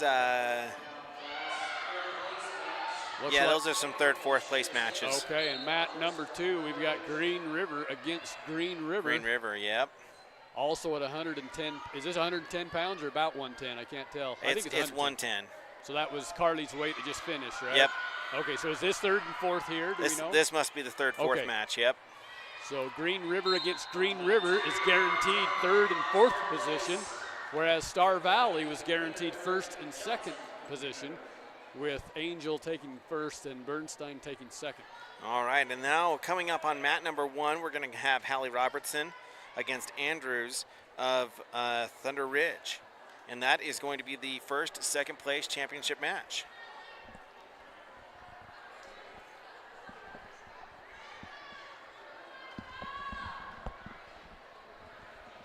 So Hallie is going to be in the singlet. That is the white on top and black on the bottom. And then the Thunder Ridge is going to be gray and blue. Say that someone from Green River is going to win this match on that too. All right, here we go with Hallie's in the championship match. Hallie Robertson, first. This is for first place as well. This is for first place, yes. Do we have her opponent's name? You may have said it. It is Andrews is the last name from Thunder Ridge. Andrews?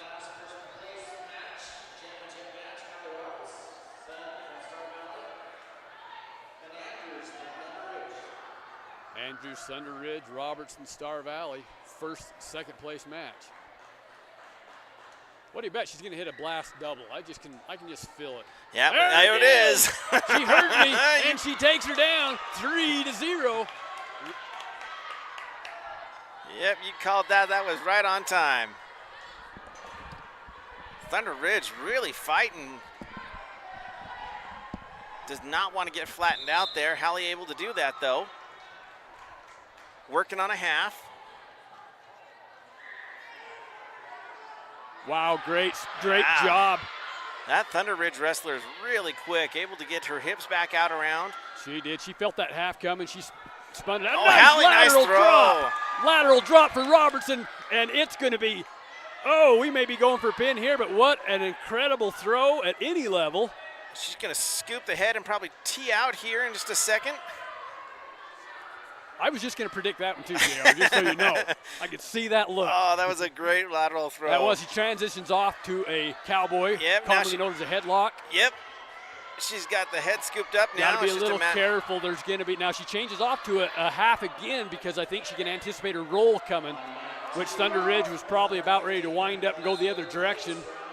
But Hallie says, you know, I don't think I'll take that risk. Let's just round it off with a half. 7 seconds left. She's Trying to gotta- get that pin down. Boy, a little bit 4, of elevate that 3, head. 2, 1. Not going to get it Oh. in this period, but that's a great end of that round for Hallie. Absolutely. That's going to put some serious pointage on the board. Now the table's going to have a hard time keeping track of that. In fact, they're going to have to take a break and go tell them to keep adding the tally. Yeah, we're behind on the score. I'm not sure how that happened because there's a 4-point takedown and at least a 3-point in the first period, so it should at very least be 7-0. 4-point near fall, you mean, probably, right? Yes, We had that's what I 4 meant. yeah. Sorry. So, yeah, there we go. It's 7-0. All right, Hallie's going to start the second period. Looks like we're going to start in a neutral position. Whose choice was that? Did you see? I did not. Okay. But, man, Well- Hallie has that blast double. What are the odds that we're going to see that again? Oh, I'll tell you, I'll take that lateral drop, too. That's great. Should we predict a fireman's coming? Why we're predicting here? She's going to spend some time work. Oh, She got some weight on that her head. opponent says, I don't like that. I'm belling. Yeah. Hallie says, you can bell, but you can run, but you can't hide. Come back here to the center. And indeed they do. Now you can tell both of these wrestlers Oh, yeah, they're have been getting more around. a little aggressive. There's Blast a blast double. double. Nice. And she And able gets to it grade again. through, yep. Excellent shot. But, man, this Thunder Ridge, she doesn't want to flatten out. Like, Hallie's having a hard time getting her flat. Yeah, no, she's very good at spinning and turning and facing her opponent. Now, right Oh, there, yep. she sat on her butt. Hallie took advantage of it and did what called a snapback. There we go. And we're getting points Oh, right there. that's going to be tight.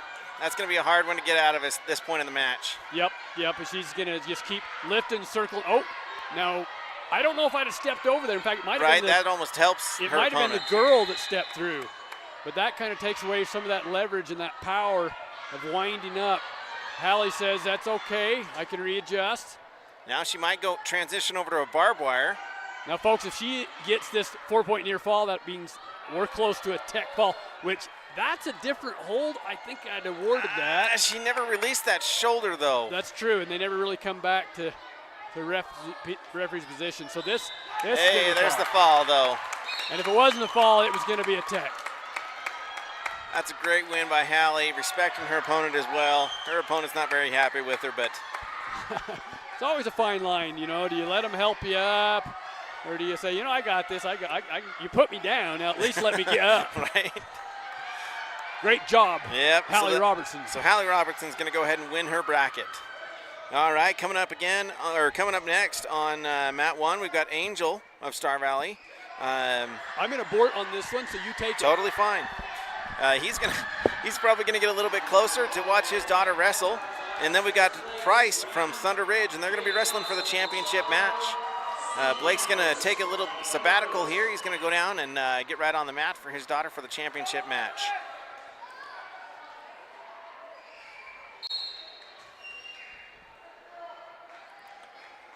Angel's pretty aggressive, getting out there on the head.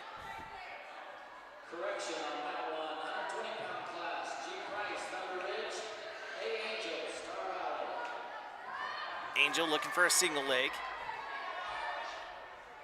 Back and forth trying to get overs and unders between the two of them. Got to be careful with the throw there. Out up to the edge of the mat. Thunder Ridge able to do a shuck by and get on top there. So that's going to be 3-point takedown by Thunder Ridge. Angel working back up to her feet. Able to get back in. Thunder Ridge with a mat return. Angel in with the leg. Thunder Ridge has her flattened out. Angel's trying to get back up to a base and keep that leg in. Keep a hold of that leg. Not able to do so yet. No back points.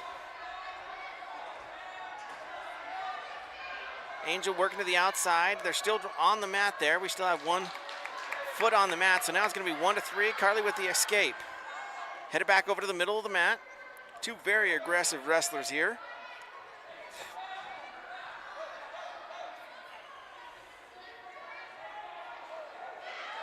back and forth, and Thunder Ridge able to counter the shuck by. And ends up with a takedown. That's going to bring the score 6-1 in favor of Thunder Ridge. Carly fighting off the bottom with 20 seconds left in the first period.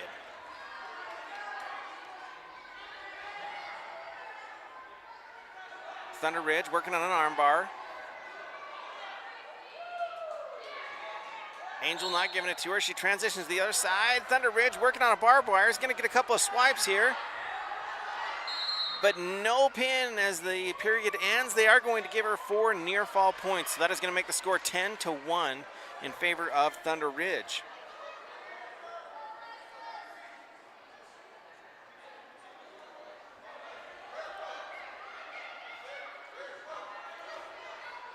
All right, here we go with the third period.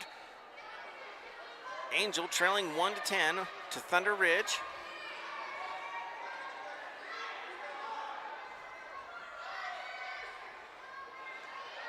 Thunder Ridge is doing a great job in shucking that by and just being able to fall on top of Angel. She's able to do that again, but this time she's got her hooked up in a cradle, and that is probably going to be the end of the match, which it is. So Angel's going to fall there. Angel is going to end up with a second place finish, though, for her bracket. Great match for her, and I'm sure that she will see Thunder Ridge again, possibly even this weekend as they head over to Marsh Valley. Great match for Angel there of Star Valley. All right, we've got another Star Valley wrestler coming up on mat number 1. Let me look up who that is going to be really quick. Let's see here. Bout number 89, that is going to be Keston Johnson against Landers of Thunder Ridge. So Johnson of Star Valley and going up against Thunder Ridge.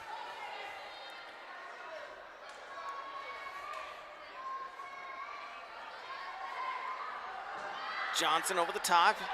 He's got a headlock in. Johnson trying to leverage, working towards the back. Thunder Ridge getting a leg. Johnson able to secure the leg, but Thunder Ridge is coming around the back. No points yet. But now Thunder Ridge able to cover, and they're going to award a 3-point takedown there. It was a good long fight.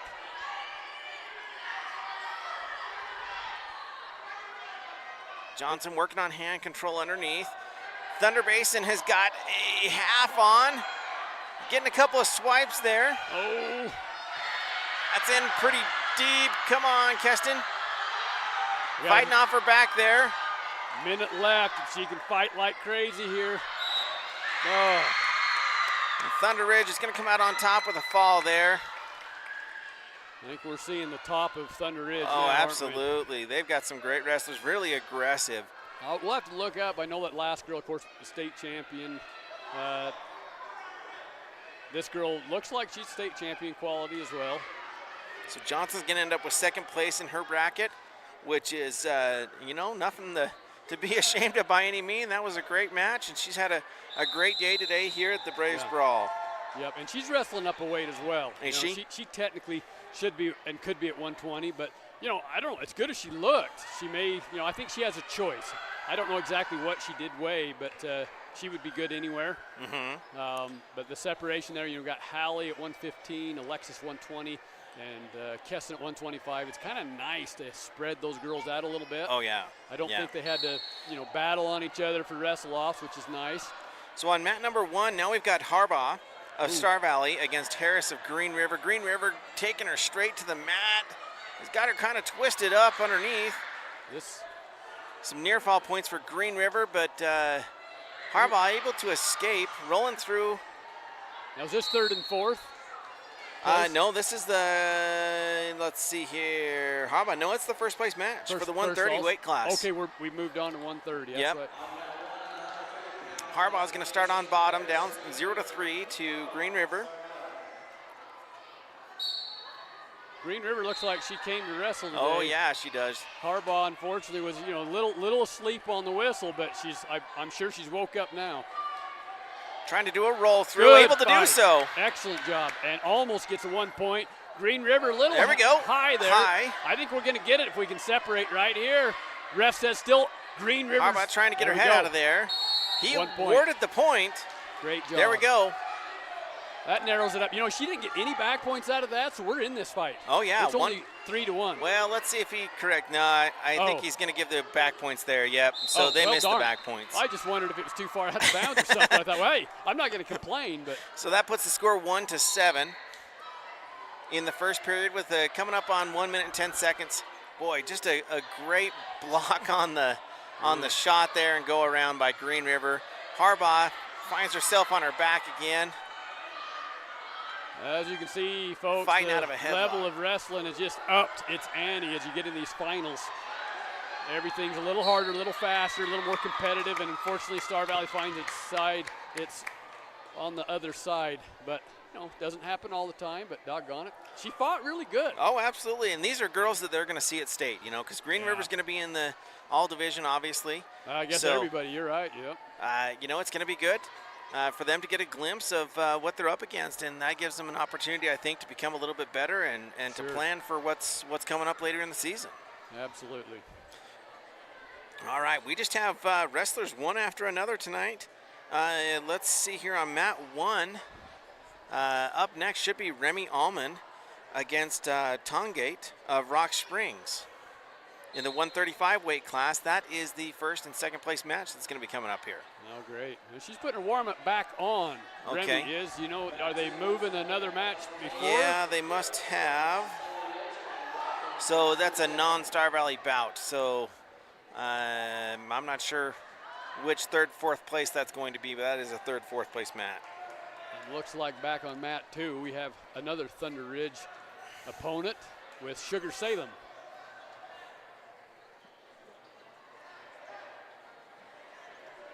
We'll check in at the team scores here.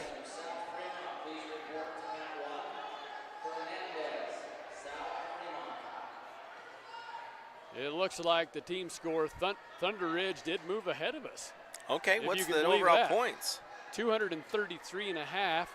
Star Valley at 229, followed by Green River in third. So Green River has moved ahead of both South and Rock Springs with 75 and a half. South Fremont a close fourth with 75 even. Rock Springs takes the fifth position at 61. Sugar Salem at 41. Mountain View and Skyview round out 7th and 8th. So Thunder Ridge has had a great round. I mean, They have, They and- really have had a good round, but They we won three wins, but they only have 5 in the first place match. So that means they only have 2 more wrestlers that are going to wrestle in the first place match, and Star Valley still has, I think, 5. So we need to win. We need at to least win. half of those matches. Yes. In Yep. order to win the tournament. Yep. So the unthinkable has happened. We didn't think that Thunder Ridge could pull ahead of us. You know, their team size is close, and they were leading in the initial round. Star Valley has led throughout the rest of the tournament, but here in the final round, Thunder Ridge did indeed pull ahead, albeit it's only 4 points. So hopefully Star Valley, like I said, we need to win at least half those matches. Yeah. And Star Valley, I don't know if Thunder Ridge can win many. If they win more, though, then Star Valley's got to win more on top of that, too. Right, and they may still have some in the third, fourth place, but they have very few left in the championship match. So, yeah, Star Valley's got to go out here and win some matches. Yeah, absolutely.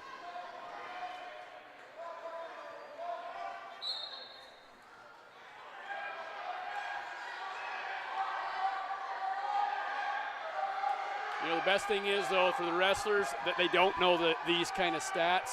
You know, you got spectators, and you've got competitors, and then you've got coaches, and all three have a different role. And, you know, sometimes a wrestler wants to also be the spectator and the stat keeper, and the minute they do that, they diversify their attention. And when the attention is diversified, whether it's too much pressure or they don't feel the pressure. For example, if they feel like, oh my goodness, this whole duel or this whole tournament is on my head, they may not actually compete as good as they would have normally under, you know, hey, let's just go out there and be a wrestler, don't be the stat keeper. Right. So, you know, one part of, you know, certain people might say, hey, we've got to go down and tell Star Valley that, you know, their next 2 matches are absolutely critical that they win. And if they don't, we'll lose the tournament. And that can actually be the most detrimental thing that you can do for an athlete. Because it makes them irrational Yep. in their decisions. It does. That extra pressure, and they start making assumptions that may not be even true. The assumption, well, what if I lose? Everyone will be mad at me if I lose. And so it's better just to let the stat keepers be the stat keepers, let the announcers be the announcers, let Yep. the coaches do the coaching, and let the wrestlers be the actual competitors. So we're kind of we're kind of a little bit of a mix. We're a spectator. We're also kind of a stat keeper. We're definitely not a competitor anymore, but but it is a close tournament, folks, and one or two, even a pin versus a decision can make or break a difference as far as who's going to be in first and second at the end of this day by the looks of it right now. Now, as JR said, we do have more in the finals. However, we do have to not just advance, we do need to get some points by winning in the finals. Should Thunder Ridge win all of theirs and we, don't win a few of ours, they, in a sense, can win this tournament. Now, I'm hoping that's not the case, and I'm sure Thunder Ridge is hoping it is, but And it looks like Star Valley just forfeited their third, fourth place match. okay. Well, who is that with? Everston Oh, shoot. of Star Valley. So hopefully there's not an injury involved there, but it looks like that's going to be a forfeit by Star Valley. Okay, so So we come up on the other mat, on mat number 1, and we do have Remy Allman against her opponent from Rock Springs, Tongate. well, that's good to have a break of Thunder Ridge. They've been on there for quite a bit, even the exhibition matches. But again, they are a large Idaho school.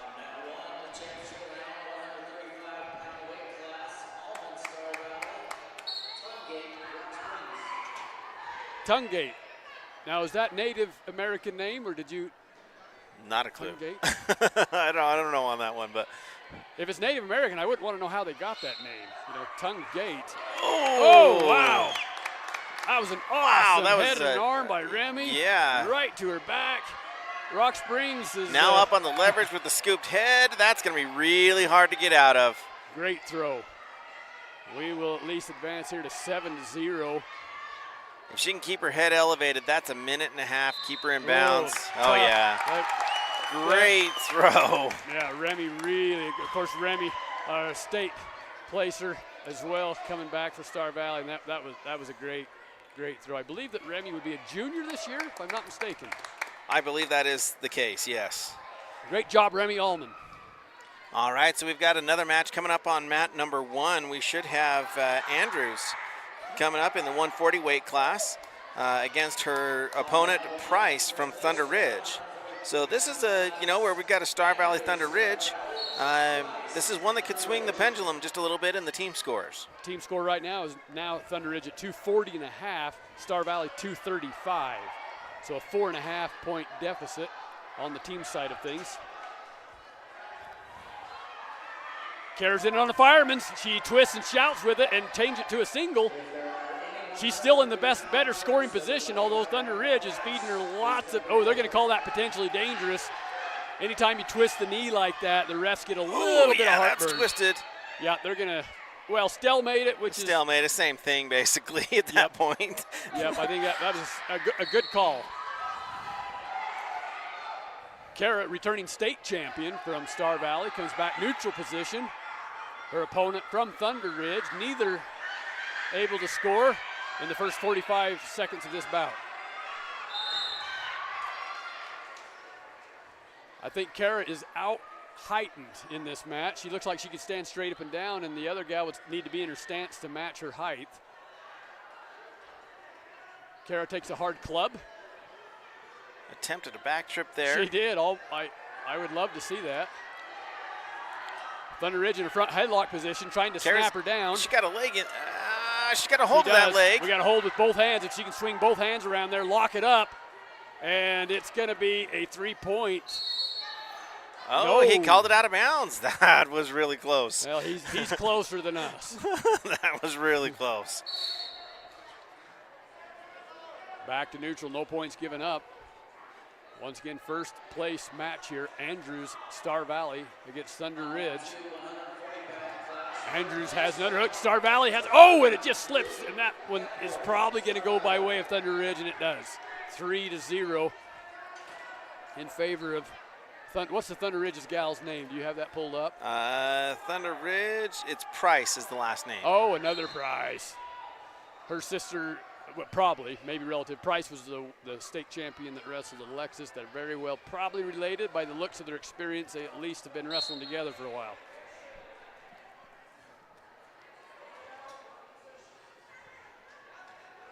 You mentioned the height advantage. I think that Kara might be struggling with the height advantage just a little bit. It seems like every time Kara gets in on a single leg or down on the lower portion of the Thunder Ridge's body or on the legs there, that she's just able to come over the top. Yep, you're right. Sometimes that length can haunt you, and other times it works your advantage to be shorter. You know, wrestlers are known for being more short, but Kara is. She's got a leg. She can suck that in. Almost working over to a fireman's a little bit. And she's still twisting. Thunder Price doing a good job of holding her head down to the mat, fighting her leg, just try to scoot back behind, and it works for her. And that's where that leverage comes in, JR. I mean, there's a lot of length there to try to turn. Kara, though, still has one hand, at least finger. She switches, goes to the other one. If she can pull that arm around, and she wants to take that to her right side so that then she can work to get out. But Thunder Ridge does a great job of keeping her hands behind the pits. That's kind of a cardinal rule, hands behind the pits, unless you have a wrist or something where you can go to cross face or reach for the cradle. You want to stay behind the pits, and you'll watch this Thunder Ridge right there. See, she went up over the pits there because she had that far wrist. But Kara was able to break out of that far wrist, and she's going to turn this into a single leg attempt of her own. Both wrestlers to her feet. 1 point. We narrow the gap, 3-1. And over on mat number 2 on the lower right-hand side here, we've got Oakley Hepworth wrestling in the fourth place match. She is currently down by 1 point, but she's in a tough spot there in a headlock under the mat. And that's going to be the end of the period. So saved by the end of the whistle there. So that's going to be the end of 2 periods, and she's going to go into the third period down 2, or 2 to I believe 9 it's going to now. be the third period. We missed that first round, but folks, we apologize. As back on mat 1, we're down 6-1 as Kara fights off her bottom again.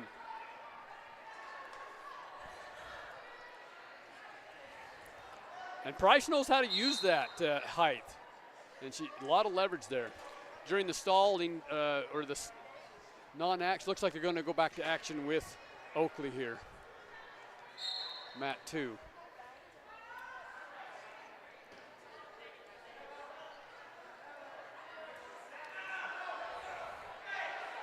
Looks like there's injury time on mat 1, so we're going to focus on mat 2 right now on the right-hand side of your screen. Oakley trying to separate, and she does, so she's going to get an escape point there. That's going to bring it to 3-9. Oakley still got a chance with this with the new point system. You 3-point takedown, you're right back in this thing. 2-9, minute and 30 seconds left in the second period. Oakley attempting on a single leg. And it looks like Andrews is going to be able to continue to compete. We had a neck injury there. Oh, she rolled through a headlock. Oakley did, and Oakley now nice. finds herself on top. Sink Getting a half. some. Sink a half. Oh, she just about had that half. They gave her 2 points for the reversal, but no near falls. No near fall. I don't think they gave her near falls, but that makes the point. Well, no, they gave her a takedown, though. Back on mat 1. Both opponents come back to their feet as Thunder Ridge managed to get an escape. Score now 7-1 in favor of Thunder Ridge as Kara enters the third round with an injured neck, but still competing. Heavy club by Andrews. Thunder Ridge looking for a trip. Kara shoots in. She's got a leg. And she's going for a fireman. She can keep that arm and keep on flaring it over. It might come. That length right there is so difficult to overcome. The ref says no control, neither wrestler. I'd like to see a stalemate here because we're turning the corner to the point where it could go either way. There's the fireman's. Go with it. Oh! Oh. It looks like they're going to award 3 points for Thunder Ridge on that to take that score 10-1. And at the end of the second period there, on Oakley's match over on the right-hand side, her opponent's able to get back behind, and that's going to widen the gap to 7-13, and she is going to start on bottom, so Oakley is going to start on top, see if we might be able to make some fireworks happen here.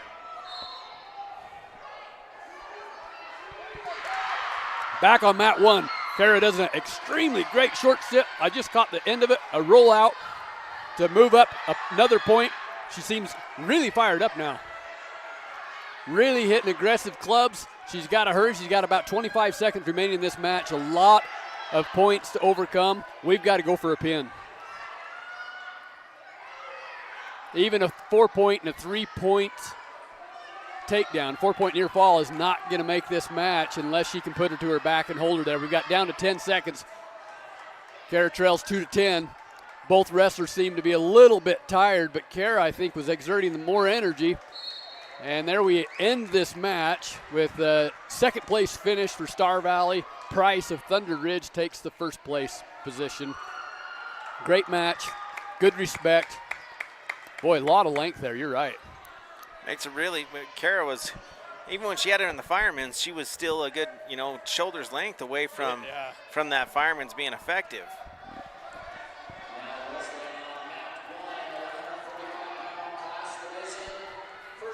Oakley over on mat number 2, still working from the bottom, down 7-15, coming up on 40 seconds left in the match. On mat 1, we have Val Foreman against Thunder Ridge. Again, this is a championship match. Val Foreman and Thunder Ridge. If we get a name for Thunder Ridge, we'll tell you. Louder from Thunder Ridge. I said it pretty loud. Did they not hear me? You want them to cheer louder, or is that what you? And it looks like Oakley's going to come up just a little bit short, but what a great match for her. She's going to end up in 4th place for her bracket, but still a great effort for today's match. Yep, great job, Oakley. Good fight. Val Foreman strikes first, 3-point takedown. Got an armbar run in. She's threaded it almost to perfection, it looks like, from here. She's got the far wrist caught. She's circling around the head, and this is just a matter of time before Thunder Ridge has to go over, and she does. Ref starts swiping. Bell settles back, kind of get her hips heavy on that shoulder. She releases to get the points. They call potentially dangerous. I'm not exactly sure where, but not before getting 4-point near fall. As Bell takes this match 7-0 with 57 seconds remaining in the first. Bell says, I'm going to cut her. When she makes that pyramid sign, that means she's going to give her the point, let her up, 1-point escape, and she's immediately back in on an aggressive double, lifts her up, takes her right to her back, feet to back, sinks in a reverse half, and we're getting back, we should be getting back swipes. I'm not sure if we awarded it. He did. He awarded 4 back points there. Oh, great. Immediately moves back into an arm bar, goes to a cheetah bar on the other side, circles the head. The pin would actually be better for Star Valley in this situation. It would. We're going to get a tech either way. This match is over. If Vel can settle in and not break the hold, it would be better. Nope, and that's going to do the tech fall right there. But Bell says, you know what? It looks so much better to have a tech. As she takes that one 18-0. So that's pretty awesome with the new 4-point near fall. You can get that far ahead. 18-0 in favor of Vel Foreman. She takes the championship, and I believe that was 145. That is the 145 weight class, so she's going to go ahead and win her bracket there. We're going to move over to, let's see here, up on mat number 1. I don't think we're quite up to that point yet. Yep, so we're going to have a little bit of a break with the Star Valley wrestlers.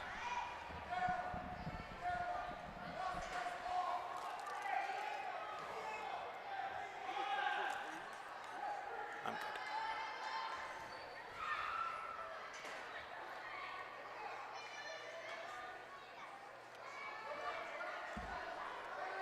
So, Blake, just out of interest, what are we sitting at on the team scores now? 1 second here. Where are we? The team scores have not updated yet at this point. I don't believe they've been updated. Thunder Ridge shows in first at 245 and a half. Star Valley in second with 240 and a half. I think that's exact. Let me see if I can refresh it here. Hold on.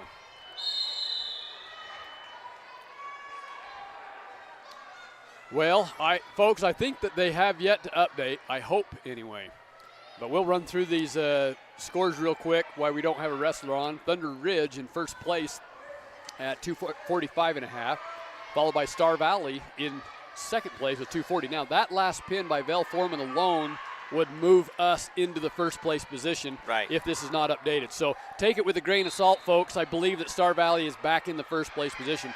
Third place, South Fremont probably maintains their third place position at 82. Green River now, so they've swapped places a little bit. Green River is now in fourth at 75. Rock Springs in fifth at 61. Sugar Salem at sixth at 46 points. And then seventh and eighth is Mountain View, Wyoming, and Skyview, Utah with 43 and 36 points. Now we have two wrestlers from Thunder Ridge and no wrestlers from Star Valley on right now. If both of these are scoring matches, Star Valley may not be ahead after this round. Well, they are numbered bouts, and so if they're numbered bouts, then that means they're not scoring. exhibition. Yeah, Okay. they should be scoring unless they have a teammate that is already above them. Okay, so again, the race is tight is what we're trying to say. Either way.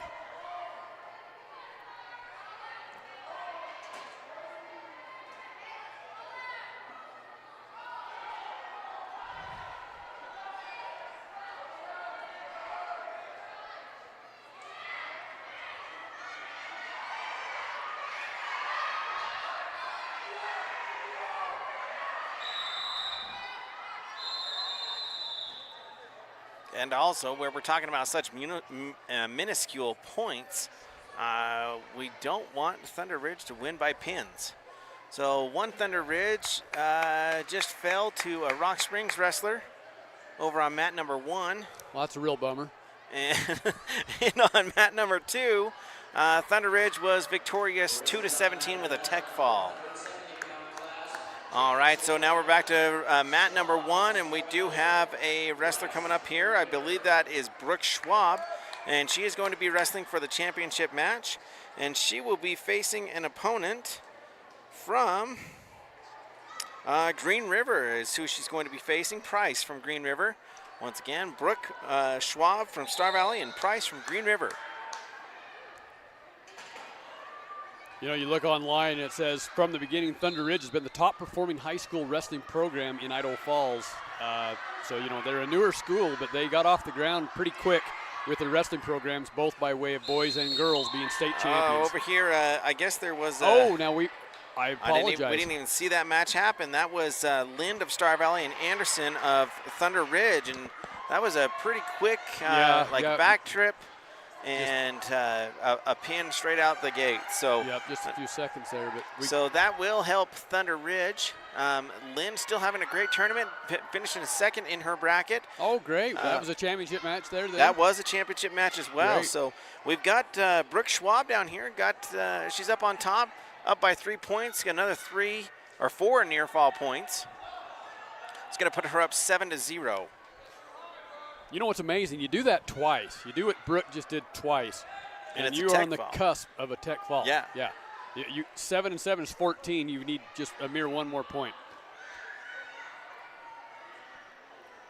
That's why it's so important to be aggressive right off the bat. Secure that first takedown. Try to go feet to back if you can. At least chain wrestling, because you know when you're 7-1 in the first minute of a match, you kind of start to break the spirit of your opponent. They start to, think, hey, they gave no that fun. takedown, and that was the reversal. Well, they did, didn't they? That was a pretty quick takedown call. Well, that was pretty quick of Brooke. Pretty fast thinking. Yeah, she got a power half or a half on. It is a power half, isn't it? Yeah, she got the power half leverage in there. And she's running around the head. This will be a miracle if that girl. Oh, wow. So flexible with their shoulders. Yeah, wow. If that was me, I would have went over. That was a lot of torque Brooke was putting on her. So she still leads the match 9-4. We're going to end that first period, going into the second period. Brooke looks to her corner. They advise to either go neutral or up. Actually, they advise up. Brooke rethinks that, says, I think I'm better on my feet in this position. We enter the second round 9-4. Brooke takes her choice. She changes that now to top. So kind of went back and forth there. I think that maybe the coaches had a little bit of influence there. They said, nah, let's go top.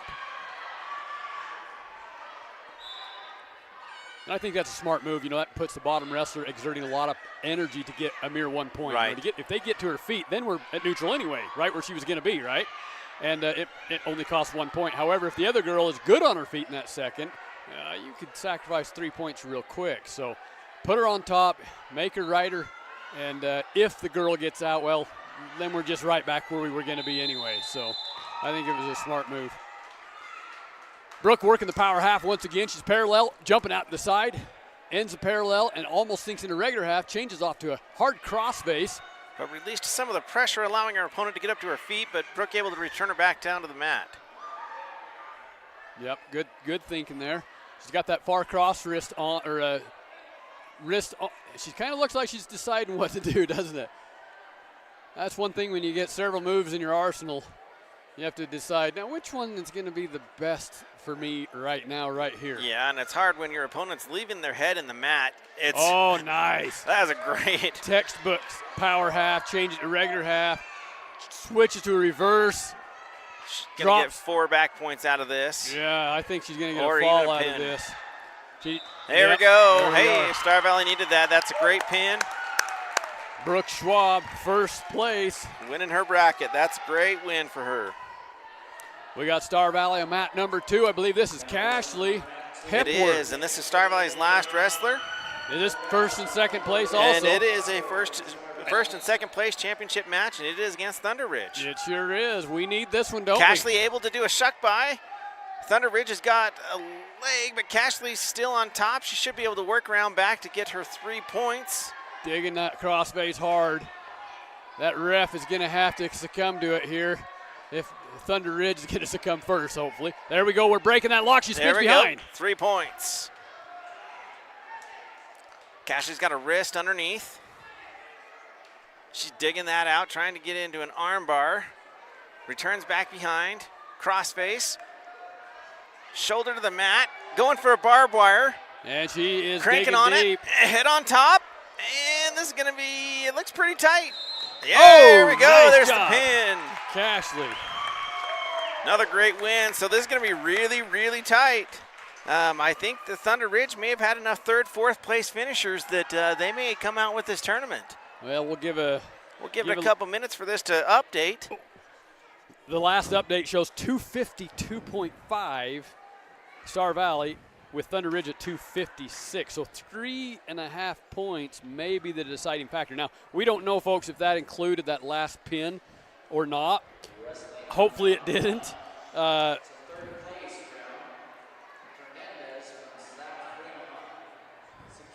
We're listening to the announcer here for a minute. So let's see if Thunder Ridge has any more wrestlers. Looks like there's one more bout. Well, one thing's for sure. There is a clear lead with first and second. The next competitor is a distance. And, I mean, when I say distance, we're talking that not even half 100 points, yeah. Yeah, and that would be South Fremont in the third place position, followed So we closely do by have a Rock Thunder Springs. Ridge here wrestling for third, fourth. That Ooh. may be a tipping point here. So we've got Rock Springs going up against Thunder Ridge. Can we root for Rock Springs or not? I don't know. That might be, we might be apostates real quick.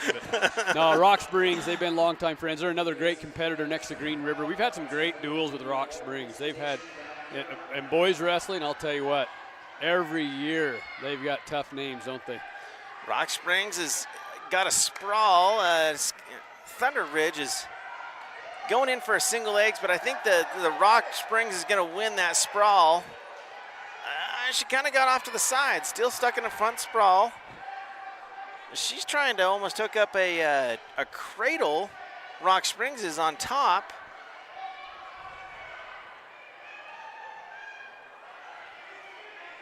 Kind of a stalemate. Thunder Ridge has got a little bit of leverage down on top, Boy, but if we Rock can- Springs has got that locked She up. does. It's an awkward position, but we're going to get the points awarded 3-0. Oh, Thunder she Ridge. might stack her up. There's some points coming right there. There's a near fall. Oh, And we take another 4 4 points. points, yeah. That was, it doesn't have to be fancy. Yeah. It just needs to be effective. And I would say that was effective. Rock Springs again, still controlling. Yep, going underneath for 2-on-1 for the barbed wire. Thunder Ridge knows it's coming, has that leg posted out. I would be reaching for that cradle again right there. Oh, right there's the cradle, right available. She says, I want to just torque her. But that was definitely a cradle position.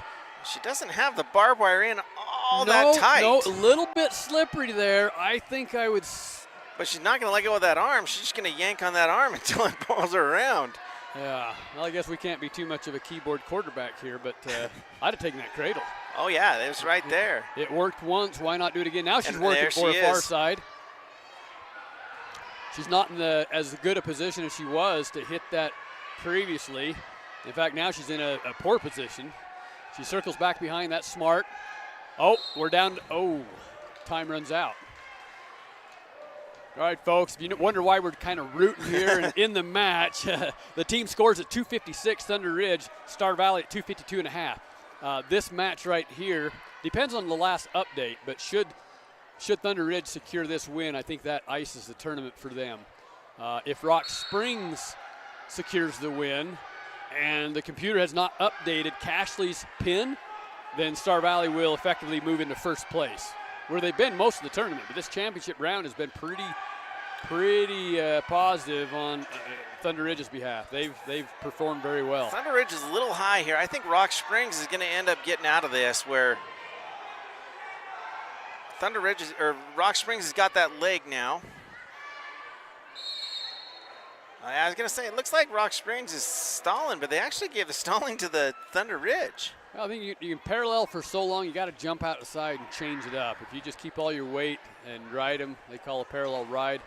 And maybe she just, grabbed something held. I couldn't tell for sure, but either way, it went in Rock Springs' favor. All right, down at 7-0, second round. Rock Springs ahead. This is the third and fourth place match. Again, the tournament is maybe in the hands of this match. So Thunder Ridge down as far as they are. She's going to have to go. Rock Bridge finding her feet and back down. I like that, Rock Bridge. There needs to be a Rock Bridge, Wyoming, besides the subdivision in Afton, Rock right? Springs, my bad. Yeah, Rock Springs might not like it. Rock Springs has got an arm over the top, trying to clear a little bit of leverage. Still able to keep Thunder Ridge from being able to do anything. Thunder Ridge has got a power half on, though. That's scary right there. She needs a pinch and clamp Rock hard. Bridge is, Rock Springs is fighting it. There's some near fall points for Thunder Ridge. Oh, this is not looking good, JR. Oh, Rock This Springs is not rolling looking good. through. If we Trying. We got 40 seconds to fight here. Her hips needs to stay twisted. Twist up as tight as she can. Oh, and that shift right there. Yeah, that shift into her might do it. Yep, but Hey, she's don't fighting give up still. hope now. Don't give up hope now. Get your elbow cocked in there. And that's it. And that might ice the tournament for Thunder Ridge. Well, as much as I hate to admit it, I don't know, our cheering. I thought our cheering would work from up here. Didn't you? I mean, 7-0 lead and the fall by pin. So I think that does it for the wrestling for tonight, but we are going to wait just a moment here, see if we can get some finals as to how the team scores come out.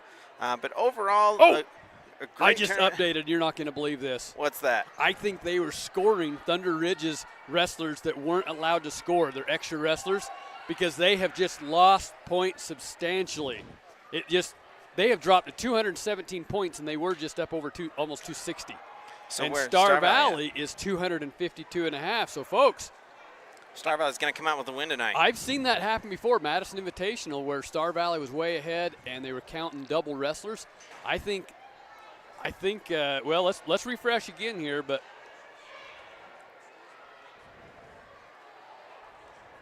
it dropped even more. Did it? Every time I hit refresh, should we tell them that I'm doing it manually? Yeah, keep refreshing there. Let's see if we can drop it a little bit further. Maybe we've been hacked. Somebody's behind the curtain taking points away. Well, folks, yeah, I'll tell you, if this is anywhere near right, Star Valley has this tournament stitched up. And I see some meets, some discussion down on the floor and some computers pulled out. Eddie Clark, one of them, has his so we'll let's just wait a minute here, but let's talk about the placers here. So we've got the placers in fourth place in her bracket. We've got Constance Peterson of Star Valley placing in fourth place. This is at 100, starting at 100. I believe that. Yep, okay. The 100 weight class. Let's see here, 105 weight class. We have Kenna Merritt of Star Valley taking second place. And just making sure that we don't have anybody else in there, which we don't. In the 110 weight class, we have Carly Angel taking first place from Star Valley. And second, too. Bernstein took and second, we have Brianna Bernstein of Star Valley. So first, second in that bracket. In the 115 bracket, we've got Hallie Robertson winning that bracket. First place for her. In the 120 bracket, we have got Alexis Angel taking second place for Star Valley. Moving on to the 125 weight bracket, we have Keston Johnson with a second place finish. In the 130 weight bracket, we have Paisley Harbaugh of Star Valley taking second place. And 135, we have Remington Allman of Star Valley winning the first place in that bracket. Weight class number 140, we have Kara Andrews taking second place. That was a heck of a match in that Thunder Ridge match for Kara Andrews, and she ends up taking second place for that tournament. Oakley Hepworth also taking fourth in that same weight class.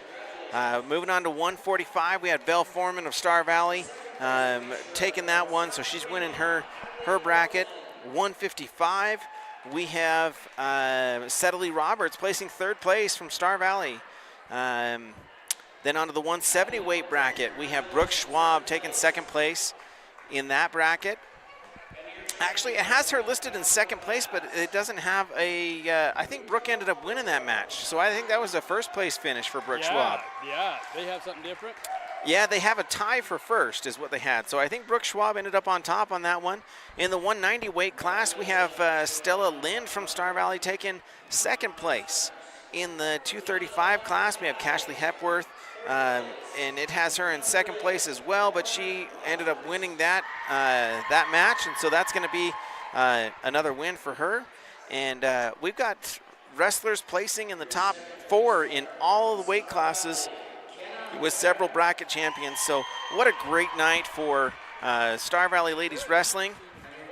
And they are giving out the individual awards. Okay, we're going to see if we can't get some of the announcers on here as well. Your 110 third place finisher from Green River, Kaylee Johnson.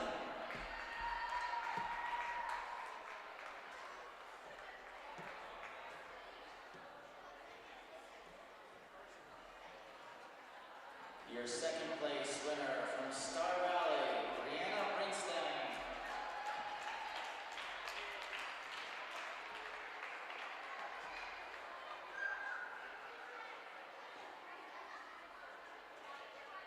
And your 110-pound champion from Star Valley, Carly Angel.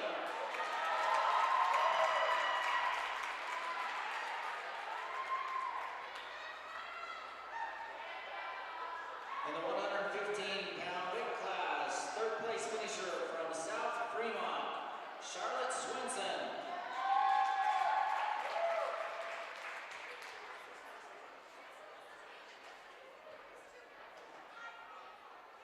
Your second place finisher from Thunder Ridge, Annabelle Andrews.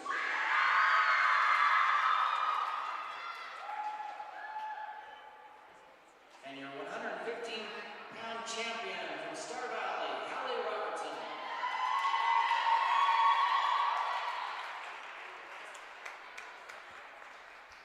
Your 120-pound third place finisher from South Fremont, Zuri Tavares.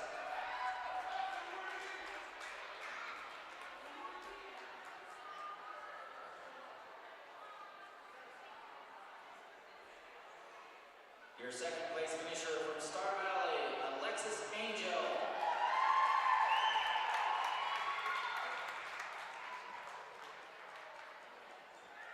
And your first place finisher from Thunder Ridge, Gracie Price.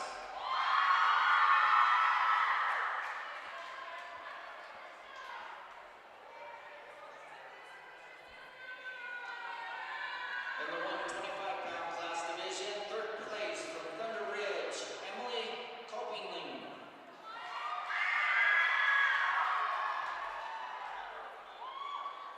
Second place finisher from Star Valley, Keston Johnson.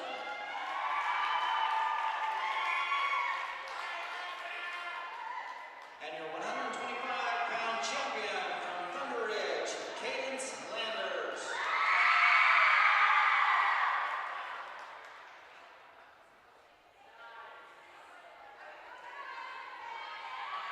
Your 130-pound third place finisher from Skyview, Allison Christiansen.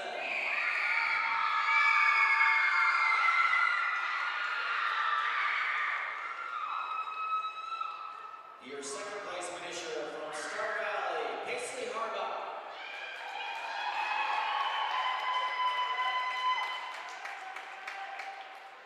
And your champion at 130 pounds from Green River, Lily Harris.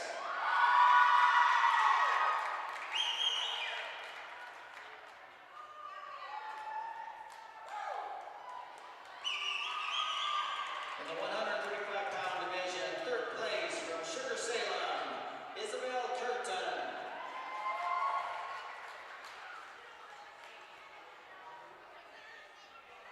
Your second place finisher from Rock Springs, Paige Tungate.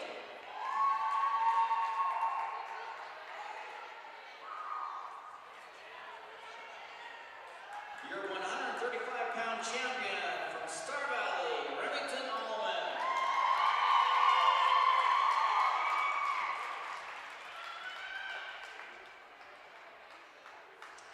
In the 140-pound class, third place from Mountain View, Abby Turner.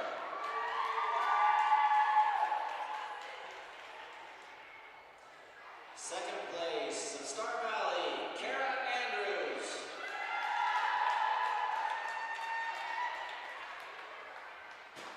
And your 140-pound champion from Thunder Ridge, Ava Price.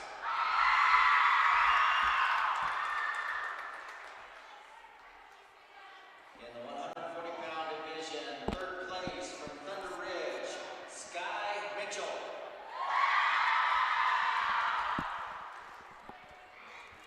Your second place finisher from Thunder Ridge, Emma Louder.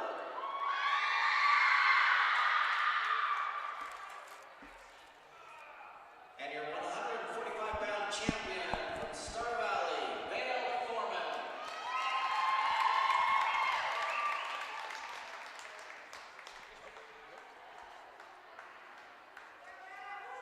In the 155-pound division, third place of Star Valley, Sally Roberts.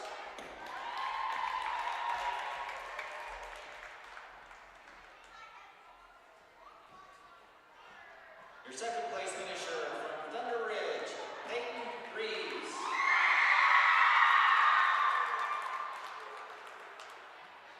And your 155-pound champion from Rock Springs, Sarah Eddy.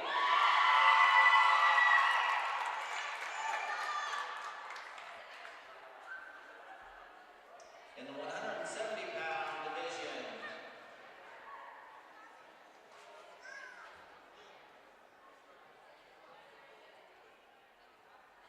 hold it for just one moment, please. I've got a tie that I need to look up or to break.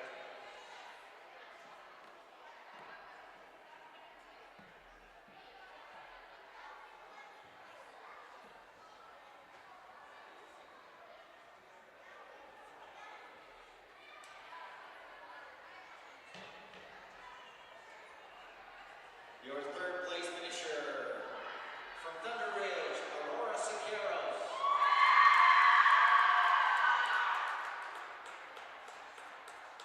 Your second place finisher from Green River, Idia Price.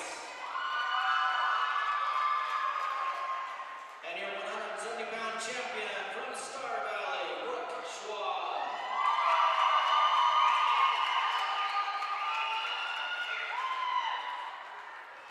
In the 190 class division,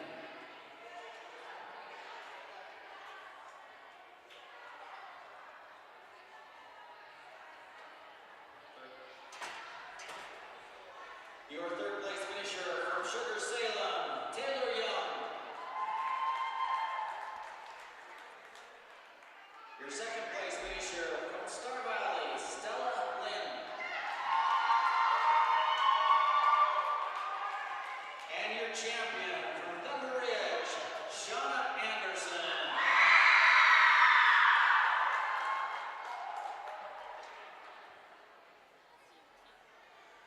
In the 235-pound weight class, your third place finisher from Thunder Ridge, Sophie Thoman.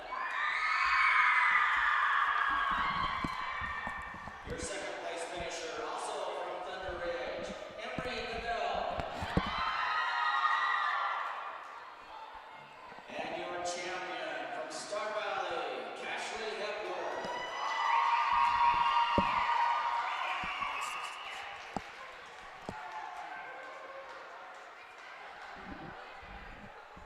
And for the teams, your second place finisher, Thunder Ridge from Idaho. Second place team score with a score of 207.5. Can we have the whole team go to the center of Mount One? All right, this is the time we've been waiting for.